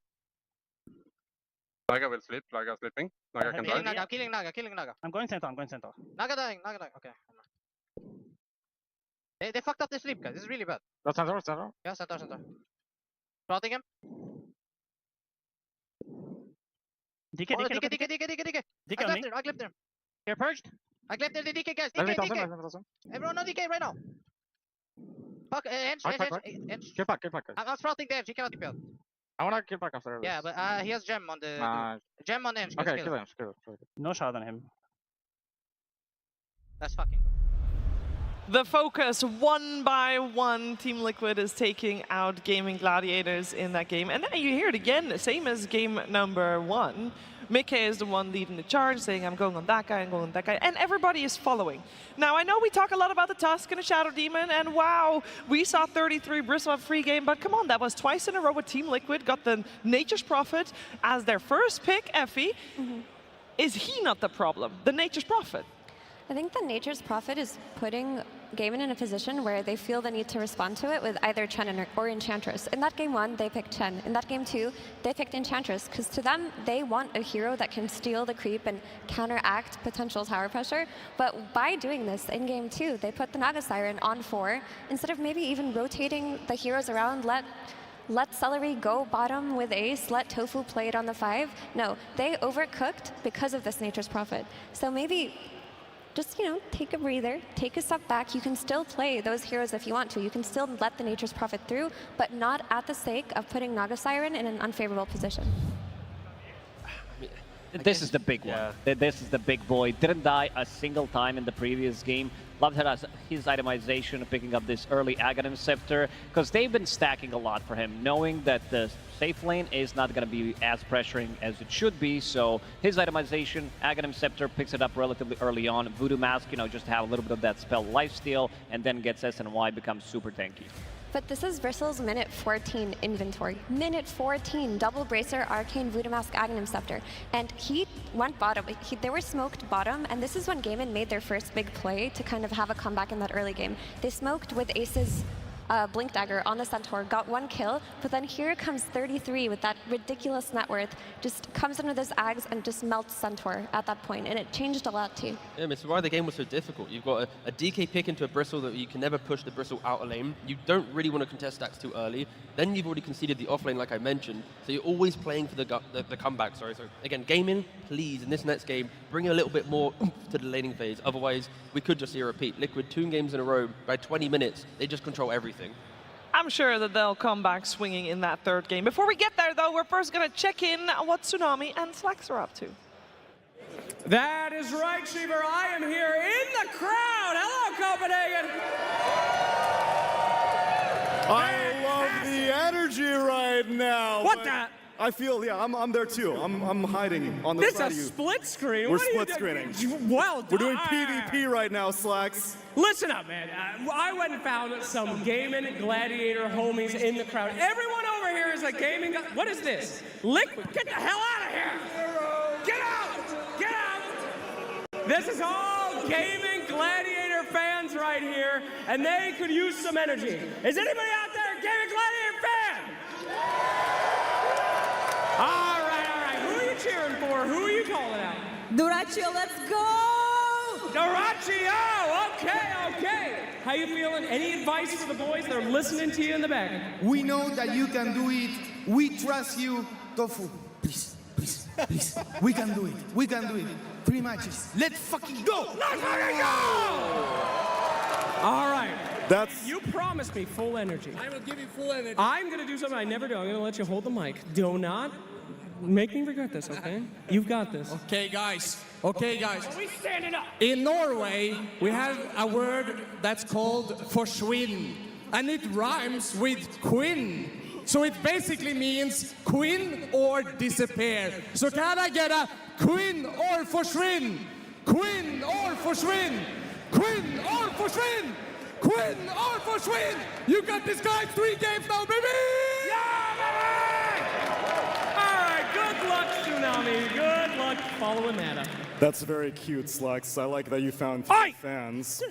But let me just ask the whole arena. Royal Arena in Copenhagen. Are you rooting for Liquid right now?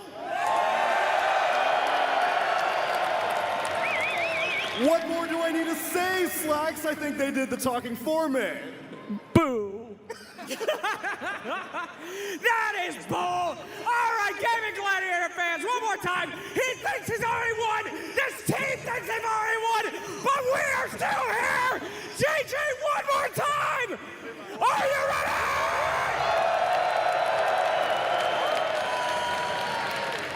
All right, forget the partisanship. Royal Arena, are you ready for some more Dota?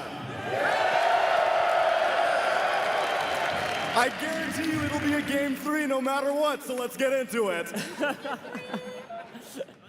Thank you very much, and I know that we've got a lot of fans for both teams in this arena. I think more than anything, though, they are fans of Dota 2, so whether you are rooting for Gaimin Gladiators or for Team Liquid, seeing more Dota is never a bad thing. I will say it has happened. Grand Finals where there's a reverse sweep. It's not unheard of. The last time it happened, actually, unfortunately for Gaimin Gladiators, Effie, they were on the receiving end of that one in Kuala Lumpur just almost a year ago. That was so fun. That was one of my favorite grand finals ever. This was versus Azure Ray, who pulled out this great comeback versus their lone druid strategy. And Gaimin, they often are put in positions where they're so dominant, they start to lose a few games, and they kind of crumble. I feel like in positions in these grand finals where we've seen them put under pressure slightly, it starts to snowball, because at last TI as well, 2023, they just got 3-0'd by Team Spirit. I refuse to believe, though, Shiver, that it's going to happen again. I refuse to believe we're going to see another 3-0 grand finals. I refuse as well, but we're going to find out Game 3 what has it got in store for us. We'll have to wait and see a little bit longer, though, but first we're going to check in with Purge. Thanks, Cheever. I want to look back at that game one more time right before the next game starts, and the key hero was the Bristleback, in my opinion. Watch how 3-3 plays this level 1 where he's vulnerable here. He just presses Quill Spray. Nice snowball from Tusk is going to buy him a couple seconds to press Quill Spray some more, and that basically gets him past the dangerous part of the laning stage, which gets him to the 5-minute mark where he's pretty much by himself against Dyrachyo. There was a nice rotation from Boxy, Mickey TP's in as well, and that's going to get him first blood. That's the last time he sees a hero for a long time, because he's basically just Quill Spraying out these lanes, and then, and then what he does afterwards is he starts pulling the creep waves into the jungle to clear stacks. So he's absolutely maximizing farm. This is the fastest way that you can farm in the early game, and he's getting completely uncontested. And then afterwards, he's going to clear these ancient stacks. He did get blocked by Gaimin Gladiators earlier, but they are eventually dewarded. He gets 500 gold from the ancients, 400 from this large camp stack. It was a huge amount of net worth, which led to a 12-minute Ags and his ultimate rotation bottom. Now, this part of the game is really crucial for what it gives to Gaimin Gladiators. By him playing this area, this is a really dangerous part of the map for the Radiant team. Most heroes just don't even touch this area. So really, the normal safe area that they take is like this. But they got a whole extra this on the map. Look how much less map space that there is on the Gaimin Gladiators side of the map. They just have less resources to collect as the game goes on, and that's solely because he was so stupidly far ahead and he was playing an incredibly tanky hero. And this ultimately culminates with them collecting more gold slowly over time, and that makes their high grounds even easier, especially when they have those saves to back him up when he does get gone on. So Bloodstone on top of that, Aegis to heal up, he's able to do damage. It just makes their game and their sieging a lot easier. It's really hard to get a net worth advantage against Gaimin Gladiators, but Liquid found a way in game number 2. Thanks, Purge. They did. And there's one thing that we talked about before game number 2. One thing that we said Gaimin Gladiators should address, one or the other. They should either try to ban out Boxy or ban out 33. And they chose to do the latter, T-Gov. They chose to try to ban out 33. A lot of bans. We got Doom, Visage, Beastmaster, all removed from the pool. And so he got a Bristleback. And I thought he had a hero pool that was relatively small. Like, they did what we said. Yeah, it kind of backfired. They banned out 33, but then also kind of strategically banned themselves out of even playing the game. So I hope they find kind of some middle ground as they walk onto the stage and they can hear me, so I'll be polite and say, good luck guys, you got this. I think we want to wish all 10 players the best of luck in this third game of a best of 5 for Team Liquid. They are on match point. 2-0 up against their nemesis team, against a team that has beaten them so many times in grand finals, time and time again. Was it all just a plot to learn and grow to finally, at the grandest of stages, be able to eliminate them and to take that crown, Lacoste. Patience is the key. They've been very patient, waiting for ages, waiting forever pretty much. Because last year at TI, they also got eliminated by them. So I think this team is hungry for revenge, and seems like the time has come for Team Liquid. I want to see if Quinn is ready. I want to see if he has a chewing gum in his mouth. Every single time he does, he's fully focused. Didn't notice it on the camera, so would like to see what he's doing right now. I'm sure we'll get him on your screen in just a little bit. For now, we're seeing the man that has a chance of being a repeat TI champion, Effie. He is a problem. I mean, Liquid came in full form today. They came to play. They are increasing their tempo that we've already seen dominate so many teams. They've increased it by 5 notches today, where they're making Gaimin Gladiators, a team famous for their tempo, look like they can't play into it. And it's all at the core of 33 and his hero pool and the timings that he plays on. In game 1, his Visage just created such a problem after one team fight. The net worth is reversed. In this game 2, his Bristleback just completely free farms and becomes this body that blocks off Gaimin from the rest of his team.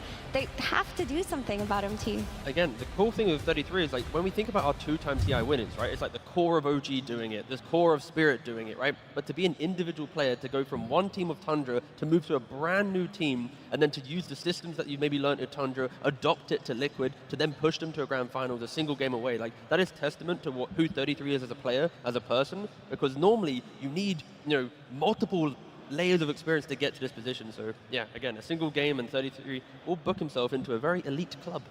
Really does. And I wonder, what is the biggest difference that we see from the previous grand finals that these two teams played, where the result was so vastly different, to this grand finals, Lacoste? Because it does feel like we see an entirely different Team Liquid on the stage here.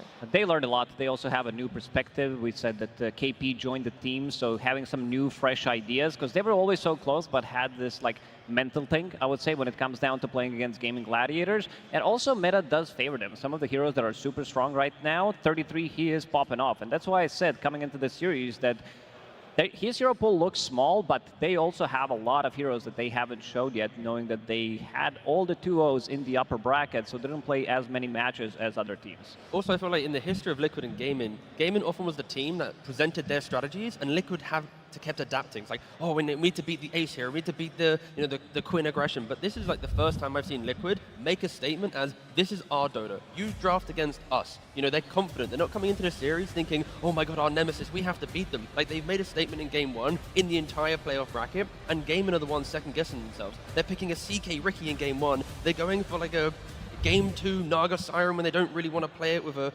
puck, and like everything's just a bit discombobulated. I said that, yeah, that's cool. For Gaimin. And Liquid, they're not. They're just continuing to do the same thing game and game again. Mm-hmm. And they are making the statements that T is talking about, because they're first phasing Nature's Prophet. They're letting Celery's signature Zoo heroes go through, heroes that typically counter that hero. They're letting DK go through in games that it looks really good. They beat DK 5 times now, 100% win rate Liquid has against that hero. They just eliminated Gaimin's confidence yesterday in that hero, and they're throwing out picks. They don't care if those picks get countered. They're challenging Gaimin to play the counter picks, and Gaimin are doing that and losing. Yeah, I wonder, this game that we just watched, game number 2, had that Naga Siren in it, the one that we've seen banned for the majority of this event. Being able to beat it, T, surely gives a gigantic strategic advantage for Team Liquid. I mean, we're looking at the Aegis. It feels like, you know, they're minutes away from potentially lifting it. And that's where, strategically, I agree. Naga Siren is going to be a key piece of the puzzle here. Will Gaimin ban it? Are they scared to pick it again? Honestly, if I'm Gaimin, maybe give it to Liquid. Try and show us how, you know, we just saw Naga lose. Try and beat it yourself. Let's see if they will allow Team Liquid to have that. Let's see if they can 3-0 this grand finals, or if Gaimin Gladiator will push it to a next game. We're going to head into this third game. Team Liquid versus Gaimin Gladiators Grand Finals Game 3. It is match point for Team Liquid. 2 games up here, and they will start this game 3 on the Dire side. They will have their first pick. It means Gaimin Gladiators is Radiant side, and they will have their overall last pick. And it also means that we already know what the Naga side will do. And we've seen the learning curve for the Tusk as well, as both Naga and Tusk, together with the Doom and the Sand King, are banned in this 3rd game. Team Liquid, they have so far banned that Broodmother as well as the Lone Druid, and we'll follow that up with Diracho's Alchemist as well. But once again, for the 3rd time in a row, Nature's Prophet, first pick by Team Liquid. Lacoste. This is confidence. This to me says the ball is in your court. Like, you gotta address this. Like, you gotta do something about this Nature's Prophet. We've shown it 2 times already. You were unable to beat it. There's not gonna be Tusk this time around, so he's not gonna have that extra save, extra damage that could come out. Gaimin Gladiators, they know what's up. They need to shift things around, and I like the switch up already. I think Wind Ranger has shown, and we've also seen from Mickey yesterday, when it's a good game for Wind Ranger, you should pick it. And also the itemization that he did go for the Revenant's Brooch. There are still a lot of things in Dota to be explored. And it's going to give Diracho an earlier timing to play on. It's going to give him the ability to go through the gate and help his team when the side lanes are going poorly. He couldn't do that in either game. We've seen Diracho just hit the jungle, come out with a minute 15 Maelstrom into BKB, collapse with his team and take a lot of objectives. I want to see that kind of playstyle out of Diracho. We don't want to see him sitting back and farming on a DK for 50 minutes. Yeah, and in the previous game, we saw elements of the strategy come into life for Gaimin. Like, when Liquid came to the high ground, there was points of pressure. Liquid had to second guess how often they could be aggressive. It was just Diracho versus the world. So this time around, with the Windrunner, have some elements of, Tofu being able to make a statement. And then when Liquid comes for that inevitable death ball, be ready, have the tools to try and withstand it. Because so far, not the case. And also just hero to hero, Wind Ranger has a very comfortable matchup against Nature's Prophet with the Windrun, with the power shot to cut through his Sprout. With the Whirlwind later on, she's always going to be able to output damage even if she's Gleipnired. Yeah, we got a Monkey King and a Shadow Demon ban. It is Team Liquid themselves that ban out the Shadow Demon there. So 2 saving supports that we've seen so far in both games are removed.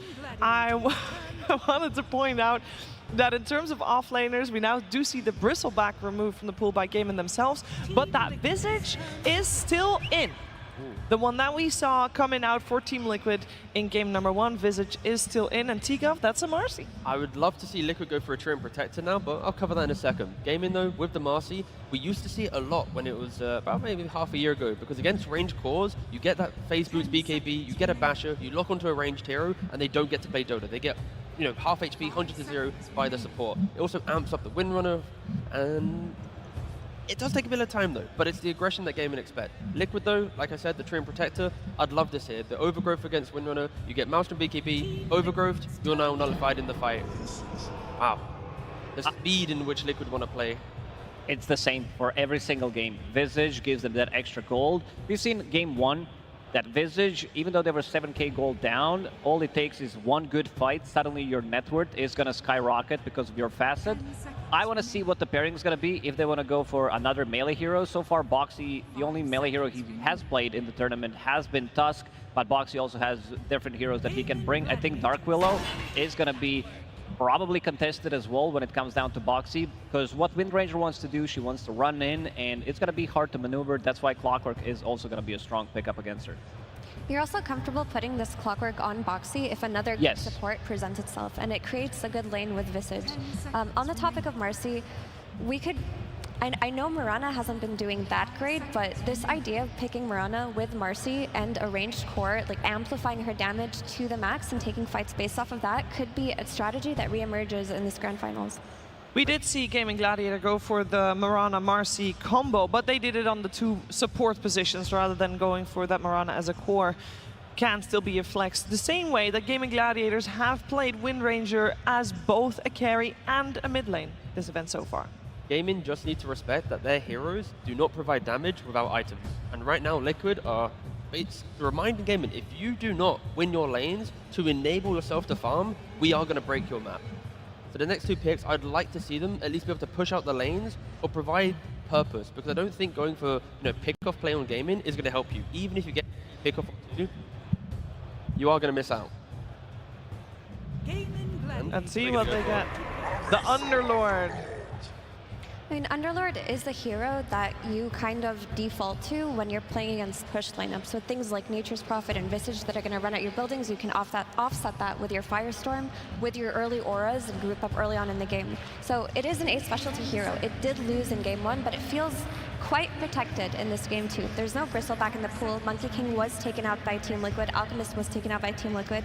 And the only heroes that are good against Underlord that are left in the pool aren't good in this meta. You know, heroes like Ursa and Slark. You did mention, Effie, that this Clockwork can be played as a position 4. You know who's a really good position 5 player? That's Insania with his Rubik, potentially. If he wants to steal some of the spells, mostly against the Underlord, now it might be the time to bang it out. They'll first go back for that Nisha puck.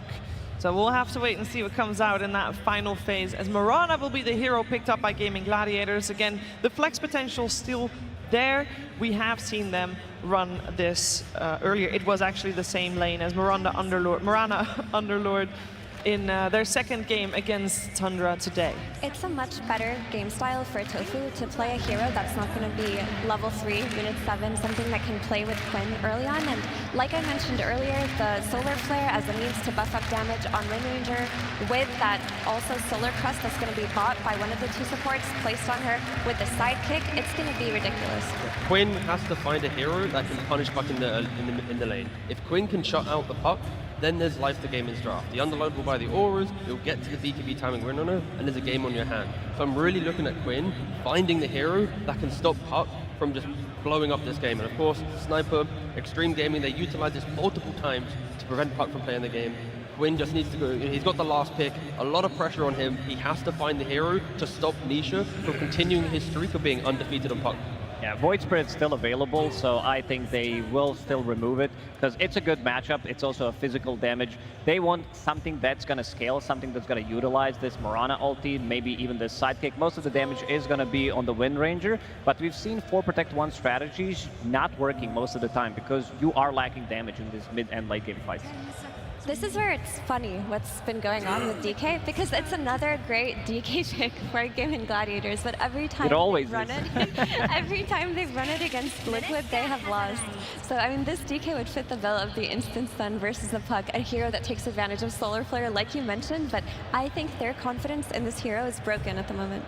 So much damage with the last pick as well. Dark Willow plus Visage in lane, super high damage, Clock and Nature's Prophet. They both like to play onto the map as well. It is so scary how quick Liquid can ball up and try and take the fight. Will Quinn answer this with a counter-aggressive hero? Will he have the hero that shuts down Puck in lane? Or just bring the team fight? There's so many questions that Gaimin need to answer with this last pick, but you can't answer them all with a single hero. They're going to have to choose one of the poisons and then try and cure it. Give me Shaker or give me that Ricky again. It looks like a god-tier Ricky game one more time. They tried it, it didn't work, but this time around, they don't have the double save. You believe in it? I do believe in the hero. I thought that hero is going to be picked up so much more, but seems like there were other heroes available on the menu throughout the tournament. Dark Willow is the one that I did mention, where they're going to be troublous maneuvering, and you can also control the fight. So you have Cogs, you have Puck Coil, you have Dark Willow with the Terrorize, with the Bramble. So Wind Ranger needs to get it into a fight somehow pre-BKB. When it's time. Why not? Why not, T? Yeah, I was going to say, like, maybe they go for a Timber for another body, but the Quinn Pangolier wreaked havoc in 2023. You know, it fell off a little bit in 2024, but it is a Quinn specialty. It is a hero that can buy time, that can open up the game. And that's all Gaimin really need to do. You go to a high ground or an objective defense, if the Pango and Underlord can keep the fights going, eventually the double buff up of Marcy and Mirana will give Winona access to the fight. But it's all about buying time. Gaimin need to choose the correct fights. If they take 1 or 2 bad fights, that's it. The map's lost. You're gonna struggle so much. So a lot of pressure, again, on Gaimin. The thing is, Puck is very happy to play against Pango with that Dream Coil. If you're picking this Pango, you're defaulting for comfort in this potential elimination, this potential loss at the Grand Finals. Give your players their best heroes, their most comfortable picks. And what this Pango will do is control the backlines in a way that he wasn't able to comfortably in the last few games. And as this backline control is happening, hopefully Duraccio just comes in as a beast with all of this damage and takes his team to a game 4. Let's find out if we're going to have that game 4 or if we will be ready to crown a champion here at the International 2024. But before we head into that game number 3, though, we're heading over to the stage where we're hearing from Coach Blitz. Thank you very much. I am joined by the coach of a team that is currently up 2-0. Now, this is unprecedented. Out of all of your matchups over time, you have never been up 2-0 against Gaimin Gladiators. How do you feel right now? I mean, it hasn't really hit home yet because you still need to win the entire series. I mean, I've seen them get reverse swept by Azure, so it's just as possible. I'm trying to keep my guys as calm as possible and just tell them, like, job's not done yet. Which is what I'm curious about, because not only is it unprecedented in terms of the history, but like for a lot of these players, being this deep in grand finals, even making it to grand finals in the first place is a new feeling for 3 out of the players on your team. How are they handling the nerves?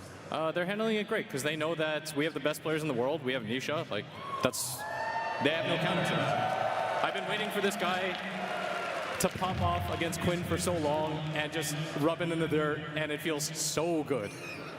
But talk up more of them. I mean, the rest of your team's contributing. Tell me about Boxy.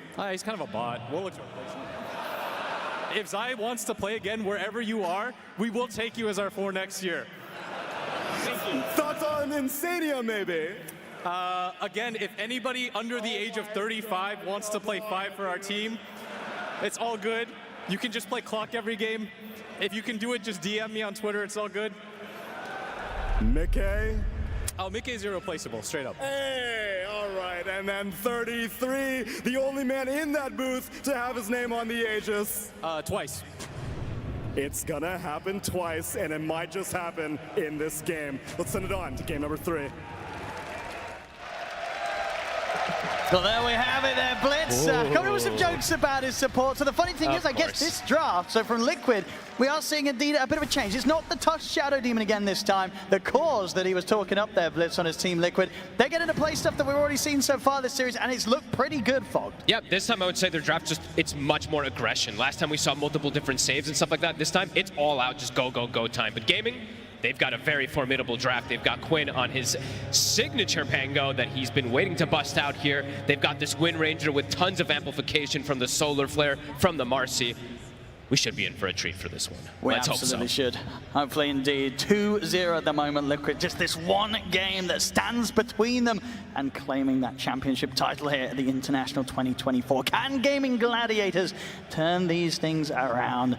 And as you say, yeah, the Quinn Pango coming in last. I mean, as talked about by the panel, obviously a comfort pick for Quinn, but also on paper, looking at the matchups, a good game for the Pango in general, or what do you sort of see the future being for Quinn this game? Just has to really watch out for the puck coils for the most part inside this early game. Besides that, there's no real BKB piercing disable. Once he gets rolling in most of these fights, he's gonna just be able to kind of commit forward there. So just has to watch out for those early initiations that come out from the puck, the silence in particular. But yeah, it can look like a very, very good Pango game if he's able to get through that type of stage of these silences. Dyrachyo, let's see how he's able to sustain, because Boxy at 33, they've been menaces with this Visage combo. Yeah, look how low Dyrachyo is. He's got to be careful sneaking around the trees here. Boxy is hunting for him. He's got power. I mean, Boxy might just be able to find him. If he could get 2 more hits in, he'll pretty much have him. The Tango regen starting to kick him for Dyrachyo. I mean, either way, this is pretty painful, being forced right back from the lane. All right, Celery, you're farming under the tower now. All right, Celery moving up to the carry. I mean, in the past we have had Wind Ranger support. I mean, we'll see how much of a hit that sort of takes to him at this early first wave or so that Dyrachyo just gets completely forced away from. He got every last hit, Owen. Celery got 8 of them. He's ready. He literally got every single one of those last hits. So even though the Wind Ranger got 0, he did ensure to get those. And he's level 2. Dyrachyo is only level 1, but they do have that power spike of the 2 now on the Marcy. Very well done there from Celery. And this bottom lane, they've got to be so careful. Again, this Boxy 33 Dark Willow Visage duo. We've seen 33's Visage. If he starts to get these kills, get that gold advantage, this hero, especially in 33's hands, gets completely out of control. Does get that Shadow Realm off. They've got the level 2s. Dyrachyo has to be super careful. If that was level 2 Boxy, that's probably a kill on Dyrachyo there, because they would have had those brambles. Yeah, he has to be so careful here, Dyrachyo. Whilst Liquid have this XP advantage against him in the lane. It's tough to look away from here. We are able to glance toward the mid right now. We see Quinn doing very good in that matchup versus Nisha. Brambles come out bottom, doesn't catch the Dyrachyo, but Celery put low. A second Soul Assumption. It's a lot of damage. The hit from the Shadow Realm and the Soul Assumption. It's enough. First blood for 33. I was going to say, you've got to keep an eye on how much money this lad's going to be able to make from this lane. Getting a first blood, getting actions with the soul assumptions. This could be tough for Gaimin Gladiators down here. It could definitely be tough to Duracho in particular. When you mess up your first wave like this, and you have to just bring so much extra regen, it is tough to kind of recover when this just gets so much extra gold. You can bring all this extra mana regen to keep getting the spam going. And overall for Wind Ranger in this game, now that we can look at a little bit of hesitation for a moment that he's not dying, there's an insane amount of magical burst for this hero. Not the tankiest if you get off to a little bit of a tough start. If they just throw constant nukes onto her early, could be difficult for Duracho. Quite the recovery required.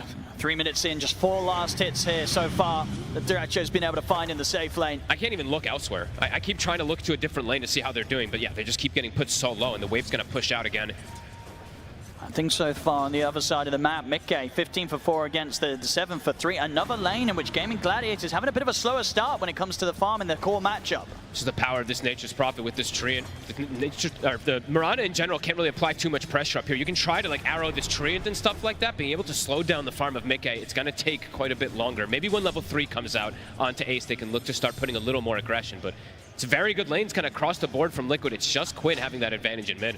He's got to do a lot on his Pango. Well, we have seen him in the past really pop off when he gets a good start on the Pango there. He's going to have to do something crazy this game because, yeah, the openings on the side lanes are pretty much the rougher ones that Gaimin Gladiators have had so far this series. It's wild to see how much last hits the supports have. Of course, we mentioned Celery with the 10 that he had from those first 2 or 3 waves, but also Tofu's just been arrowing creeps and also getting some himself, so.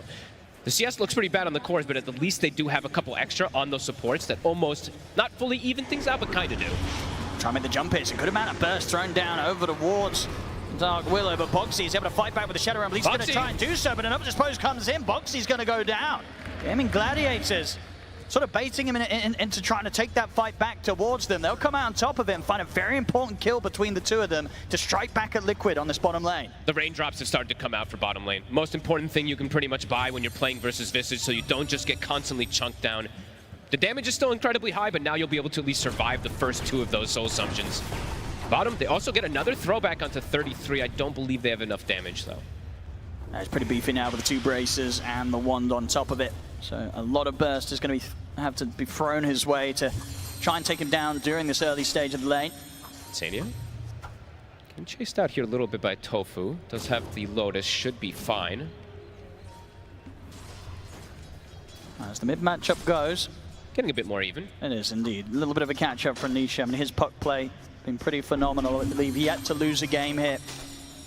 He's really been pushing the limits on some of these top lane heroes as Mickey. Talking about pushing the limits here, Mickey's going to get run down. Ace and Tofu chasing him off into the trees, and Insania not quite in position or having the tools to hold them back this time. I like that's like the kind of the result of what happened when Tofu was just clicking and poking Insania on the side there. They see that opportunity to go from it. Swashbuckle, big damage on Tanisha, keeping him low. And Quinn has hit the 6. Hard for him to make a play on his own against the puck. Can't look to play for the power rune. It's the biggest power tends to be there for the Pango, is playing around that power rune early on with the Rolling Thunder, just kind of chain CCing somebody. Heavy rotations coming in. The coil catches, though. It's going to come out immediately. The silence follow up as well as the TP, and they've got the burst to take Quinn out before he gets the chance for a shield crash. Tofu will be at least able to take away that rune, so Nisha doesn't get that refill. But yeah, Nisha, no hesitation. The second he hits 6, gets that Dream Coil because Quinn was still low. Bottom lane, starting to see, Duracho getting better. Indeed, he's recovering slowly but surely after what was a very rough opening few minutes to this 3rd game. He is isolated, though. We are seeing the Marcy making the moves around Celery, looking to get involved elsewhere. Insania. It's going to be off the mark there with the rebound. Catching. Still got the pit. I mean, Insania's going to kind of bring them back over towards him there with that little bit of unfortunate cogs. The arrow angle from Tofu, it's perfect. Comes in, Starstorm also just at the limits of the range. It's enough damage to catch Insania out. And look at this move, the old school Duracho move. Quick movement, Mickey might not expect this. I don't think he expects this whatsoever. See if Duracho's got enough setup to buy time for the rest of the team to move over. Tofu's trying to head in, and he's got the arrow back up in a second, leaps in for the burst damage. Mickey, he's got no one to help out. Gaimin Gladiators. The Sprout comes out from Mickey, it won't save him. Aggressive moves here that are really helping them just kind of alleviate the pressure that was being applied on them from the rough start to the lanes. Getting Dratcho involved like this, it's these sort of moves that will start to get them the actual overall gold lead in this early game. I love seeing that move. Celery just ditching bottom a bit, and then you see that Duracho's like, yeah, well, I can just go through this gate. I don't have anybody behind me, but I can just join in to shut down this Nature's Prophet, who dies now back-to-back. Mickey is getting caught out early here. That level 6 is going to come out quite a bit later than they had in those last two games. That Wrath of Nature pressure is not going to be there as early as I think Liquid initially anticipated to have. They will have the 6 on 33, so bottom tower. They do have to have someone here to occupy. Duracho has to be careful. He's going to get caught in the bramble. Immediate TP's coming in to try and help it out. They've got the Fiend's Gate as well, bringing in the numbers, Gaimin Gladiators, and 33 is going to go straight away, or at least try to for the Twin Gate, but the pit's there. Into the roll from Quinn. They're going to be able to catch 33 on his attempted escape. He's bumped down to the low ground. They're still able to reach him with the damage of the Firestorm to take him out. Gaimin Gladiators making some excellent early game moves here, up and down the map, catching Liquid out time and time again. This time they're on point with these early rotations, just like we saw in the first game in particular. Those first 10 minutes of the first game also, they did have, what, a 7,000 gold lead or so. This one, playing around this Underlord, this map mobility, it's fast. I know that Mickey's around here somewhere, Quinn. See if he's going to be able to bully Mickey. Mickey into the trees, pops up the Nature's Wrath, the rebounds in. Mickey, he's got no teleportation, no TP scroll. They're both on cooldown. He'll sprout himself in, but they'll still be able to reach over, take him out again. The moves continue from Gaimin Gladiators. In the mid, the jump's made. Nisha's able to burst through. Tofu did have to use the Dream Coil for that in return. 3 kills now onto Mickey, though. He still is 900 ahead of Duracho, at least on the gold, but those kills are definitely going to inflate the other cores that are of Gaimin Gladiators. Quinn, it's just constant moves around. They are not looking to slow down. Even if they don't have Rolling Thunder, they want to occupy these lanes. They don't want to lose these towers early on versus this Nature's Prophet Visage lane. More rotations. Trying to lead in a burst through the Familiars. He's actually able to get one of them there. Easy gold for Quinn. And he's got Rolling Thunder up in 5 seconds, so he feels safe to do so. Difficult for Liquid to fight into this area of the map. They have to hold back. They have got the creeps pushing in on them, so 33 will manage to keep farming safely underneath his own tower. Bit difficult for Liquid to make that first move without Coil or without the hook shot. A little difficult for them to at least get a jump onto some of these squishier heroes. I mean, again, look at Quinn. It's immediate aggression. They just keep wanting to look at this top side, keep wanting to slow down Mickey. I mean, eventually, Mickey. I'll see if they catch him this time. This time he's at the deepest camp possible. He doesn't see too much on the map either, so is he going to see this coming? See what he wants to do after he clears up the camp. Quinn's actually bailed out. Lucky enough for Mickey that Quinn made that call to pick up the farm in the mid, because if Quinn stuck around, they could have had a shot at taking Mickey down again. Levels on the supports for Gaimin Gladiators both have hit 6 at a good margin ahead of those supports on the side of Liquid. Big damage that can come between the two of them. The Solar Flare amping up the Marcy.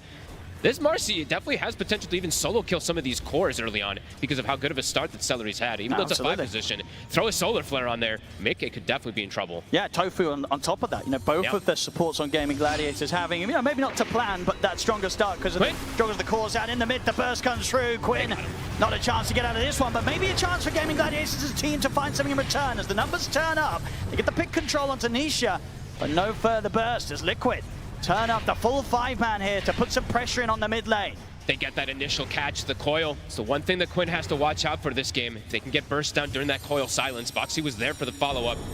Nisha applying big pressure onto this mid tower here. I believe he has his Witchblade nearly finished already. 33 will swing back down towards the bottom lane. Try and make sure that Duracho doesn't end up getting too much space. Where did that extra catapult come from? Did that come from like top lane? 2 catapults from Dire were just hitting the mid tower. It's 11 minutes in. Wait, what? That was weird. I didn't see where it actually came from.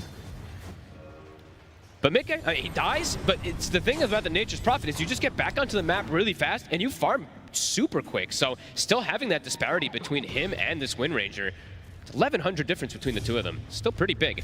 Duracho is, of course, going to have these amp ups. He's going to have this amp from the Marcy and from the Solar Flare very early. Yeah, Mickey just keeping that difference at the least. And Quinn wants to keep bringing the action. Down towards the bottom, him and Tofu. They want to try and find 33, ideally. I mean, they'll settle for any core. Oh, and look at the build 33 is going for. Just straight Crimson Guard. Knows how much physical damage they have from the Pango. Very cool approach. I know Nisha's stepping up pretty far in the mid, but finding the opening onto the puck's pretty difficult for these heroes. That's always going to be a problem for them, is shutting down this puck. Quinn has to be careful every single time that Nisha does step up. Dyrachyo can't go for that one. Dyrachyo now could be in trouble in the cell. Insania's got the hook shot. They're ready to get him with the catch. They drop down the cogs. They manage to trap Dyrachyo. He's gone. Quinn jumps in with the rolling thunder, looking for kills in return here. Get the opening bounce onto Insania. Ace comes over with a Fiend's Gate. Liquid's got the numbers. He'll get caught in the backlines, but Mickey TPing over. The Fear catching on to both, and then 33 bringing in the Familiar, having the chain stun to control Gaimin Gladiators, take down Celery, and now turn the damage towards Ace. As Liquid, they take out 4. Big mistake from Dyrachyo, trying to get involved early on. He's still so fragile. There's so much magic damage and control. Nisha just throws the coil out onto him and they bring him down. Quinn can't actually do anything with his Rolling Thunder versus this many heroes. Liquid, they've got all 5 there so fast, even versus that Fiend's Gate. And they push so hard off the back of taking a fight like that. The tier 1 in the mid lane wiped out of the game. Gaimin can't really make too many of these mistakes early on when they're playing versus this fast of a lineup. Dyrachyo has to look to get involved later on. He can't be the first one to get caught like this. I see her again. It's way too aggressive from him. There's no way you're going to catch Nisha like this with this type of shackle shot. And even then, there's not really much follow-up. And whilst Gaimin Gladiators supports, they've got a lot of scaling. They just don't have the methods to sort of bail a core out of that sort of position. They can't save it. No, and these, to be honest, those Brambles, Boxy, just completely split the fight. Both of those supports can't really jump in through these Brambles or through these cogs very effectively. It's a perfect fight from Liquid. It really is, and as we've seen so many times with 33's Visage, he's always there for the cleanup. Oh yeah, that extra gold. I mean, you can just roam around as this Visage, it feels like, because of this fast that you just get way too much. And now cleaning up these Ancients on top of having that fight win. Big things going for Liquid. And Crimson Guard, it's very soon finished up for 33. So in that next fight, Gaming does have to be a bit more careful. And yeah, Dyrachyo just has to get involved way later on. Quinn is very close to Blink Dagger, so that's probably how they want to look to take that next fight. But there's definitely a Nisha problem. This puck 3-0-4 so far, having a pretty much, a flawless game. The lane was a little bit difficult, but overall, all of his moves have worked, and every coil has caught a perfect target. And we saw earlier this series what he could do on the puck when he was just completely crushed in the early game. This time around, he's at the top. He is. Ace does have a pipe, so they'll be able to stop at least some of this big magic damage that Liquid has early on. It is pretty overwhelming, that damage and control. And their team fight overall for Liquid, it's very threatening. The team fight for Gaimin Gladiators is like 90% reliant on how Quinn is able to get with a Rolling Thunder. Liquid, they have just coil, they have the hook shot, they have this Bramble Maze plus follow-up with Terrorize. They have a lot of different ways to control these fights in comparison. Yeah, they're ready to go again, Liquid. I know even with the last few fights, kind of Gaimin Gladiators have been the ones to sort of hand them to them with their failed attempts at starting off action. Liquid, they're not afraid to start running at them with the lead that they have. Even with this moment where Nishi hasn't quite got the Blink Dagger pickup, he's very close to the money for it, but was just looking to see if they could try their chances here with the Dream Coil and the Amplified Damage rune in the bottle. Bottom lane, Tofu tries for a TP out, but the Terrorize hits there from Boxy. Liquid, they'll get another pick off. And now Mika, he's got the Gleipnir, so he can get involved a lot easier than Dyrachyo in particular. He's got a 2,005 gold difference, and this Gleipnir, it's going to be annoying for the Pango. Until he has something like a shard or anything to get this Dispel, that's an extra form of catch, an extra form of just a little interrupt that Quinn can struggle versus. Liquid accelerating again here. Nisha, like you said, that blink is done. Amp damage, level 13 on this puck. Starting to get heavy momentum their way. And keeping pressure on you, multiple lanes. And Mick is just always farming. Anytime there's downtime, nature's profit. You're always able to join every single one of these fights. Liquid, looking for this tier 2 bottom. Does Gaimin want to actually approach down here? It's dangerous. They've got the fortification, but that might be the extent of their defense for now, Gaimin Gladiators, against this heavy push from Liquid.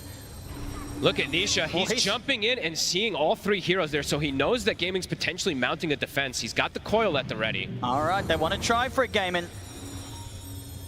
This is risky. The tower's dropping. Dyrachyo does have the Maelstrom finished up. They're bringing the whole team in for this one. Liquid, they themselves, they're also ready to return fire. Teleports at the ready for Mickey if he sees a chance to fight. He's also got the Wrath of Nature back off cooldown. Quinn, he'll start the action though. Looks over towards the backlines, finds the connection onto 33. This is deep, way too deep here Hook for shot. Quinn. I mean, fortunately for Gaimin Gladiators, Insania's going to whiff that one. Doesn't get the connection. Gives Gaimin Gladiators the chance to back up underneath the tier 2. Liquid, they may just be ready to dive it though. The cogs are going to get laid down, push back Quinn. Turn around with the shackle, but Nisha's in with the silence over towards Tofu. Tofu backs off, Solar Burst coming in. They've got the catch with Terrorize the three. Foxy follow up beautifully there onto the three of them. The Fear pushes back Quinn. They take down the Pango. They turn towards Duracho. The Soul Assumption burst, bringing him low. Celery comes up with a rebound to try and get Duracho out of this one. Celery tries to stand his ground and fight back, but he will fall.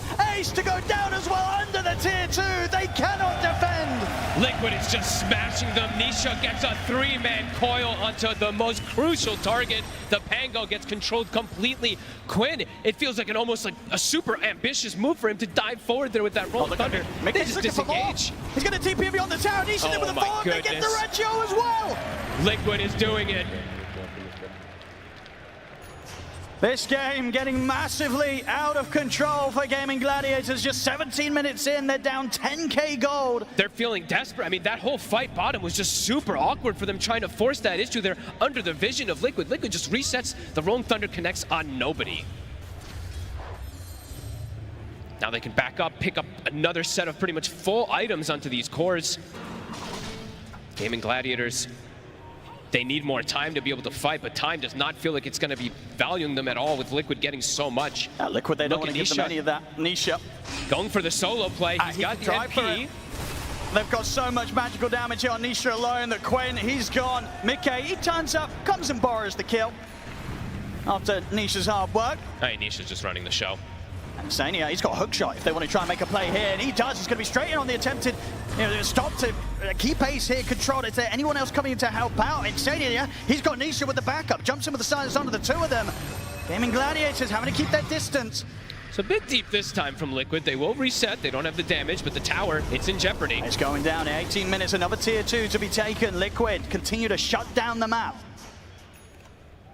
Any growth from gaming, it's just, when was the last time they actually got something going their way? It feels like a long distance memory just from the laning phase. They killed Mickey a couple times, but ever since Liquid just started grouping up and getting Nisha more involved with this Blink Dagger, there's just nothing Gaming can do to really fight back against all this team fight and control. Yeah, already 19 minutes in, it feels like the toughest game for Gaimin Gladiators to turn around so far this grand finals. It's starting to feel like head-on team fights are just absolutely impossible. They have to just try to stall this game out to get more growth. Tofu trying his best. I'm just trying to waste Liquid's time. The Birds looking to scout him out, but Tofu will be okay for now, but 33 still chasing He's still here. Looking, and he's gonna find him. Tofu. No escape from this. Leap still on cooldown for a few seconds. 33. He's going to be able to claim more money here, taking out another. It's desperation from Gaimin at this point. They don't have anywhere they can go. They're looking to stay around their Tormentor area, but they can't even look to go for that one there because Liquid could just look to pressure here off that. Roche soon on the menu here for Liquid too. 7 to 15. They feel like they have, what, now 80% control of the map or something. Look at where Gaming is attempting to find farm. They're farming one ancient camp and a hard camp and a medium, and that's kind of it at this point. And even around this area, they're unlikely really to be able to pull together a defense around these tier 2s. We saw them try to do so on the bottom lane. When this top lane push comes in, we'll see if they attempt to go for it again. I mean, Quinn's farm, it's just gone. He tried to make that first move with the blink, and if you don't get that first move that catches successfully with these Pangos, it can just be devastating. We see that net worth bottom of the cores. So many different ways to address this Pango. Even if they didn't have the BKB disable, they have the ways to just chain silence and getting that Rolling Thunder. Oh, Liquid. They're ready to keep the aggression going. Coming in with the smoke. Duracho showing himself on the wave. The Wisdom Rune and that Tormentor. Nisha. Gonna try and lead him with a Dream Call. Duracho's pretty deep under the tier 2. TP backup starting to come in. Liquid, they'll dive in with the burst, the Soul Assumption. Duracho's so low. Quinn, he'll roll in position, get the Rolling Thunder to try and escape. Liquid, they'll get turned upon it by the Rolling Thunder. Good connection on towards Mickey, but indeed Mickey's still got half HP to play with. The Terrorize comes out over to the side, catching on to Celery and onto Quinn. Celery, he'll jump out over towards Ace. He'll escape, but Quinn, he gets left behind. The Gleipnir comes out, stuck in position. Quinn's out of the game. They're 2 ahead, Owen. The auras that they've got on 33, this block plus this pipe, it just keeps Mickey alive. He also has 2200 HP on top of it. They've run out of damage already here on Gaimin.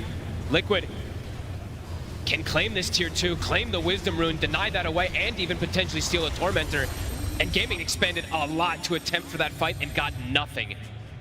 Yeah, they've got so many options, Liquid, on how they want to continue with this advantage. They'll opt to go for some pressure onto the tier 3s. And look at Nisha pushing the limits here. The Parasma, the damage putting on the Celery below half HP. This tower is dropping. Tofu Trying to leap in, trying to burst through some of the wave, but won't be able to stop the push. The tower falls. Ace also ready to try and come in with a deep push. Liquid, they'll respect it. They'll back off, wait at least for the next wave. We'll see if they stick around or want to back off for further objectives. Roshan would be available. Duracho's gone all aggressive. They're feeling desperate. He's got the Gleipnir done. Can they get any pickup? Nisha's already in. Gonna jump the backlines. He gets the side shot through. The three-man dream core comes through as well. Liquid, they'll push forward. They're happy to try and take this fight as they look straight over towards Duracho. Hook shot in from Insania. Rolling Thunder comes out from Quinn. They get the connection onto 33. 33 is incredibly low. They'll get him. They'll take him out with the power shot. Boxy still pushing in, is able to get the damage over towards Celery with the ultimate. Quinn, the Rolling Thunder comes to an end, but Gaimin Gladiators know they have to push on forward for this fight. They catch Boxy. Best fight they've had all game here. They push them back. They get 3. Can they catch Nisha? Doesn't look like it. They almost actually got Mika as well. Very close there. Duracho just relentlessly chasing in. Best opportunity they've had this game. Absolutely, and they were able to take the fight at a moment where they themselves secured the last hit on the Tormentor. They get themselves the shard. Oh, good eye on that. I actually did not see that. That's pretty huge there. That's why there's that big swing. It went from, what, 15,000 down to 12K because they get that extra bit of increase because of that Tormentor. Yeah, very impressive signs of life from Gaimin Gladiators considering the position they're in. We saw, Liquid, they got the Tormentor very low, and Nisha gets this good opening, jumping the backlines. They just weren't quite in position to burst and fully focus down one target this time round, Liquid, and that gave Gaimin Gladiators the chance to turn things. Quinn gets off an excellent Rolling Thunder, and Liquid, they're split side to side of the team fight. 90% of it is Quinn, right? We were saying he has to have the biggest impact possible with this Rolling Thunder. He did not get caught by that coil. If Nisha actually catches him there, could be a completely different scenario. Liquid still with a pretty massive lead, and Roche is still at their potential, so they were making the most aggressive play possible, trying to steal that Tormentor. Now they'll back up for the safer choice. And Gaimin Gladiators, they're going to need to do that a few more times to be able to hold on this one. And as you say, this next time is going to be into the Aegis push of Liquid. But look, it's interesting, the build, though. This is, it feels almost necessary for Duracho, but it's not something we've seen every single time on these Wind Rangers. They've been adapting to get earlier BKBs, but Duracho's just like, I don't think I can do that. I need the damage to be able to fight through Liquid's advantage at this point. So he's going for the small crit, maybe the BKB after, but can definitely understand why he just wants all damage.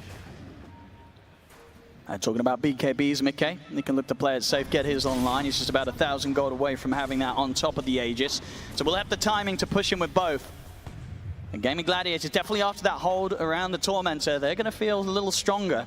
The question is, do they want to take further risks? And the answer is yes, they do. They want to look for the smoke into the Aegis timing, see if they can catch Liquid by surprise. That is exactly what it is. It's taking a risk, and it could be quite a big one if you do it outside the base here.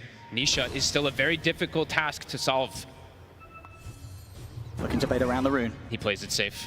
He's very wary. Quinn's still looking for opportunities around the mid, but Liquid, they know that this sort of move now at this point is likely as the waves remain undealt with. They know that Gaimin Gladiators are smoked up and looking to try and catch them. They just saw that power shot as well, too, so they know somebody was in the area here. Tofu puts down some vision. Gaimin. Final few seconds here at the smoke for Gaimin Gladiators. They've been hit by the scan. Liquid, they've got good information on whereabouts Gaimin Gladiators are. They know that Gladiators are outside of the base and looking to make a play. Insania is ready to start charging towards them. They get the setup, but it's only onto the one of them. They'll look towards Tofu. Quinn, he's able to get the freedom to get the Rolling Thunder off. The auras are out for Liquid. It's keeping Insania pretty tanky as Tofu. He'll get left behind. As you know, the leaps are there. He's actually able to jump away just in time. Boxy. The burst comes out over towards Boxy. The power shot for Duracho. Gaimin Gladiators, the first to claim a kill out of this team fight. Ace, he'll get trapped back by the cogs. The rest of Gaimin Gladiators, they will want to look to try and turn and help him out. Ace getting brought low by the harassment of the Familiars. Jump forward from Quinn, he's in with the burst, looking towards Insania. Ace still alive, finally falls. Double kill for Mickey. Nisha, he'll jump out with the orb. 33 is able to stay in on top of Celery. Nuke down the Marcy here with the Soul Assumption as Liquid. They'll still take the fight despite Gaimin Gladiators' willingness to try and tackle them. And now, immediately on with the push. Liquid, they're up to the top set of racks. Mickey and 33 able to claim those.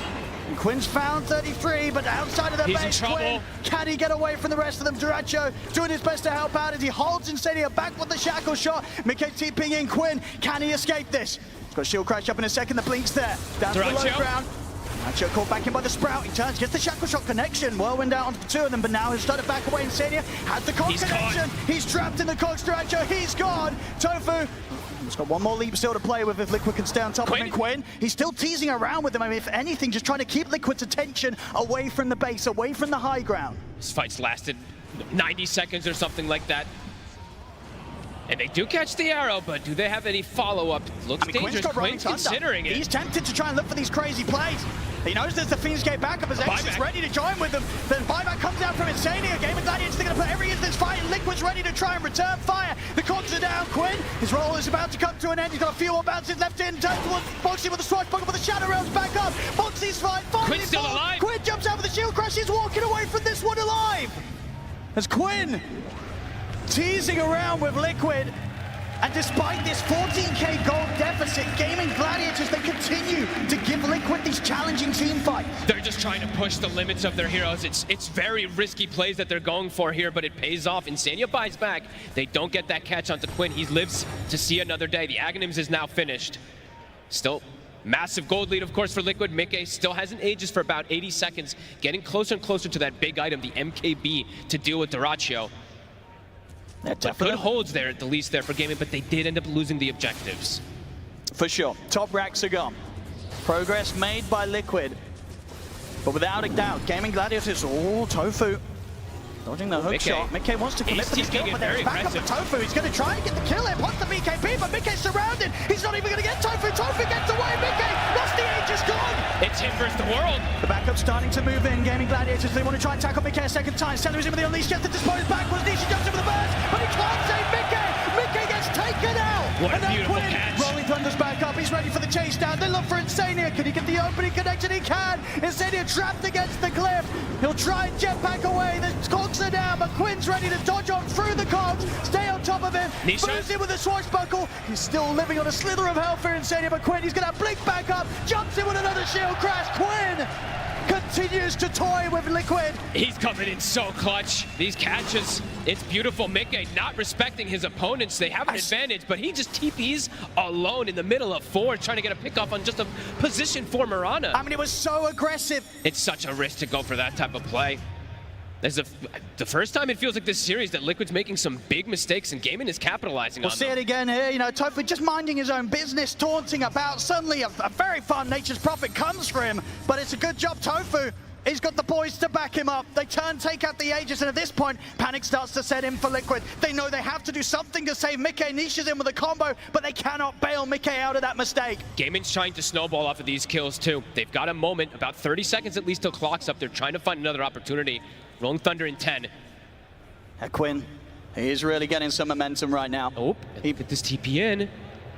Mickey. BKB up in 1 second. Oh no, BKB's back up, but they're completely on top of him. Liquid, can they bail him out of this time round? Coil on 4. Look at the coil onto the 4, but Quinn was all able, ready to get the roll up. Quinn, can he get the angle to go back in the field? We'll push back the rest of Quinn's teammates here. The Gaimin Gladiators, they've got the Aura's pop. Ace is ready to push on. They're ready to try and find some action from this one as the Firestorm pit. Drop down onto 33. Quinn comes in with a shield crash. They've separated 33 from the rest of the team. Insania comes in with his Dyrachyo's gone. on the side. And they've got Dyrachyo. Can they get more? Quinn, this time round, he's run out of options. They'll get him this time. Ace goes for the TPI. He'll make it away. Celery as well. But Liquid, they won't let Gaimin Gladiators get away with that one. They felt that they had the chance to punish Mickey again. This time round, they did not. And as you say, at the moment, the BKB came back off cooldown for Mickey. Literally last second. It was 1 second when they jumped him. It came up, he gets it off. He's able to reset a 4-man coil from Nisha. And 33, I actually don't even know how much damage he tanked in that fight because it felt like they were hitting him for it felt like 20-something seconds. And now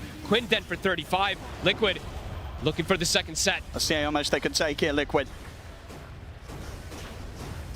Tier 3 in the mid. Everything dies so fast, these buildings. Double got a halberd done on 33. He's ready to put a stop to that physical damage output from any of Gaimin Gladiators' cores. The mid racks going down. Liquid, how much more do they want to stick around for? The full lineup of Gaimin Gladiators back in play. Liquid will respect that. Amp damage up top too. Nisha, he's going to want that one. 7-1 and 14 on this puck. The damage has been absolutely insane from him so far. And Mickey, he does have that big damage item now. On top of all the rest that he has to tank himself up, the MKB is finished. Gaimin have had some decent fightbacks climbing back into this game. It's getting harder and harder, it feels like, though. And they've never quite been able to slow down that progress that Liquid's been making throughout it all. It's just been growing and growing and growing. And it's not just that gold. The experience is also pretty darn high. Liquid just feeling very comfortable now in these upcoming moments. 2 Raxes to pressure. The lanes are always going to give all the information they need. And the scaling just continues to grow. And while for Gaimin, the scaling is mostly just still increasing on Duracho. Yes, he has these amplifies, but more and more answers coming out for him. Ooh, amplified damage and an arcane. And an Octarine that he just Nisha. purchased before. This next fight could get messy. And they just don't really have great control to hold this puck down by any means. Ace. They're going to try and get the jump on him outside of the base. Nisha starting to tease around. Got a hook shot. Not going to quite get the connection in. Now the backup comes in. Quinn in with Rolling Thunder by Ace. He's out of the game. We'll see if he considers the buyback. He has got it available. Quinn turning over towards Insanian out of the side. Ace holding back on the buyback for now. So Fu. With big tops to the side. Nisha is back in with a 3-man wave with the solo. Duracho's been caught in the sprout. He's gone. They get Duracho. They get Quinn. The buyback they have to come out now as Liquid are onto the tier 4s. 3 buybacks. I'll push Liquid back for now. Nisha resetting. The triple core buyback. Liquid know if they can take out any of these cores once more, they may have just done it here. They're just getting poked and prodded. They can't even walk up to harass anyone. 33 is taking literally no damage, it feels like. They get the jump in. Celery trying to open up with the Unleash. Nisha's in with a 2-man silence. Push back. There's the jump as well. The coil is on to the 3 of them. Quinn caught in the sprout. Will be able to break out. Nisha getting beaten up pretty hard by the Unleash. Boxy toying around with a terrorized threat. 33, again, so tanky. They'll toss back in with the Dispose, but again, they're fully focusing him with the Terrorize. It's out onto the 4 of them. Boxy gets the setup. Celery's out. Another buyback has to come into play. Nisha, 4-man waiting rip. The 4-man start comes out. The curse grab. Boxy toying with them all. They'll still manage to scramble their way back to the fountain, though, Gaimin Gladiators. But this time, Ace, he's out for 70. Slide forward from Celery. They get the stun opening onto Ascension 33, but they don't have the follow-up damage to get the kills. The buildings are being focused. Liquid looking to claim the Mega Creep. Rolling for Quinn. We get the angle to 33. Nisha, he's going to be able to kill them outside of the fountain. They're running out of buybacks, Gaimin Gladiators. Liquid, they'll get the final rags. 33, he'll fall though. He'll immediately buy back as the Mega Creeps are out. Liquid, they want to keep this push going. Gaimin Gladiators, it's just 3 against the world now. The tier 4's going down. Liquid, have they done it here? The coil onto the 2 of them as Liquid are getting the space to focus down the ancient. Jump forward towards Nisha, but the auras are out. Down goes Duracho. He's out. Liquid are doing it. To the ancient. Liquid are absolutely doing it. GG is cold. Team Liquid. Unbelievable. How many series was it in best of 5 that they could not bring it to Gaimin Gladiators? But when it mattered at TI this time around, they've done it in a spectacular fashion.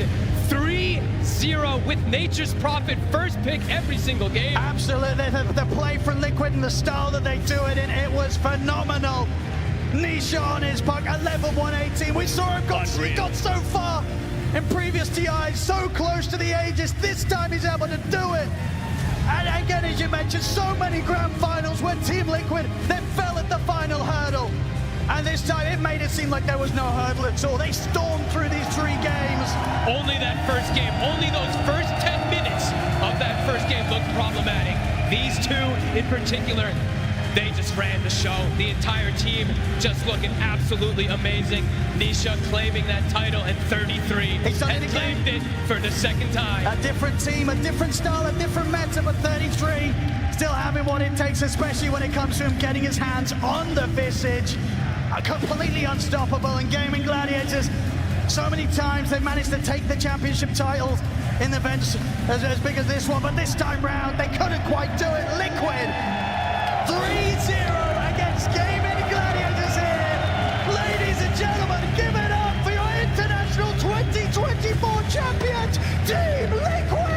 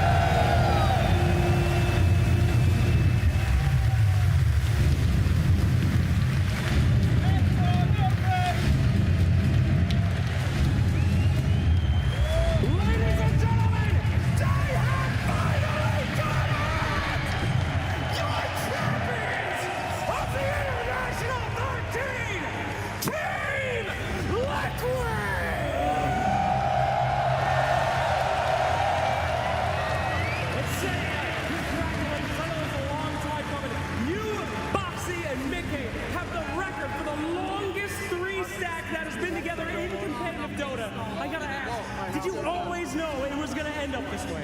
I think knowing is more certainty than I had, but I always believed we could get it. Yeah. Absolutely. Personal, but between you and me, the first time I saw you at TI, I always knew that this would come. Do you feel like it has come fast enough for you, or have you had to work for it? Is this when you have deserved it the most? How do you feel? You feel like you are one of the best players in the world!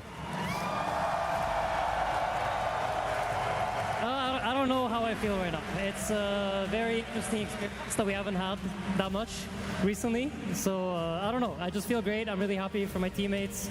I'm really thankful to all of them, and you know, all the normal stuff. Family, friends, everyone who supported us, helped us get here. Thank you guys so much. All the people in the arena cheering. It means a lot. It gives us the energy. Thank you so much.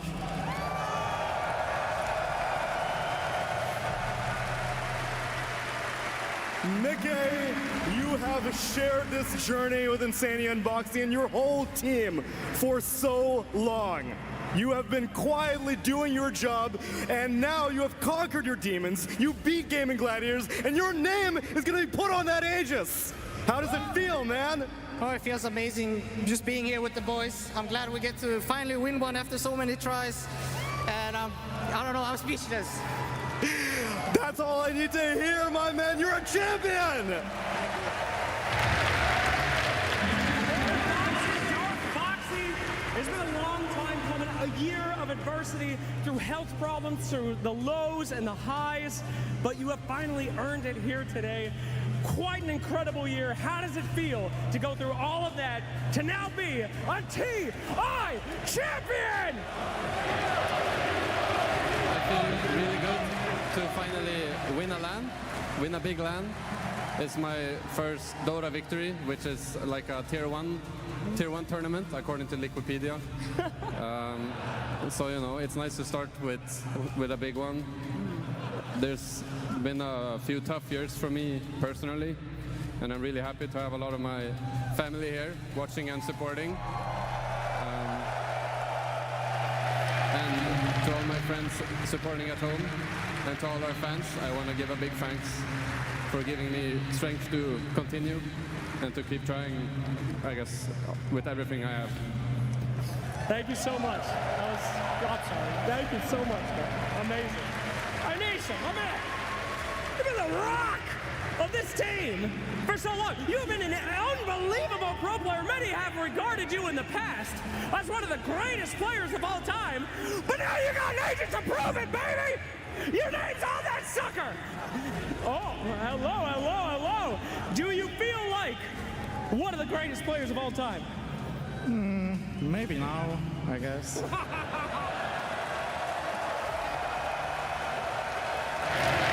Well, you better start believing in it, baby, because you are one! Give it up one more time for this rock who never died on puck this entire tournament! Any words out there to all those fans? Yeah, I love you all. Thanks for being here, and I hope you enjoyed the games. And I love my team as well. Fantastic. Thank you so much, my friend. And now 33. You are no stranger to this moment, as you are now the only man in history to win the TI 2 times with 2 completely different rosters. You have had a lot of TI appearances. This is your 6th one. And I know that you always thought that you were the best, but how does it feel to have it be confirmed? Those are your words, not mine. But no, it feels amazing, and I'm really happy that we did it. I'm just very happy. Tell me, does it ever get old winning TI, or does this feel just like the first time?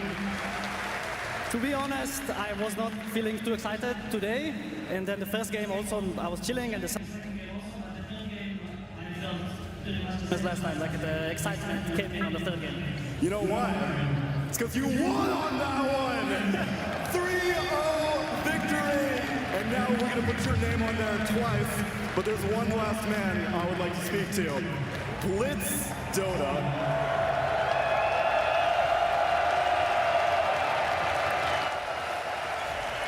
I have watched your journey through many, many different rosters, and I noticed that every single time you treat it like a family. This is as much a victory for you as it is for them. You sacrifice yourself for your team. And now it's codified, my man. You are a champion. I mean, I didn't really sacrifice anything. I feel like they took a chance on a guy who's never coached a winning team before. We had so many losses. We had 5 years without winning anything. We could have disbanded like 20 different times like people told us to. We didn't make a TI and Liquid still kept us on. I didn't do anything here. I'm just so glad that people like Zai, Nisha, Matsu, they took a chance on us and they were willing to play with us. And I'm so glad that I didn't ruin Nisha's career.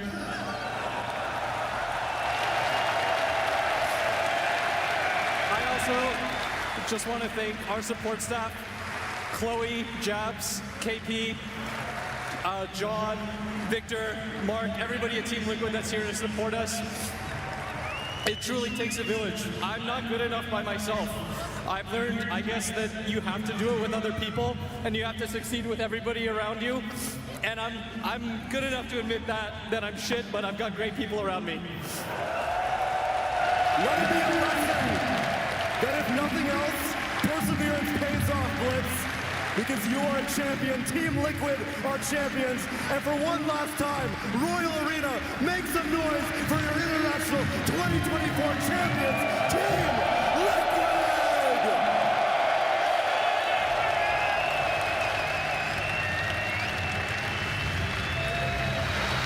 What an incredible emotional note from Coach Blitz to end on there. Congratulations to your 2024 international champions in Team Liquid. And they prove that consistency pays off, getting second place so many times. Effie, it doesn't matter if you get that W in the end. I mean, you heard it from Blitz. It takes a village, and the village is on that stage right now with all of them. I mean, what a hero's journey from Team Liquid. What an emotional journey. It was, watching that, just you can really feel how much this means to all of them. I mean, they've all had to go through so much personal adversity. They all have an incredible story here. I mean, Mickey from switching to mid to carry to becoming one of the best carries in the world. Nisha to finally winning a TI after looking so dominant on that iteration of Secret. 33 winning TI twice with 2 different teams with his style of play. Boxy, after all of his personal issues, who's here. And Insania, finally. I mean, after his experience a few TIs ago on that main stage, to be able to still be confident, to be able to still lead his team, to be part of something, it was amazing too. I mean, this is what TI is about. It's the years of pursuit to get to the final tournament, to finally get yourself to the Aegis. Like, every single player, their dream is to get to this position, to be able to lift it, to put your name in history. The prestige, everything. It comes down to the best tournament of the year, and the moments on Liquid, like, you can see the emotions. They've worked time and time again for multiple years. 4 years for the core of Liquid, 5 years for Nisha, and 6, of course, for 33. But they got there. They get themselves in the Aegis, and this is everything. They will go down as the most successful team in the history of TIs because they did not drop a single game when it comes down to playing from the upper bracket. Clean 2-0s, clean 3-0 in the grand finals. I've been following Nisha's career ever since he started to play professional Dota, ever since he joined Alternate Attacks when he was 15 years old. This guy is only 23 years old right now, will turn 24. This guy is a beast. Always believed in him, and this is the crown championship that he needed to take to cement himself, to be immortalized in the game. Yeah, without a shadow of a doubt, easily one of the best in history. Easily. I remember just an interview from Boxy just about a year ago at the Bali Major. In an interview, he said, well, if we can't get this trophy, if we can't win this time, then when? Then right now, T. And that's the thing, Liquid, they showed us that Dota, it's not about trying to get the best result, it's about trying to get, the teamwork, the friendship, it's like the journey along the way in which Blitz spoke about how multiple years of not getting the results, but they believed in each other. And you have to believe in your team. That's the whole point of Dota. The only way you win in Dota is to believe in your teammates. When you're losing a game, you don't call GG, you don't give up, you keep trying. And Liquid, over multiple years, had that ethos, and that's the only reason they're standing here today, holding their Aegis and winning it. After also not beating Gaming, but finally they did. And finally they did here, I mean, it looked like for so long that Team Liquid was just always 1 centimeter away from greatness. They kept losing to Gaimin over and over. 5 grand finals over 2 years versus Gaimin Gladiators. Only 1 grand finals versus Gaimin Gladiators at TI. And you know what they do? They crush them in a 3-0 manner. They absolutely destroy them. And that just makes everything worth it. The whole journey, every grand finals loss, this is the one that counts, Chiefs. A lot of young Dota fans that I see wearing Team Liquid. It's the academy team. Yeah, this is the next generation of Dota players. We might be looking at the next TI winners as well right now on the stage, beside these 5 great players, coaches, and the staff from Team Liquid. Oh, what a phenomenal sight, I can say that. We heard that 33 is the first player to get a repeat title with a completely different team. Well, guess what? Team Liquid, the organization, is the first organization to get an Aegis with a completely different team. I mean, it's incredible, and it really just boils down to, you know, the mindset and how you want to approach it, and clearly, you know, just trust. You need to have trust, and Liquid have demonstrated that, and, you know, other teams looking at it, you know, when OG won some TIs, people looked at how OG did, they copy-pasted, and then they move on. They're going to have to look at Liquid and go, how is Liquid able to create these moments? And we're going to see a shift in kind of the trajectory for teams in the future, for sure. Yeah, we are going to see a shift. We've seen shifts before. Every TI victory has had an impact on the scene afterwards. We've seen a lot of new players after Team Spirit's first victory, as there were a lot of first-timers in there.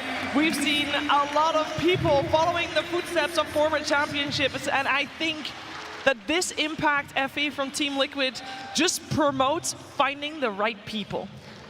It really does. It's just about connection. It's about how you as people can create a product that not just wins, but shows that you can win through friendship, through resilience, through effort. And this is just the triumph of Spirit here. They've lost so many times to get up after losing so many times. And to be standing here right now as the best team in the world, we can't even emphasize how great it's been for them. It's just unbelievable. It is unbelievable, but we better believe it. Team Liquid, your TI 2024 champions, they will be having their name on that Aegis. They will be going down in history as the most successful team at an international to never drop a game in playoffs. It is unheard of. It is unprecedented. And I do think that we're going to remember Blitz's speech for a little while as well. I mean, we're still recovering from it emotionally on the panel. I mean, you can hear it in our voices, but it's like you said, Chiefs, they are the most dominant team at a TI. They did not drop a single game. From all of those losses to not losing a single game to being the best by far. I mean, if you watch them at this tournament, you can say with confidence, you can say with confidence that every single player on this team played their best Dota. Every one of these players contributed to these wins. It wasn't, oh, one player carried, one player played exceptionally well. I just saw 10 out of 10 Dota from everyone. Yeah. I really did as well. Of course, if you want to hear more about the controversy, there are a lot of sources online. There's documentaries on Boxy in particular, even on his struggles that he suffered through. But overall, this whole team coming together at exactly the right time and believing in each other, that is the lesson, Lacoste, that we'll take away from this international. Yeah, never give up, pretty much. This is the motto of this team. Dota is a team game after all, and ever since this team has been formed, I feel like they're a big family, you know, one big organization, that they have everything. They show it to the world that they are the best today. As we can see, like, there's a billion interviews out there. Every single time I watch them play, I listen to them. These are the guys that should be your Dota 2 role models. They are our Dota 2 role models, and they will get a well-deserved break, of course, after this as well. It has been a long road to get to this point. A lot of matches to get to this point. Maybe not as many as there could have been if they went through the lower bracket, but this is the way that Team Liquid plays. It is all in, and it is, in this case, all upper bracket. I believe Team Liquid TGov now has done it both ways with their first Team Liquid roster going through the lower bracket. And this one, upper bracket. I mean, how do you top this, though? The fact that you don't drop a single game in playoffs, you're in 3 of the grand finals as well. Like, how does a team ever get close to this type of dominance out of TI? Like, what, you have to never drop a game in groups? You've got to never die in a game in the playoffs as well? Like, it's like near impossible. And again, look at the entire support network of this team as they've moved throughout multiple tournaments throughout the year to get to this position, to learn so much. And incredible, truly incredible. Yeah, and it is easy to see these players and these coaches and the manager and think of the year they've had.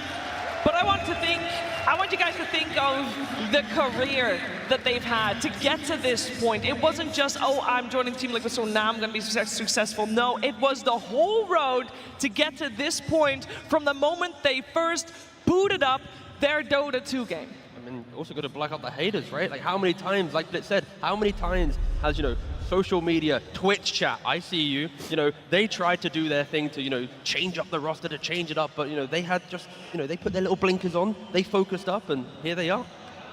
You're wrong, Twitch chat, sorry. Deep breaths, guys, deep breaths. It's been a long road. It has been 2 weeks of amazing Dota 2, top-tier teams in the world here in Copenhagen going against each other. And it is time to get some final thoughts out from my panel as, this has been an emotional one, the cost. Oh, absolutely. Like, we've seen some great stories. We've seen Synderen, we've seen proposals, we've seen Team Liquid, you know, after losing so many times, now finally lifting the Aegis. You know, cinema, absolute cinema coming out from them, and we got to give them the hands down, because this team definitely deserved it here. They really did. I mean, what a beautiful crowd, what beautiful stories. It was emotional, like Lacoste said, but just being a part of it, being involved in this capacity, and just hearing the energy from the arena every day, hearing their unwavering support for the players and the teams that they loved. It's just a reminder that we are the best gaming community. This game has been around for so long, and it's TI. This is just TI vibes to you. I mean, it's the International. It's the best tournament of the year. You know, the players, they love it. The fans, they love it. The crowd, they love it. The aura, everything. It is the best tournament without a shadow of a doubt. And I look forward to, you know, the stories for future years to come. I also look forward to the stories from future years to come. We've seen that Aegis. We can all do the math. There were 7 empty spots on the back in the new ring that was placed with the victory of Team Spirit last year being the first one there. So, you know, we got a couple years ahead to fill them up for sure, but Team Liquid, they have immortalized themselves as the team to be on that ring, on the back of that Aegis. We're not left empty-handed. We know that with Crownfall Act 4, we'll get, first of all, to play Crownfall Act 4, which I'm incredibly excited about. We get Kez, a samurai assassin, bird assassin. I don't know if it's a samurai. Bird samurai? Bird samurai. That's what we're going for. But that's all we have for now. I don't know when Act 4 comes. I hope it's very soon. What I do know is that we are going to say goodbye to you for this evening. Thank you so much for joining us from all around the world. Royal Arena, you've been amazing. Team Liquid, congratulations once more on an amazing and fantastic title.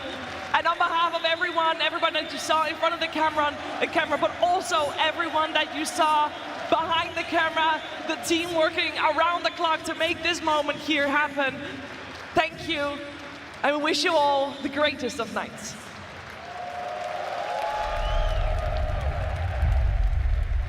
Ladies and gentlemen, and everybody here in the Royal Arena, please make some noise as we'll open it in style.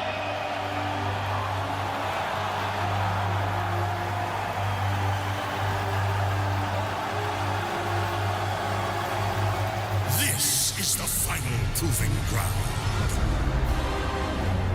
This is the Grand Colosseum, where legends forge undying names. The battle begins.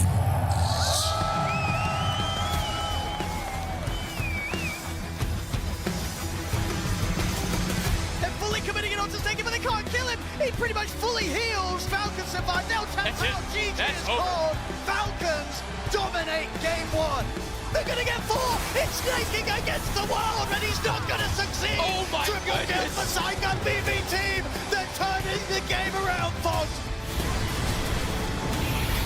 DY starting to fall. Ame there too. Hitting away. Time zone finally gets dropped. It's on to 23 Savage. He doesn't have any way to go either. XG, they're gonna win the game. It all comes down to this. Can they get Watson? They've got him. Watson dead. One fight is all it takes. Liquid will take the 2-0. He's got an Aegis. He's got some time walks. He's gonna have to make some smooth moves to get out of this one. His first life is already forfeit. Ame sitting up in the back, jumps through the trees. A Wukong's command, dead center is Pure, and he's already been hit by some stuns. They are all in to kill the low drone, but Pure got his BKB up. Muerta's gone. Ace does not have what it takes to take down the rest of Liquid. They are way too strong, and they fought out for this fight. Team Liquid closing this one out. GG. Falcons, they do not have enough left in the tank. GG is called. Tundra, eliminate Falcons.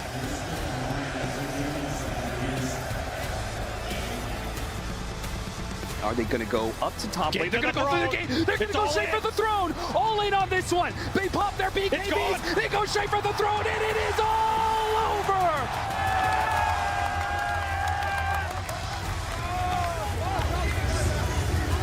Liquid, they're onto the edges. Gaimin Gladiators have got anything to stop this. They do not. GG's going to be called. Liquid take game 2.